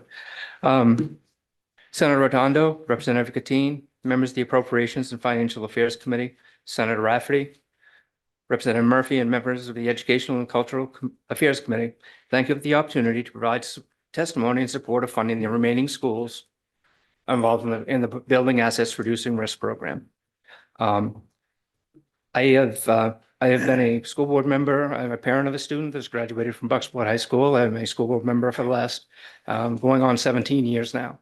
I've been involved with the BAR program since its inception here in the state of Maine through my school district.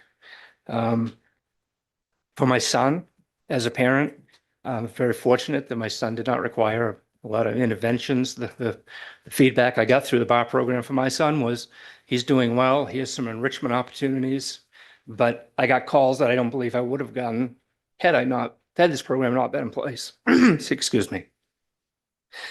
My kind of aha moment around the BAR program, as part of the grant that we received for this, school board members were invited to a lot of different places in the school.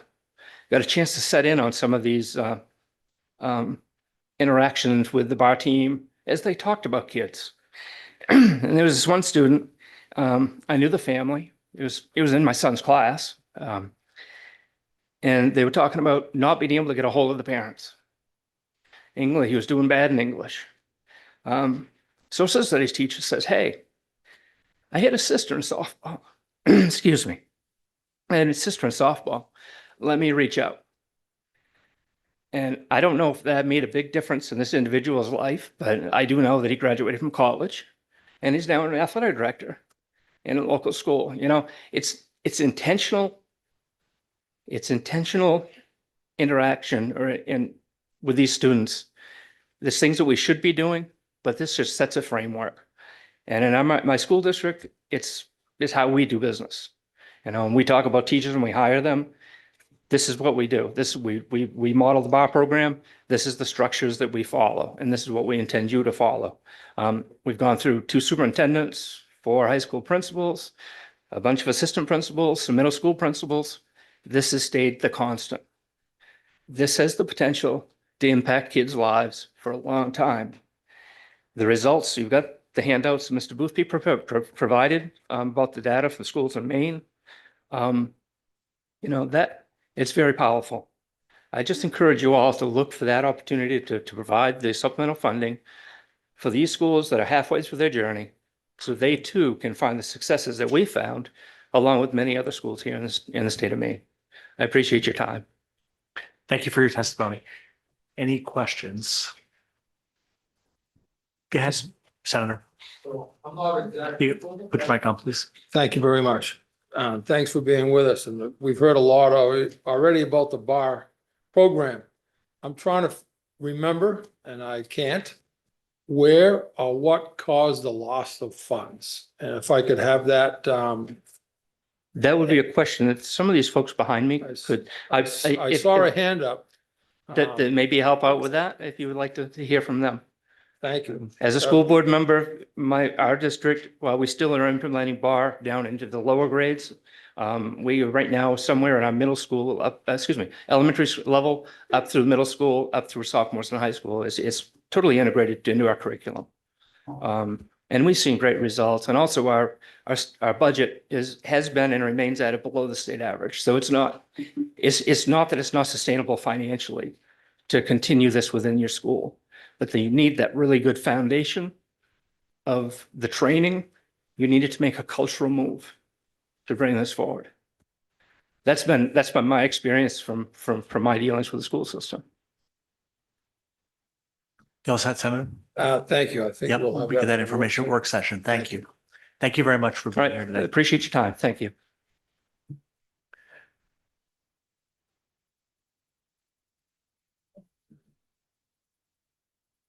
Oh. All right. Brought your whole team. I did bring I brought my hype team. Yeah. Senator Rotundo, Representative Gatine, members of the Appropriation and Financial Affairs Committee, and Senator Rafferty, Representative Murphy, and members of the Educational and Cultural Affairs Committee. It is an honor for me to come and address you all today regarding the positive impact of BAR, building assets, reducing risks, has had not only in the school district that I work in, but also in other districts in Maine where my own children attend school. As a former teacher and current administrator, I know firsthand the difficulties our students and families face each day. I also know the amazing work that our educators do with limited resources each and every day. BAR is a system that takes the best that is happening in all of our classrooms and streamlines it into a process that ensures we are discussing each student. Every student deserves our time and attention, but with limited time and resources, we are often unable to look at the strengths and weaknesses of each student.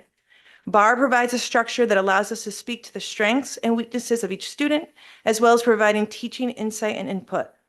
As a parent of 2 elementary-aged children, I see BAR in action. Students in both the elementary schools I work in and my children's schools have U times, which are weekly lessons that help students develop what most people see as soft skills. Yet as a leader in education and working with local businesses to develop students who are workforce ready, these are some of the most valuable skills our students can have. When I visit across the state of Maine, businesses such as Provora Filtrations in Caribou, Tate and Lyon Holton, Smith's Farms in Presque Isle, Hancock Lumber in Bethel, KBS Builders in South Paris, Procter & Gamble in Auburn, and many other local businesses, I find a similar theme. These local businesses want employees that have a good work ethic, good communication, and can learn. They want employees who are willing to take risks and initiative, those who can work as a team but also independently. All of these aspects are taught and modeled. Excuse me, I lost my place. All of these aspects are taught and modeled and discussed in our U times that we do with our students. Beyond BAR being a strong educational model that supports all learners, helps maximize educators' time, and ensures discussion around students, it also embeds crucial lessons that our local businesses are telling us directly that are important for our students to graduate with. I urge you to continue to support BAR in our local schools. Thank you so much. Thank you very much for being here today. Any questions? I don't see any. Thank you.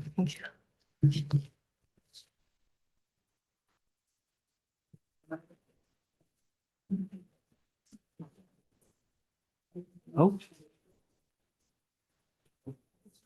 Is- What do you want? Can we stay with you? Yeah. Oh. You can hold it right here. See if you can hear. Can you talk into it? Hello. Hello.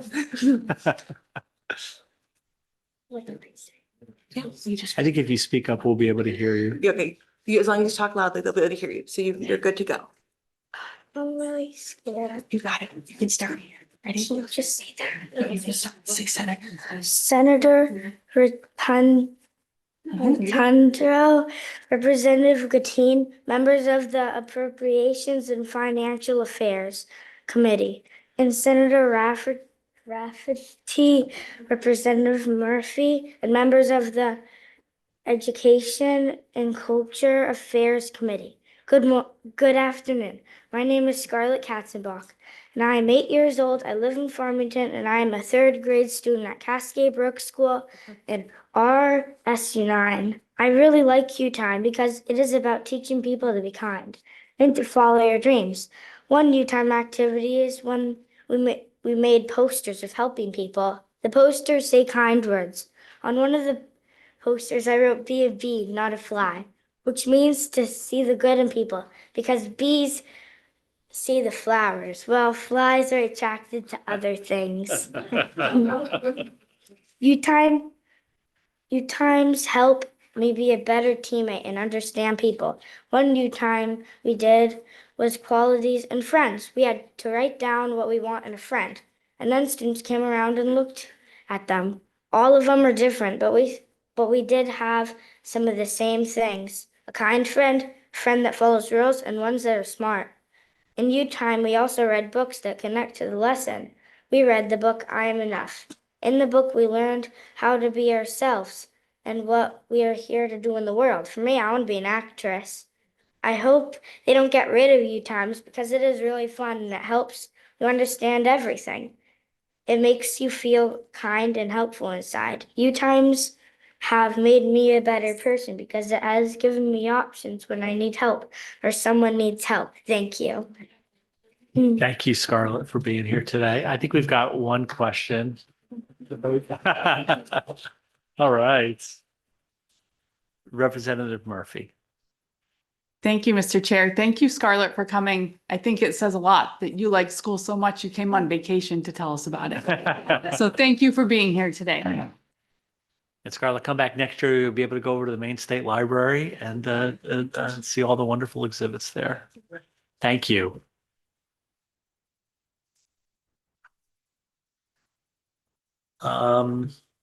Let's see, who is next? Robbie Feinberg, Beth White, and Beth French.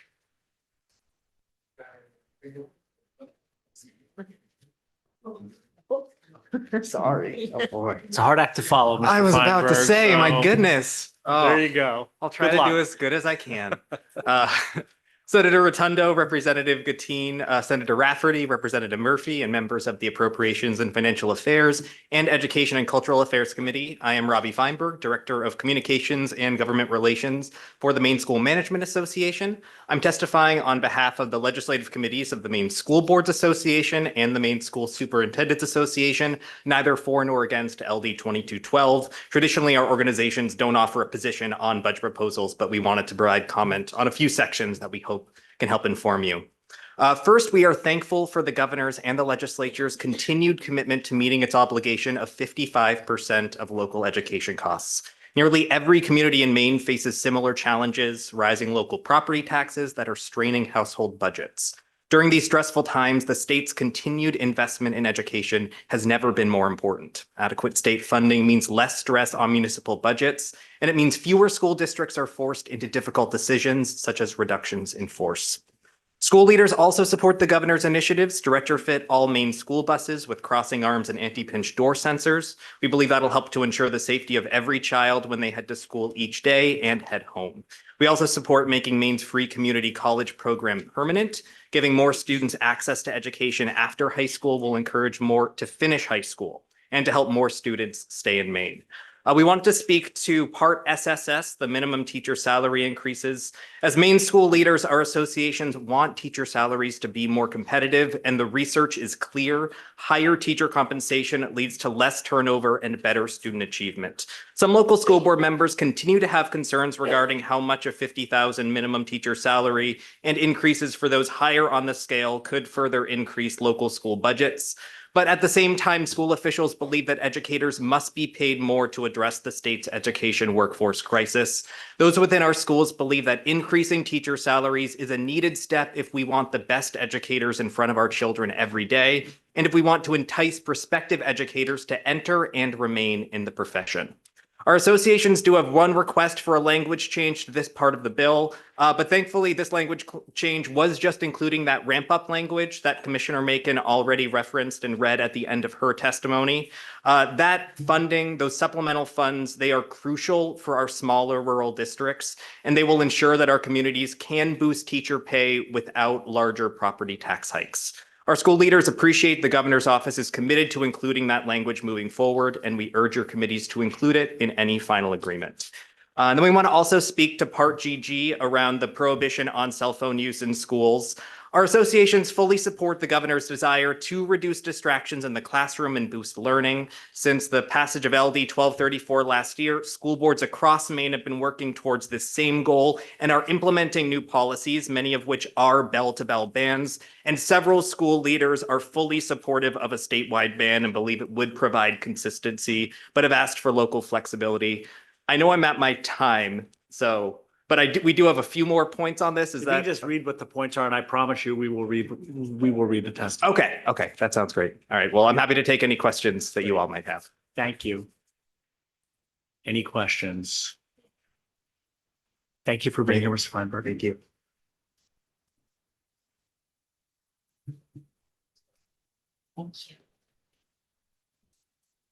Hey, Beth White next, but you guys switching? All right. Oh. No, go ahead.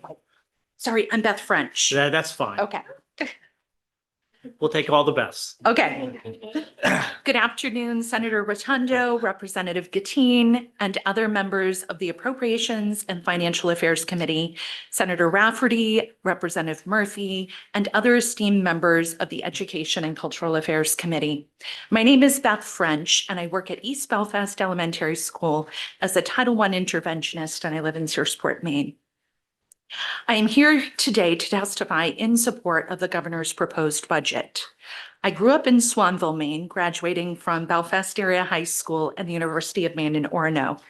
I made the conscientious decision to return to my hometown community to teach the students of my community and have made and sustained that commitment for over 23 years. I'm a national board certified teacher, and I believe wholeheartedly in the promise of a public school education for every child. However, the reality is, if I was a new teacher at the beginning of my career, I'm not certain that I would be able to survive on the $40,000 a year pay scale. Many new teachers work more than one job to make ends meet, which is causing stress, frustration, and burnout amongst our early career educators. I wear many hats, and one of which is that of my local president in my professional association. I have worked diligently with my negotiations team to bargain a livable wage for our teaching staff. Sadly, we are not attracting enough new career educators to the profession because we're not providing them with professional wages that are sustainable here in Maine.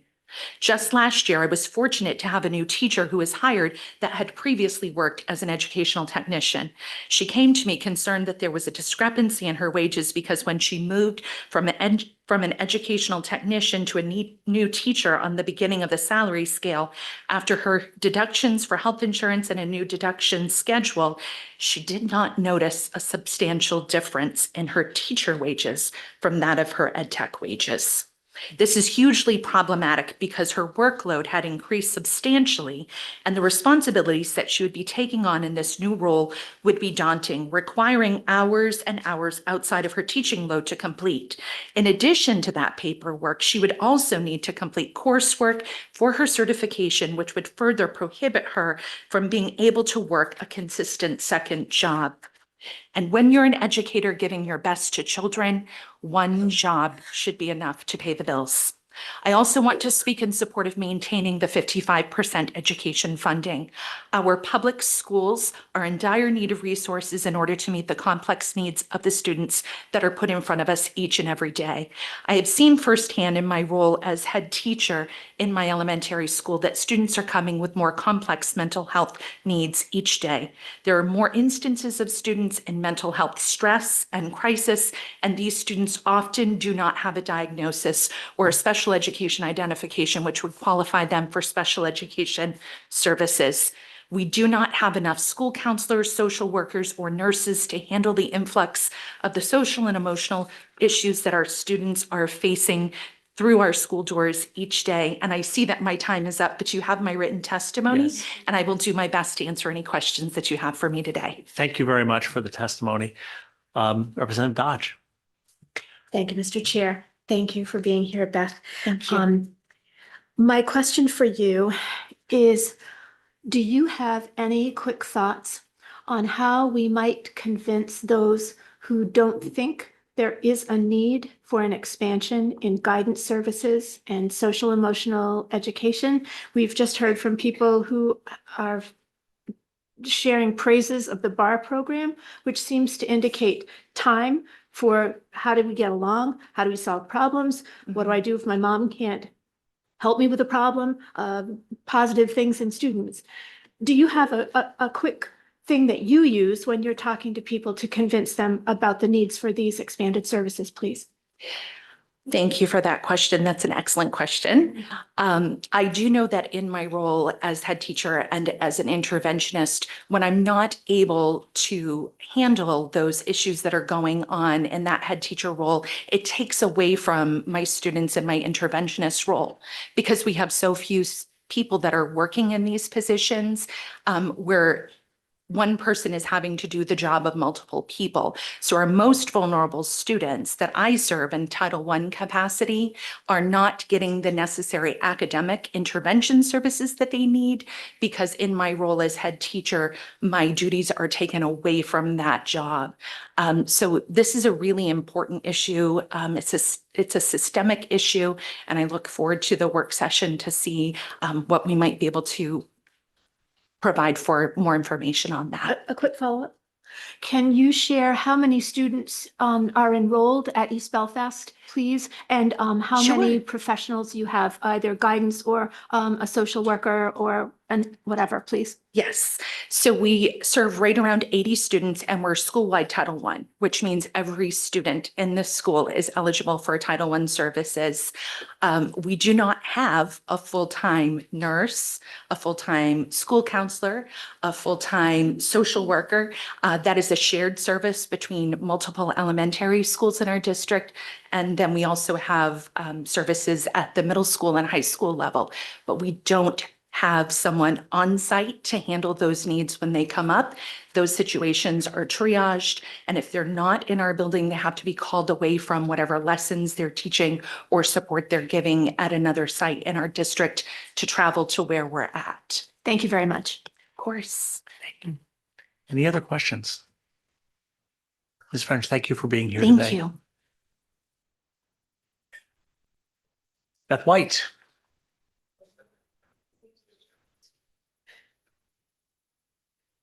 Hello.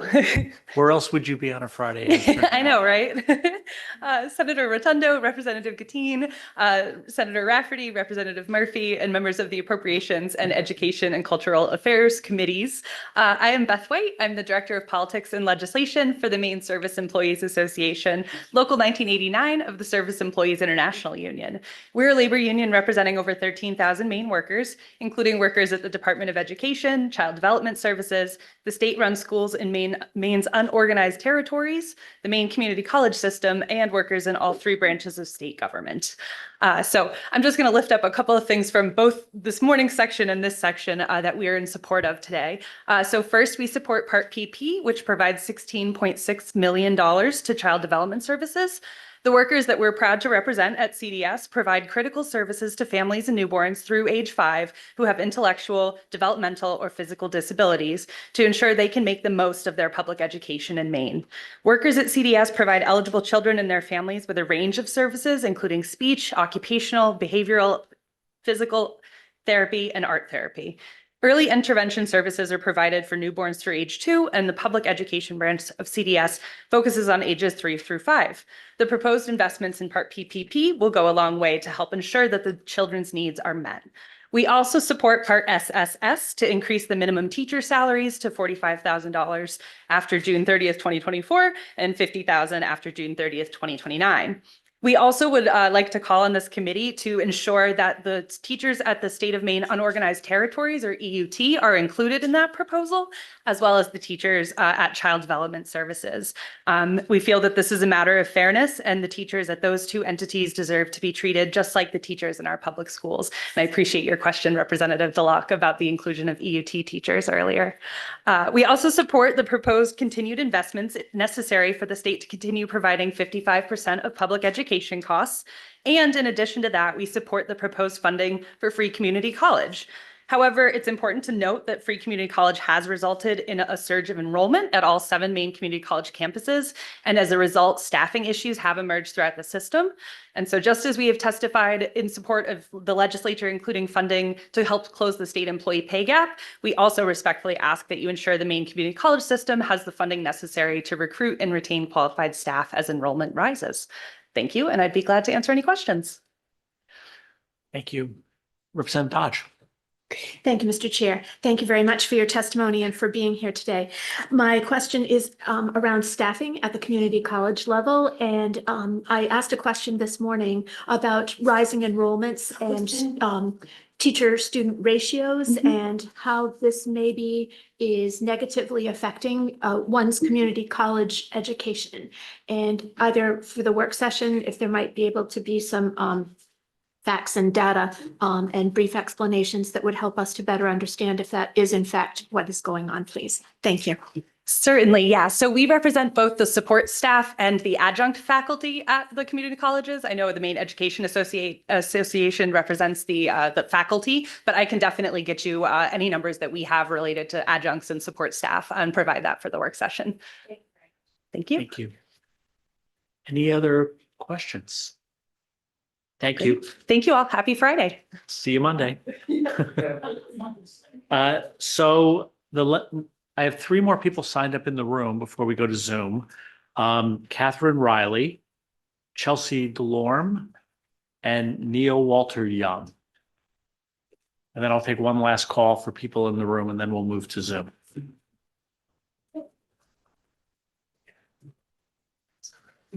Hello. You have a question? Oh. Okay. Senator Rotundo, Representative Gattin, Senator Rafferty, Representative Murphy, Scarborough. My name is Kate Riley and I'm from Scarborough, and I'm here to speak for Part GG about banning cell phones in schools and specifically bell to bell. And to explain why, I'm going to share some personal details that I normally wouldn't, but I think they give me reasons that I could be opposed to it, but I'm not, so I'm going to share them with you. The first is that I'm a single mom and I have a 6th grader and an 8th grader. And half of the month, my only contact with them, almost only, is through the phone. So I relish every call and every text, and I don't want to miss any. But of course I do, because their school is a bell-to-bell ban. Okay, so the other thing is that their dad is an airline pilot. And so his schedule changes every month, every week. Our family schedule is really confusing, and it changes because he'll be delayed from, because of weather or cancellations. And so it requires a lot of coordination between us and with the kids. And every day is different. So but there are times where it would be handy for us to be able to contact them at school, but of course we can't. And I'm here to say that it has not been a problem. It works. And I think they're better off for it because they are really good at knowing what the plan is for the day. They're flexible if it changes. They know they can get in touch with us at the end of the day when they check their phones. If something comes up that's urgent, we can call the front office. It really has never been a problem, and I think it actually has made them very responsible young men. Next year, my son will go to the local high school that does allow phones during lunch and study halls and between classes. And I really wish they wouldn't, because I feel like it has made him very responsible and capable and independent.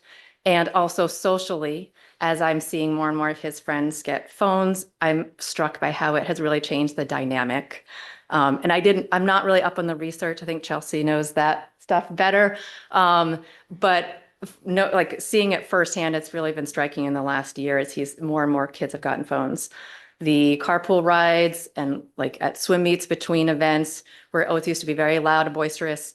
There is still some of that, but there's a lot of time with heads spent over phones, and it's really disheartening. And I really, it's not enough to just say, well, every family can make their own choice. The phones of even 1 or 2 kids really change the dynamic. So I hope that you will consider supporting the bell-to-bell ban. families like ours, parents like me can adjust and kids can learn. And I feel like it can even make them more responsible and capable. So thank you. And I'd be happy to answer any questions. Thank you very much. Any questions? I don't see any. Thank you for coming here and thank you for coming and sharing that. Chelsea DeLorme. Good afternoon. Good afternoon, that's me. Hello, esteemed members of Appropriations and Education Committees, who I now feel like I know well. My name is Chelsea DeLorme, and I'm testifying in support of Section GG, what we parent advocates refer to as phone-free schools for me. I'm also testifying in support of Maine students, educators, parents, and our collective future, as well as in support of our Education Committee for raising the volume on this conversation in our state and making it more informed. Thank you. Final thank you to the school boards who saw the light early and have put time into this issue already. For context, I'm a parent who holds tech boundaries with my kids, as hard as that is, given the culture we're in. I have a 7th grade daughter who doesn't have a smartphone or social media, a 3rd grade son who doesn't have a PS5 or YouTube access, and a 4-year-old who questions her crayons when she sees kids her age or younger on iPads in restaurants. You can probably hear the emotion in my voice and understand that a lot of that is hard.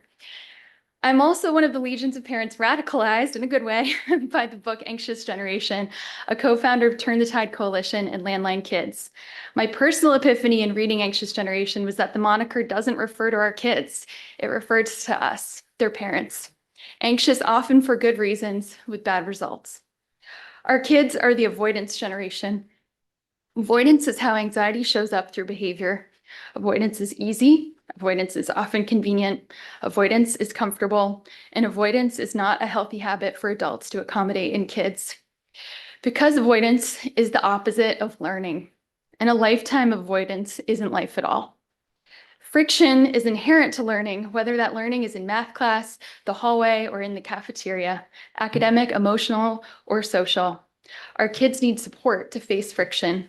Many of them want it. Too often, high schoolers have been asked, do you support a bell-to-bell ban during the school day?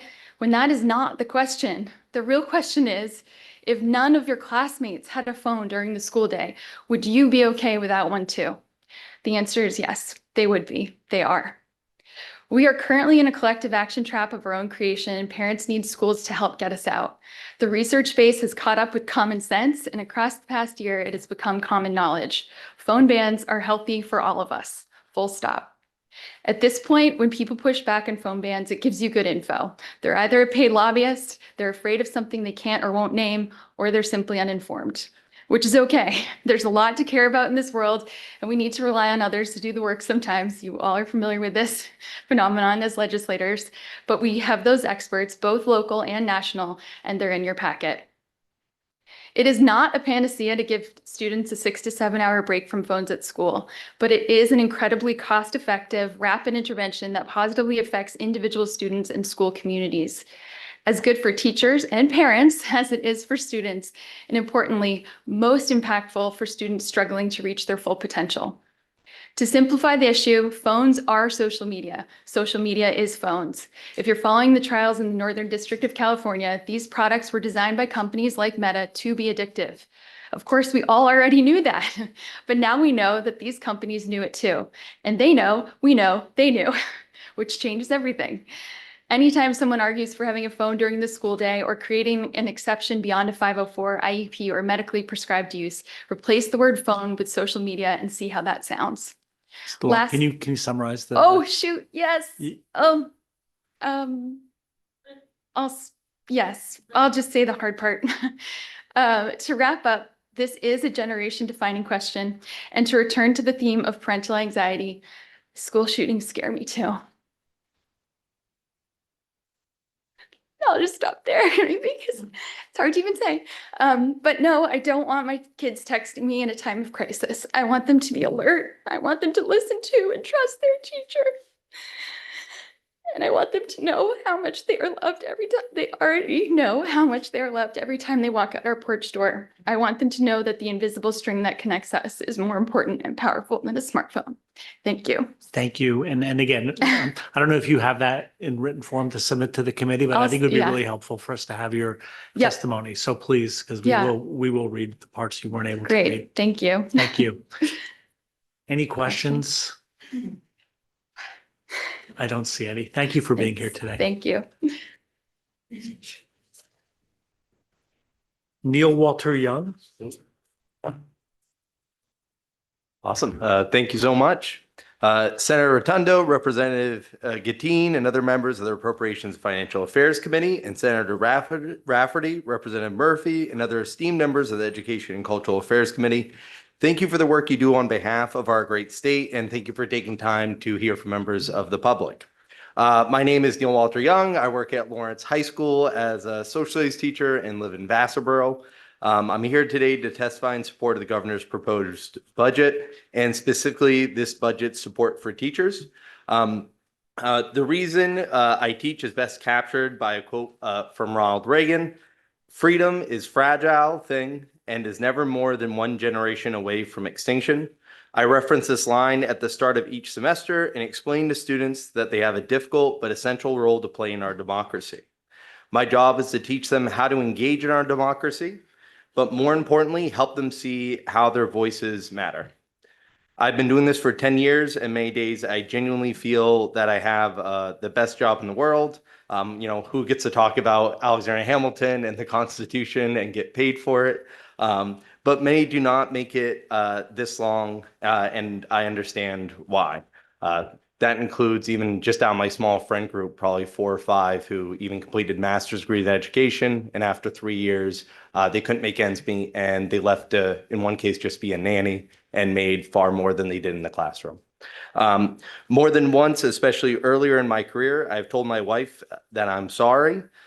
Sorry that I need to work late into the night. Sorry that I'm not present because I'm worried about a student. Sorry that I'm emotionally exhausted. I'm even sorry that despite having a stockpile of sick days, she had to be the one to miss work when our daughter is sick, because creating sub-plans would take more than I have to give that day. Many of these things are inevitable sacrifices that we all make. By passing this budget, we can, however, make so fewer teachers have to say to their husband or wife that they are sorry being a teacher means they can never afford a house, that they have to wait to start a family, or even have to pick up a second job just to get by.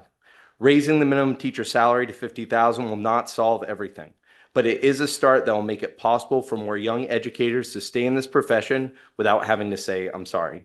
Thank you very much, and I'd welcome any questions. Thank you, Mr. Young. Any questions?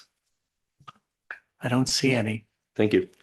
I just realized Representative Stover's been with us for quite a while now. I didn't give her the opportunity to introduce herself.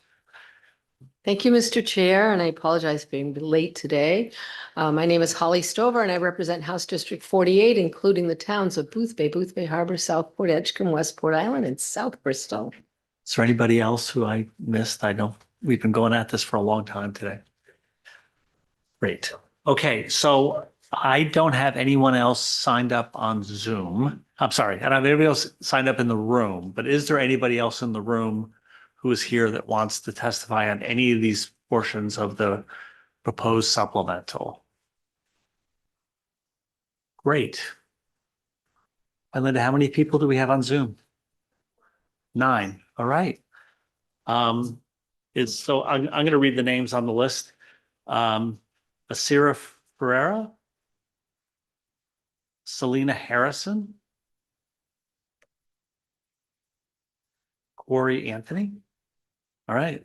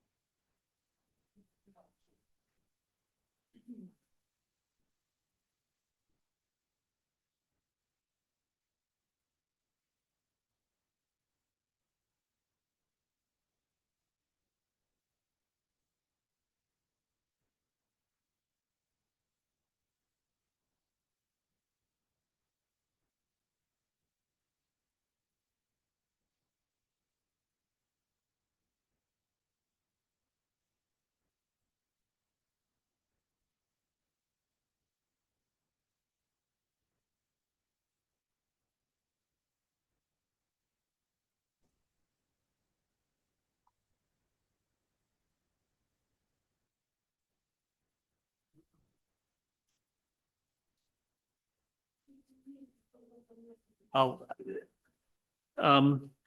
Miss Anthony, if you're here, I think you might be on mute. Oh, there you are. Hi, sorry, I thought I was third up, so I was trying to stay off. Welcome. Welcome, and you can start your testimony at any time. We are running a 3-minute clock. Great, thank you. Hello, Senator Rotundo, Representative Gotine, members of the Appropriations and Financial Affairs Committee, and Senator Rafferty and Representative Murphy, and the members of the Education and Cultural Affairs Committee.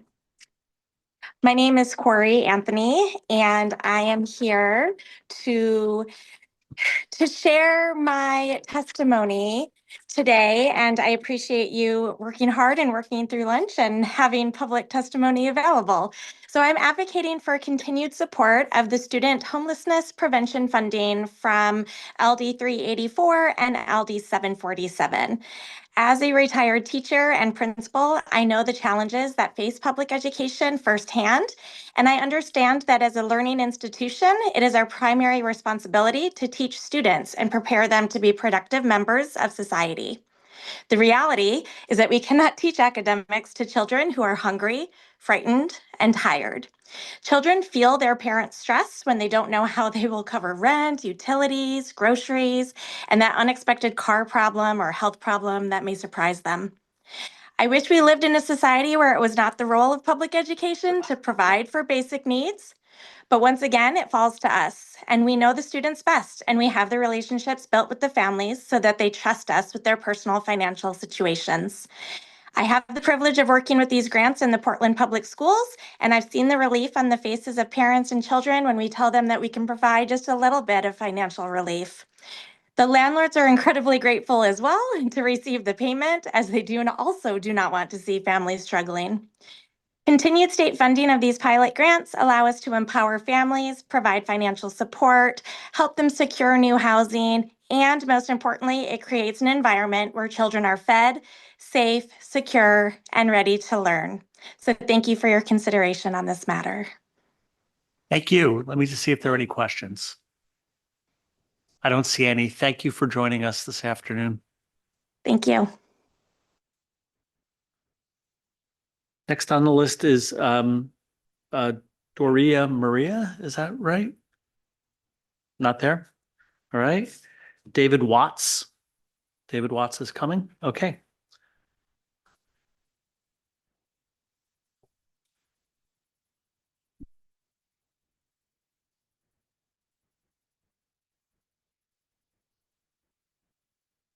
Good afternoon, Mr. Watts.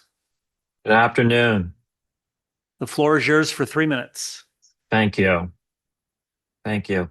Senator Rotundo, Representative Gotine, and distinguished members of the Joint Standing Committee on Appropriations and Financial Affairs, Senator Rafferty, Representative Murphy, and members of the Joint Standing Committee on Education and Cultural Affairs. My name is David Watts. I am a resident of Freeport, and I am here as the Executive Director of the Maine Adult Education Association. MAEA is a professional organization dedicated to advancing adult education across the state. We support educators, promote high-quality programs, and advocate for the essential role adult education plays in Maine's communities and economy. We have 65 member programs representing over 450 staff members who serve over 12,000 students each year. As we like to say, Maine Adult Education is the largest high school in the state and has the highest number of graduates each year. In FY25, we had nearly 3,700 students enrolled in high school completion programs alone, with over 1,100 high school graduates. In addition, we served 1,600 college and adult transition students, over 3,400 students in workforce training. Our students achieved over 1,100 medical credentials, 425 trucking, welding, or manufacturing credentials, and 234 credentials in education, technology, or business. And we're thankful for the support of everyone on both sides of the aisle, and also for the significant investment our local communities make. I'm providing testimony on behalf of Maya in support of Governor's proposed supplemental budget, and in particular, the language of Part KK, which is on page 60. As Commissioner Macon had indicated, Part KK moves the funding to support 16 to 20-year-olds who are no longer enrolled in K-12 public education from the EPS funding calculation to the adult ed program, where these students are taking courses to attain high school equivalency diplomas. Part KK does not increase the amount allocated for adult education. It simply removes the funds from the EPS formula and provides it directly to the Department of Education, which then goes out to the main adult education programs. Currently, funding for these students comes to the district through the EPS formula, despite the fact that they're no longer enrolled in a K-12 school, which results in a patchwork funding system for adult ed. While some districts pass this funding along to adult ed programs, many do not.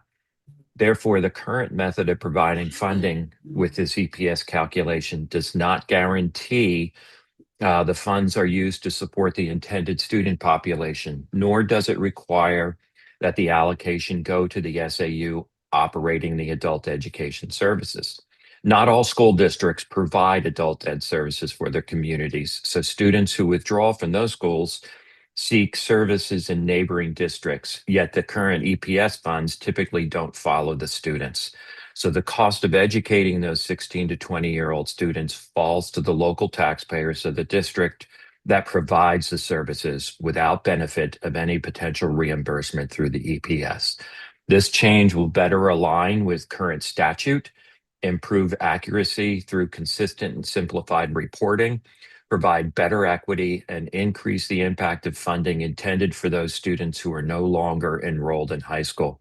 As a result, adult education programs will have access to these important funds to sustain their work, providing high-quality education for 16 to 20-year-old students. We believe there's additional work to be Mr. Watts, done. can you summarize the rest of your testimony? Yep, You're at 3 yep. minutes. Thank you. I'm on my last sentence. All right. So while we believe there's additional work to be done to ensure funding, we believe this is a significant positive step. So thank you for this opportunity, and I'm happy to take questions. Thank you very much. Any questions for Mr. Watts? Representative Sargent. Thank you, Mr. Chair. Hello, good to see you. Good to see you too. So my question is sort of even order of magnitude. How many people are we talking about that are currently being funded in the 16 to 20-year-old group, and that money is now being dealt with within EPS, and there would be this change that would mean it would be directly funneled to the SO? Again, is it 50 people? Is it 350? So we served 3,700 students just in the last school year, with that within the high school completion programs alone. I don't have the exact number of only 16 to 20, but it's the highest percentage of within those 3,700 students. What is not calculated is because the EPS has an odd formula, the way it calculates. It's each student is 0.1 of a student, and then that's multiplied by the number of of classes that they are registered for. And then that's multiplied by um, that's multiplied by the student per the EPS amount, and then that's further reduced by the 55%. So there's no direct correlation, number one. Number two, most of that money does not end up back in the hands of adult education programs. It stays with the K-12 districts. And the SAU can do whatever they want with that money. I don't see any other questions. Thank you, Mr. Watts, for joining us today. Absolutely. Absolutely. Thank you. Ellen Coughlin Quinn.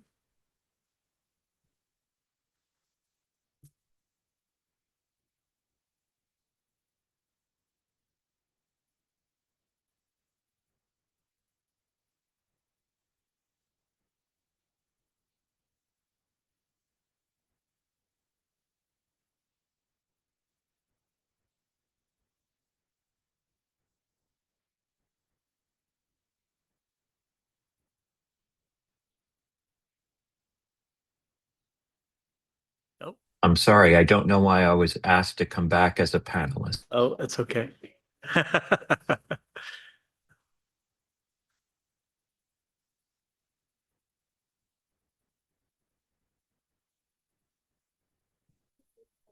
Declining. Okay.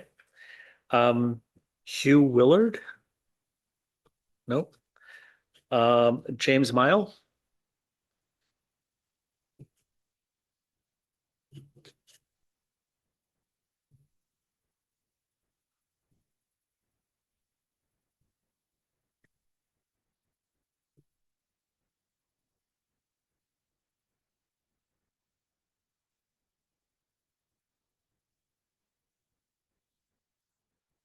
Good afternoon, Mr. Mile.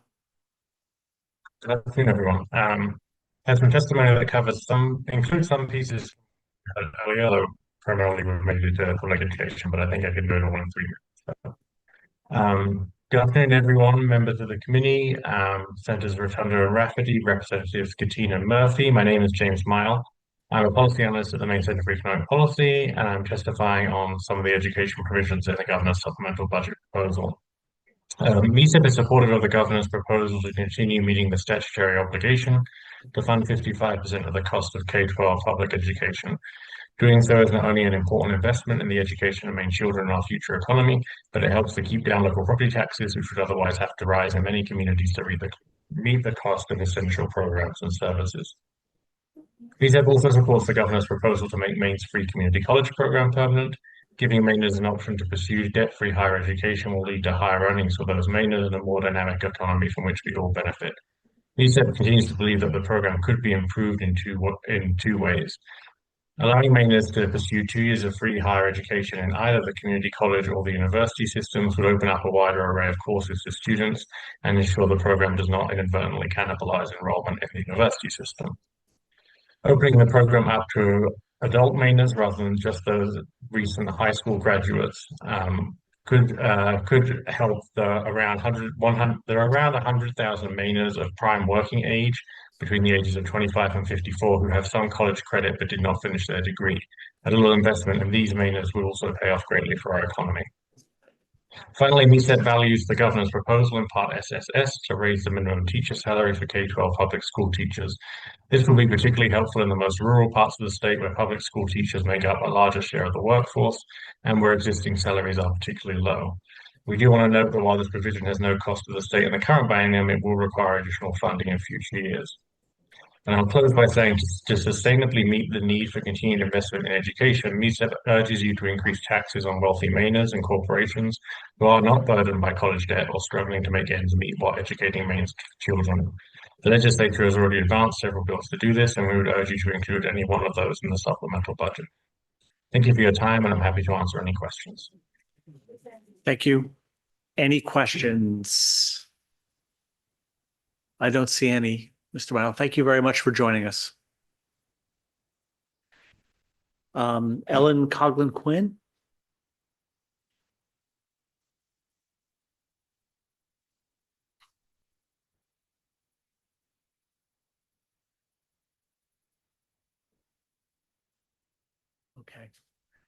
Jason Curry.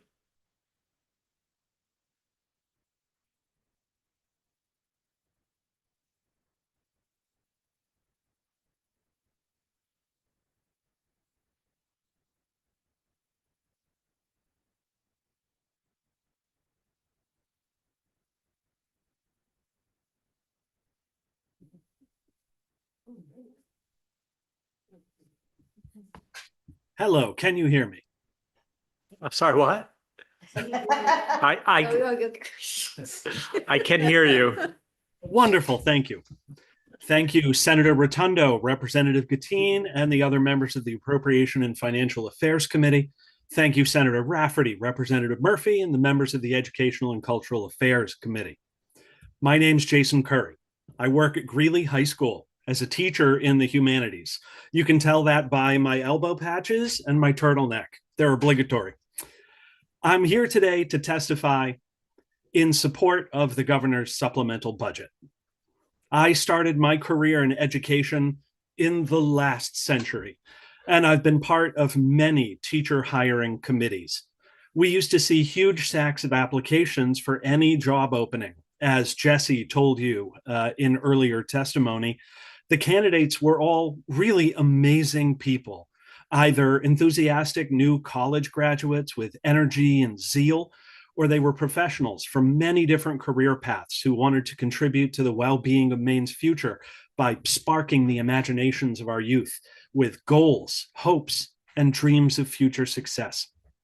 But the salaries of teachers have failed to keep pace with inflation, not to mention the salaries of other fields of work.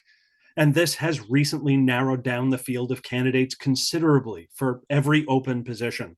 And there's a lot of them because people my age are retiring. It's a tragic thing to see. I'm sure that every member of these committees and all of you listening to today's testimony remember your favorite teacher from your own school years, someone who cared about you, gave you a wealth of information, hope, and careful guidance as you grew into yourself. It may have been an English teacher, foreign language, social studies, art or music teacher, maybe math or science, industrial arts, or a physical education teacher. Your children and grandchildren need the same inspiration, wisdom, and attention that you received. It should come from trained professionals making an adequate living wage in properly funded and supported schools.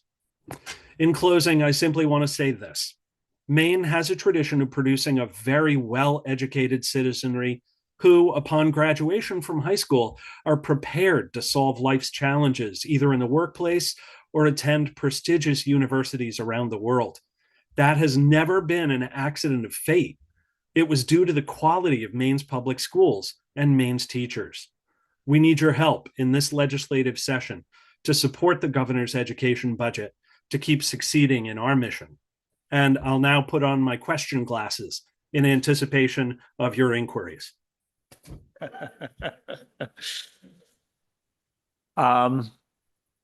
Unfortunately, I think you made your point so well that I don't see any questions right now, Mr. Curry, but thank you for joining us. Thank you. Julie Swindler? Kevin Lavoie?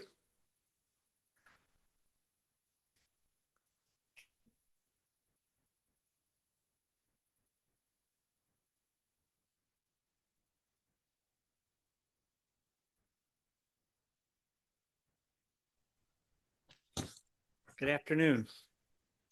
Good afternoon. Can you hear me well? We can hear you well. Thank you. I can at least.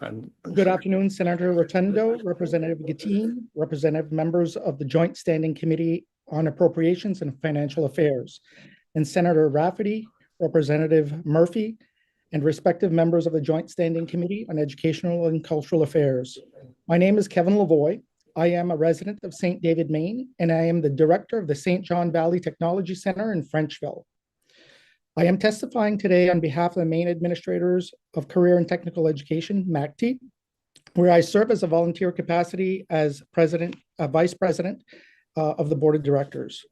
I come before you today in support of LD 2212 and seek to have LD 1764, which is called the ratio bill, to be considered under the state's budget.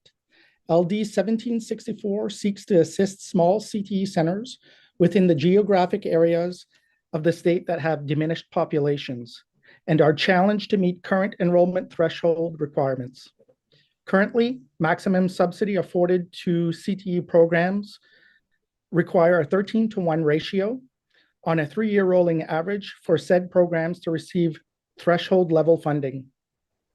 Should you not be able to fulfill the enrollment average funding for instructor salaries and benefits are reimbursed at half the threshold value. That is currently a $38,075 decrease in program funding multiplied by the number of programs that fall within the same predicament, and it equates to the following. 7 current institutions that fall into this category are as follows.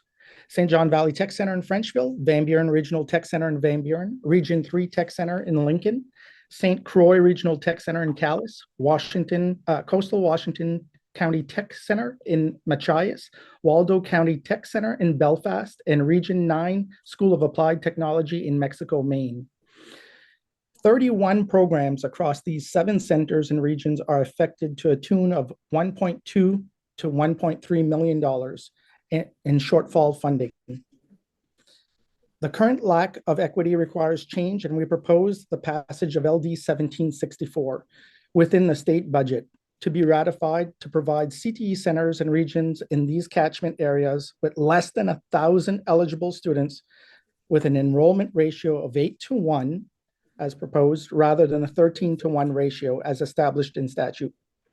This will provide viability of small CTE centers and continue to provide much needed skills training and secondary students of the rural parts of Maine and strengthen workforce development and business stakeholder collaborations within these trades of study.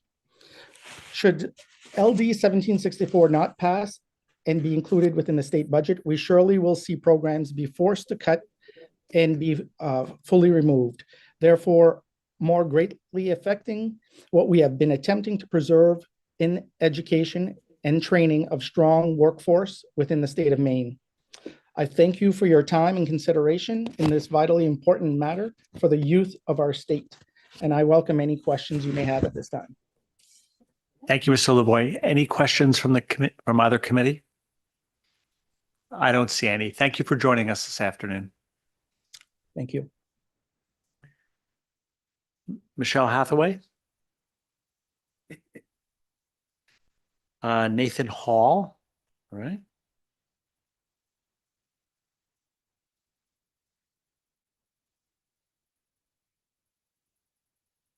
I'm sorry, declined. Pamela Kinsey.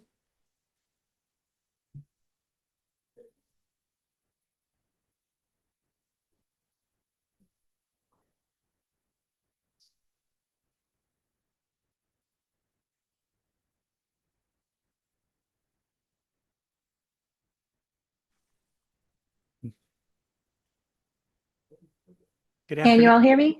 We can hear you. Yep. Good afternoon, members of the Appropriations and Financial Affairs Committee and members of the Education and Cultural Affairs Committee. Thank you all for your time today and your work on behalf of educators across Maine. My name is Pamela Kinsey, and I work in the Easton School District as the music director, where I am actually the entire music department, K through 12. I am here today to testify in support of the governor's proposed supplemental budget, LD 2212, especially as it pertains to education, the increase to the minimum teacher salary, maintaining the 55% funding for education, and the proposed school bus safety measures.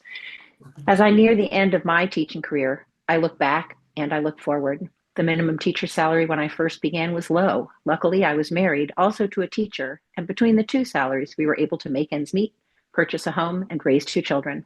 Luckily, they did not choose expensive 4-year colleges, since those costs would not have been manageable on our combined salaries.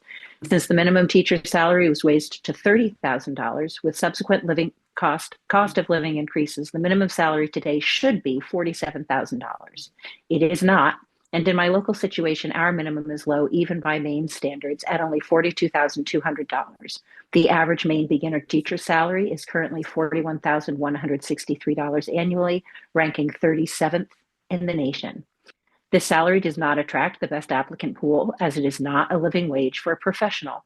Beginning teachers often cannot afford to concentrate solely on their teaching, definitely a full-time vocation, as they must supplement their income with second and sometimes third jobs just to meet rent, childcare, college loans, and daily bills. In our school system, we have at least 2 staff members that seriously had to consider working for basically nothing or quitting the profession. I have heard of other young teachers wondering if they can afford to have children or own a home. Their salaries simply do not meet their household needs. Beginning teachers do get steps helping their salary to increase. Veteran teachers at the top of the scale do not have the luxury of those steps, so often the salary is far below keeping up with inflation and even going backward. This obviously comes into play for those nearing retirement, like me, where we must look at each year with the extra 2% it will add to our forever salary. On its own, 2% isn't much, but if you multiply it over 10 years, it adds an extra $14,000. Obviously, that doubles to 20 years, and it multiplies exponentially for each extra year of service. An extra 2 years of service will add roughly $56,000 over 20 years of retirement, should we all be so lucky. And that's it. Of course, I would also like to address the cap on COLA for retirees, but that is discussion for another day.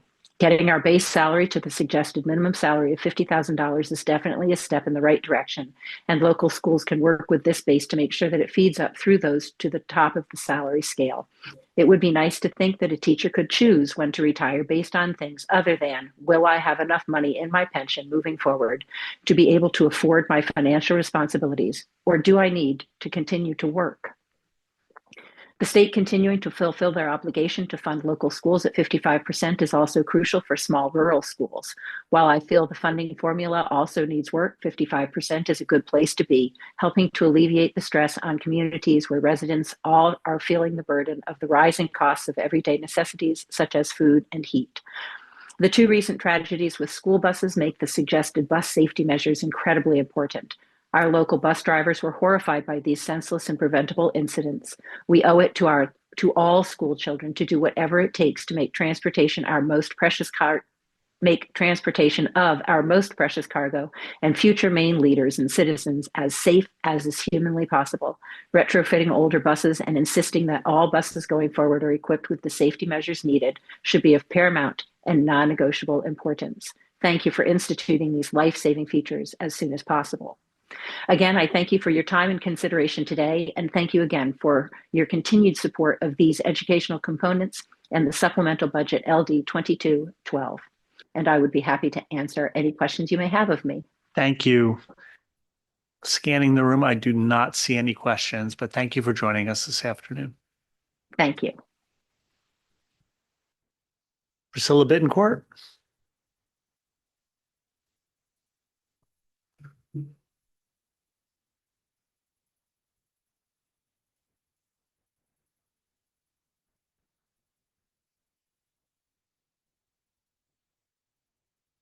Okay, can you hear me? I can hear you. Welcome. Thank you. My name is Priscilla Bettencourt, and I serve as a homeless liaison for Portland Public Schools. I am here today to strongly advocate for the renewal of these 2 critical bills, LD 384 and LD 747, which directly supports students, some of our most vulnerable students and families. Every day, I work with students who are experiencing homeless. Students living in shelters, motels, cars, or doubled up with other families due to economic hardship. These young people come to school carrying burdens far heavier than their backpacks. Yet, despite the instability they face, they show up ready to learn. These grants ensure that when they walk through our doors, they are they're not met only with barriers, but with opportunities. The funding provided through these grants makes tangible, measurable differences in students' educational outcomes. It allows us to connect families with community resources and stabilize housing and improve attendance. When students have access to these supports, we see clear educational advantage. Attendance improves, behavior referrals decrease, students demonstrate stronger academic growth. Most importantly, they begin to feel a sense of belonging and stability, two factors that are foundational for learning. Without this grant, many of our students would face interruptions that could permanently derail their education. Research consistently shows that housing stability significantly increases the risk of grade retention, chronic absenteeism, and dropping out. This funding interrupts that trajectory. It transforms crisis into continuity. I have seen firsthand how access to these resources changes lives. I have watched students who once struggled with daily uncertainty go to graduate, enroll in college, and pursue meaningful careers. I have seen our numbers of students experiencing homeless drop. The difference was not the ability, it was access. This grant provides that access. Renewing this funding is not simply a budget decision. It is a commitment to educational equity. It affirms that every child, regardless of housing status, deserves the same opportunity to succeed. On behalf of the students and families we serve, I respectfully urge you to renew this grant and continue investing in a program that delivers measurable impact and lasting change. Thank you for your time and continued support to our students and families. Thank you. Any questions? Seeing none. Thank you for joining us. Thank you. Hi, Linda. Anybody else on Zoom? Nathan Hall? Sure. Yep.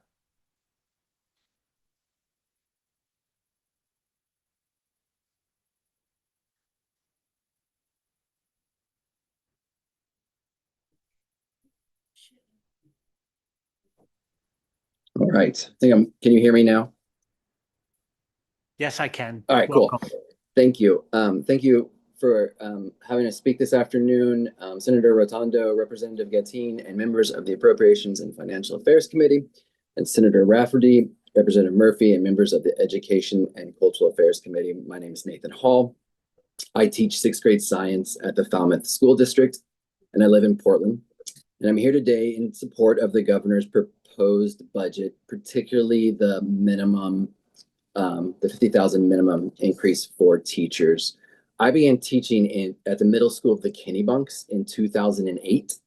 When I started teaching, I had 2 master's degrees and started with $36,000 a year. I had to work 2 summer jobs and another job during the school year to stay afloat. There were numerous days commuting from Portland to Kennebunk where I was worried about if I would have enough gas or if I could even pay the tolls. Now we are 17 years later, and still many early career educators are finding themselves in a very similar situation. Things have not meaningfully improved for them. Even with advanced degrees, a new teacher's salary today is often outpaced by the cost of living. In Falmouth, one of the most affluent communities in our state, many of my colleagues who are under 35 commute more than 30 minutes each way because that is the closest housing they can afford. Now, I'm sure a lot of people are like, 30-minute commute isn't that bad. It's not really that bad, but it does put up a barrier for teachers. It puts up a barrier in the sense that if you have to get home and you have a 30-minute commute, you might not be able to go to that after-school science fair or go to the play that evening or go to one of your students' sporting events, or a weekend game. I know when I worked in Kennebunk, it was really hard to go to school board meetings even because it would mean staying there longer and throughout the night sometimes. And I can't highlight enough the impact that a teacher has on showing up at those kind of activities for students. Every time I've shown up, students have come back and said, Mr. Hall, we saw you at the game. We loved it. And then they talk about it and they bring it up and they're just that much more invested in the class I'm teaching. Second, a lot of my younger colleagues are still having to work second jobs during the school year. That is time that should be used for reflection, for personal growth, for recharging. Further, they come back to school exhausted the next day, and they don't have the full energy and creativity that we'd like to see in the classroom. This isn't just about a paycheck for them. This is about ensuring that teachers, especially those young new teachers who are spending so much of their time sort of figuring out how schools work and how their curriculum will work, have the bandwidth to give our students what they deserve. This is also a community issue, particularly with Southern Maine and coastal Maine. Teachers can, as we know, and do, build meaningful relationships with the students, regardless of where they live.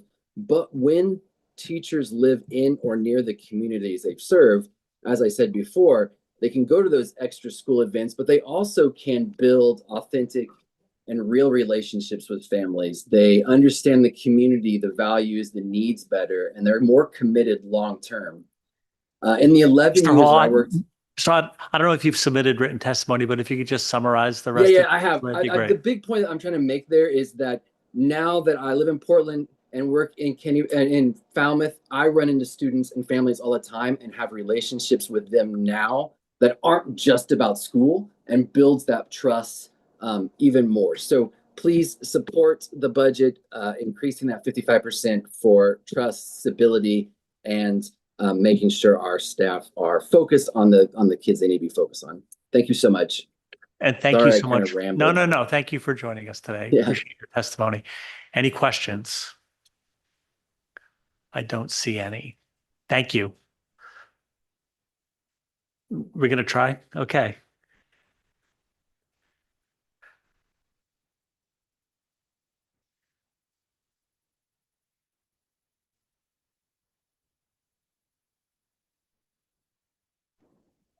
Hello. I'm sorry about that. I'm having. You worked very hard to get here, so thank you. Well, thank you for your patience. My name is Ellen Coughlin Quinn. I hold a master's of public health and am the mother of 3 and the co-founder of Scarborough Alliance for Thoughtful Tech and Turn the Tide Coalition, where we advocate for healthier, more thoughtful technology use in our youth. I'm here today to ask for your help, to beg for your help, and to urge you to pass a strong bell-to-bell phone-free school policy. In my own town, more than 400 parents signed a letter supporting bell-to-bell policies in just 4 weeks. Parents and supporters attended school board meetings and roundtables. We called and emailed school board members. We even purchased books and shared research articles. Yet meaningful change stalled. Our school board and administrators are stretched thin, navigating budget constraints and staffing shortages. Decisions were driven by emotion and anecdote rather than evidence. It has been discouraging and disheartening. And my experience is not unique. My Turn the Tide colleagues in other school districts report the same thing. Across Maine, hundreds of parents have publicly supported bell-to-bell policies, yet progress has stagnated. District by district battles are inefficient and divisive. The problem is bigger than any one community. Other states, many of which also value local control, including Vermont, North Carolina, Kansas, Oregon, Connecticut, New York, and Arkansas, have enacted statewide policies, recognizing that consistent standards benefit students, teachers, and families. Right now, it's Silicon Valley, not Maine communities, that effectively control our classrooms through addictive technology designed to capture students' attention. If we truly want to preserve local control in Maine, we need a coordinated statewide effort to set clear and consistent expectations. Maine's academic data underscore the urgency. The results of the National Assessment of Educational Progress show Maine as one of the states with large declines in reading and math since 2019. In some categories performing below the national average. We cannot risk falling further behind if we don't enact a strong statewide mandate as other states have done. I urge you to listen to the experts and follow the research. Specifically, I urge you not to weaken this bill by adding broad or unnecessary exceptions. The following are examples of exceptions that should not be included in the policy. The policy should not include broad emergency exceptions. Safety experts across the nation consistently warn that during a crisis, thousands of student phones can spread misinformation, escalate panic, and complicate law enforcement response. Secure storage is safer than unlocked devices in students' hands. Further, the policy should not rely on teacher discretion. Asking individual teachers to police phone use creates inconsistent, inequitable, and unnecessary conflict. clear uniform expectations protect teachers as much as they protect students. Teacher testimony in support of bell to bell for this bill corroborates this. The policy should not include exceptions allowing personal devices for academic purposes. Smartphones should not be required for public education. Students already have school-issued technology for academic purposes if needed. The policy should not include a blanket exception for English language learners. While smartphones may offer translation apps, educators report they often increase distraction and limit authentic conversation practice. School-managed devices provide translation tools without the addictive pull of personal phones.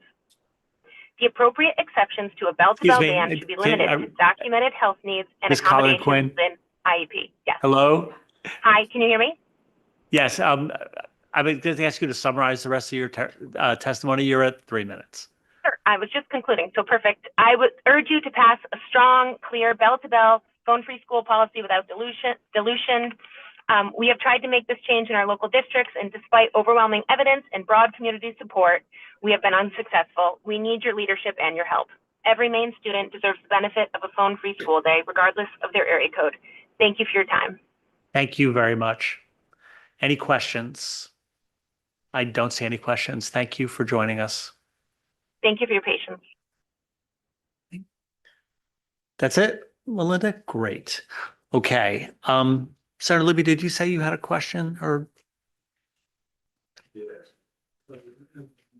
Okay, so. You have to turn your mic, you have to turn your mic on.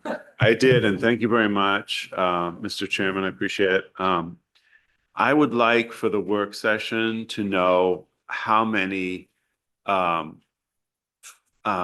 schools are full Title I schools.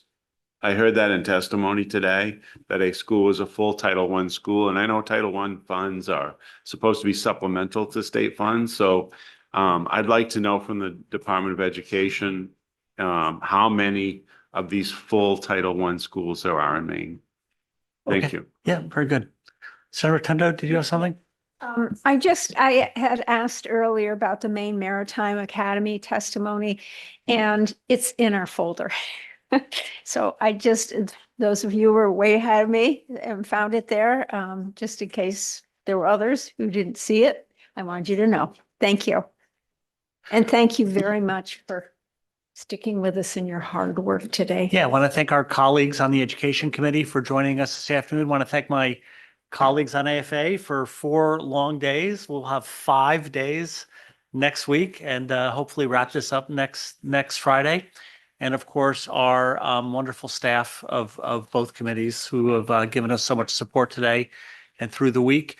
AFA, we are back on Monday at 10 a.m. I cannot remember exactly what committee we're with the Judiciary Committee. So everybody have a wonderful weekend, and we will see the AFA members on Monday.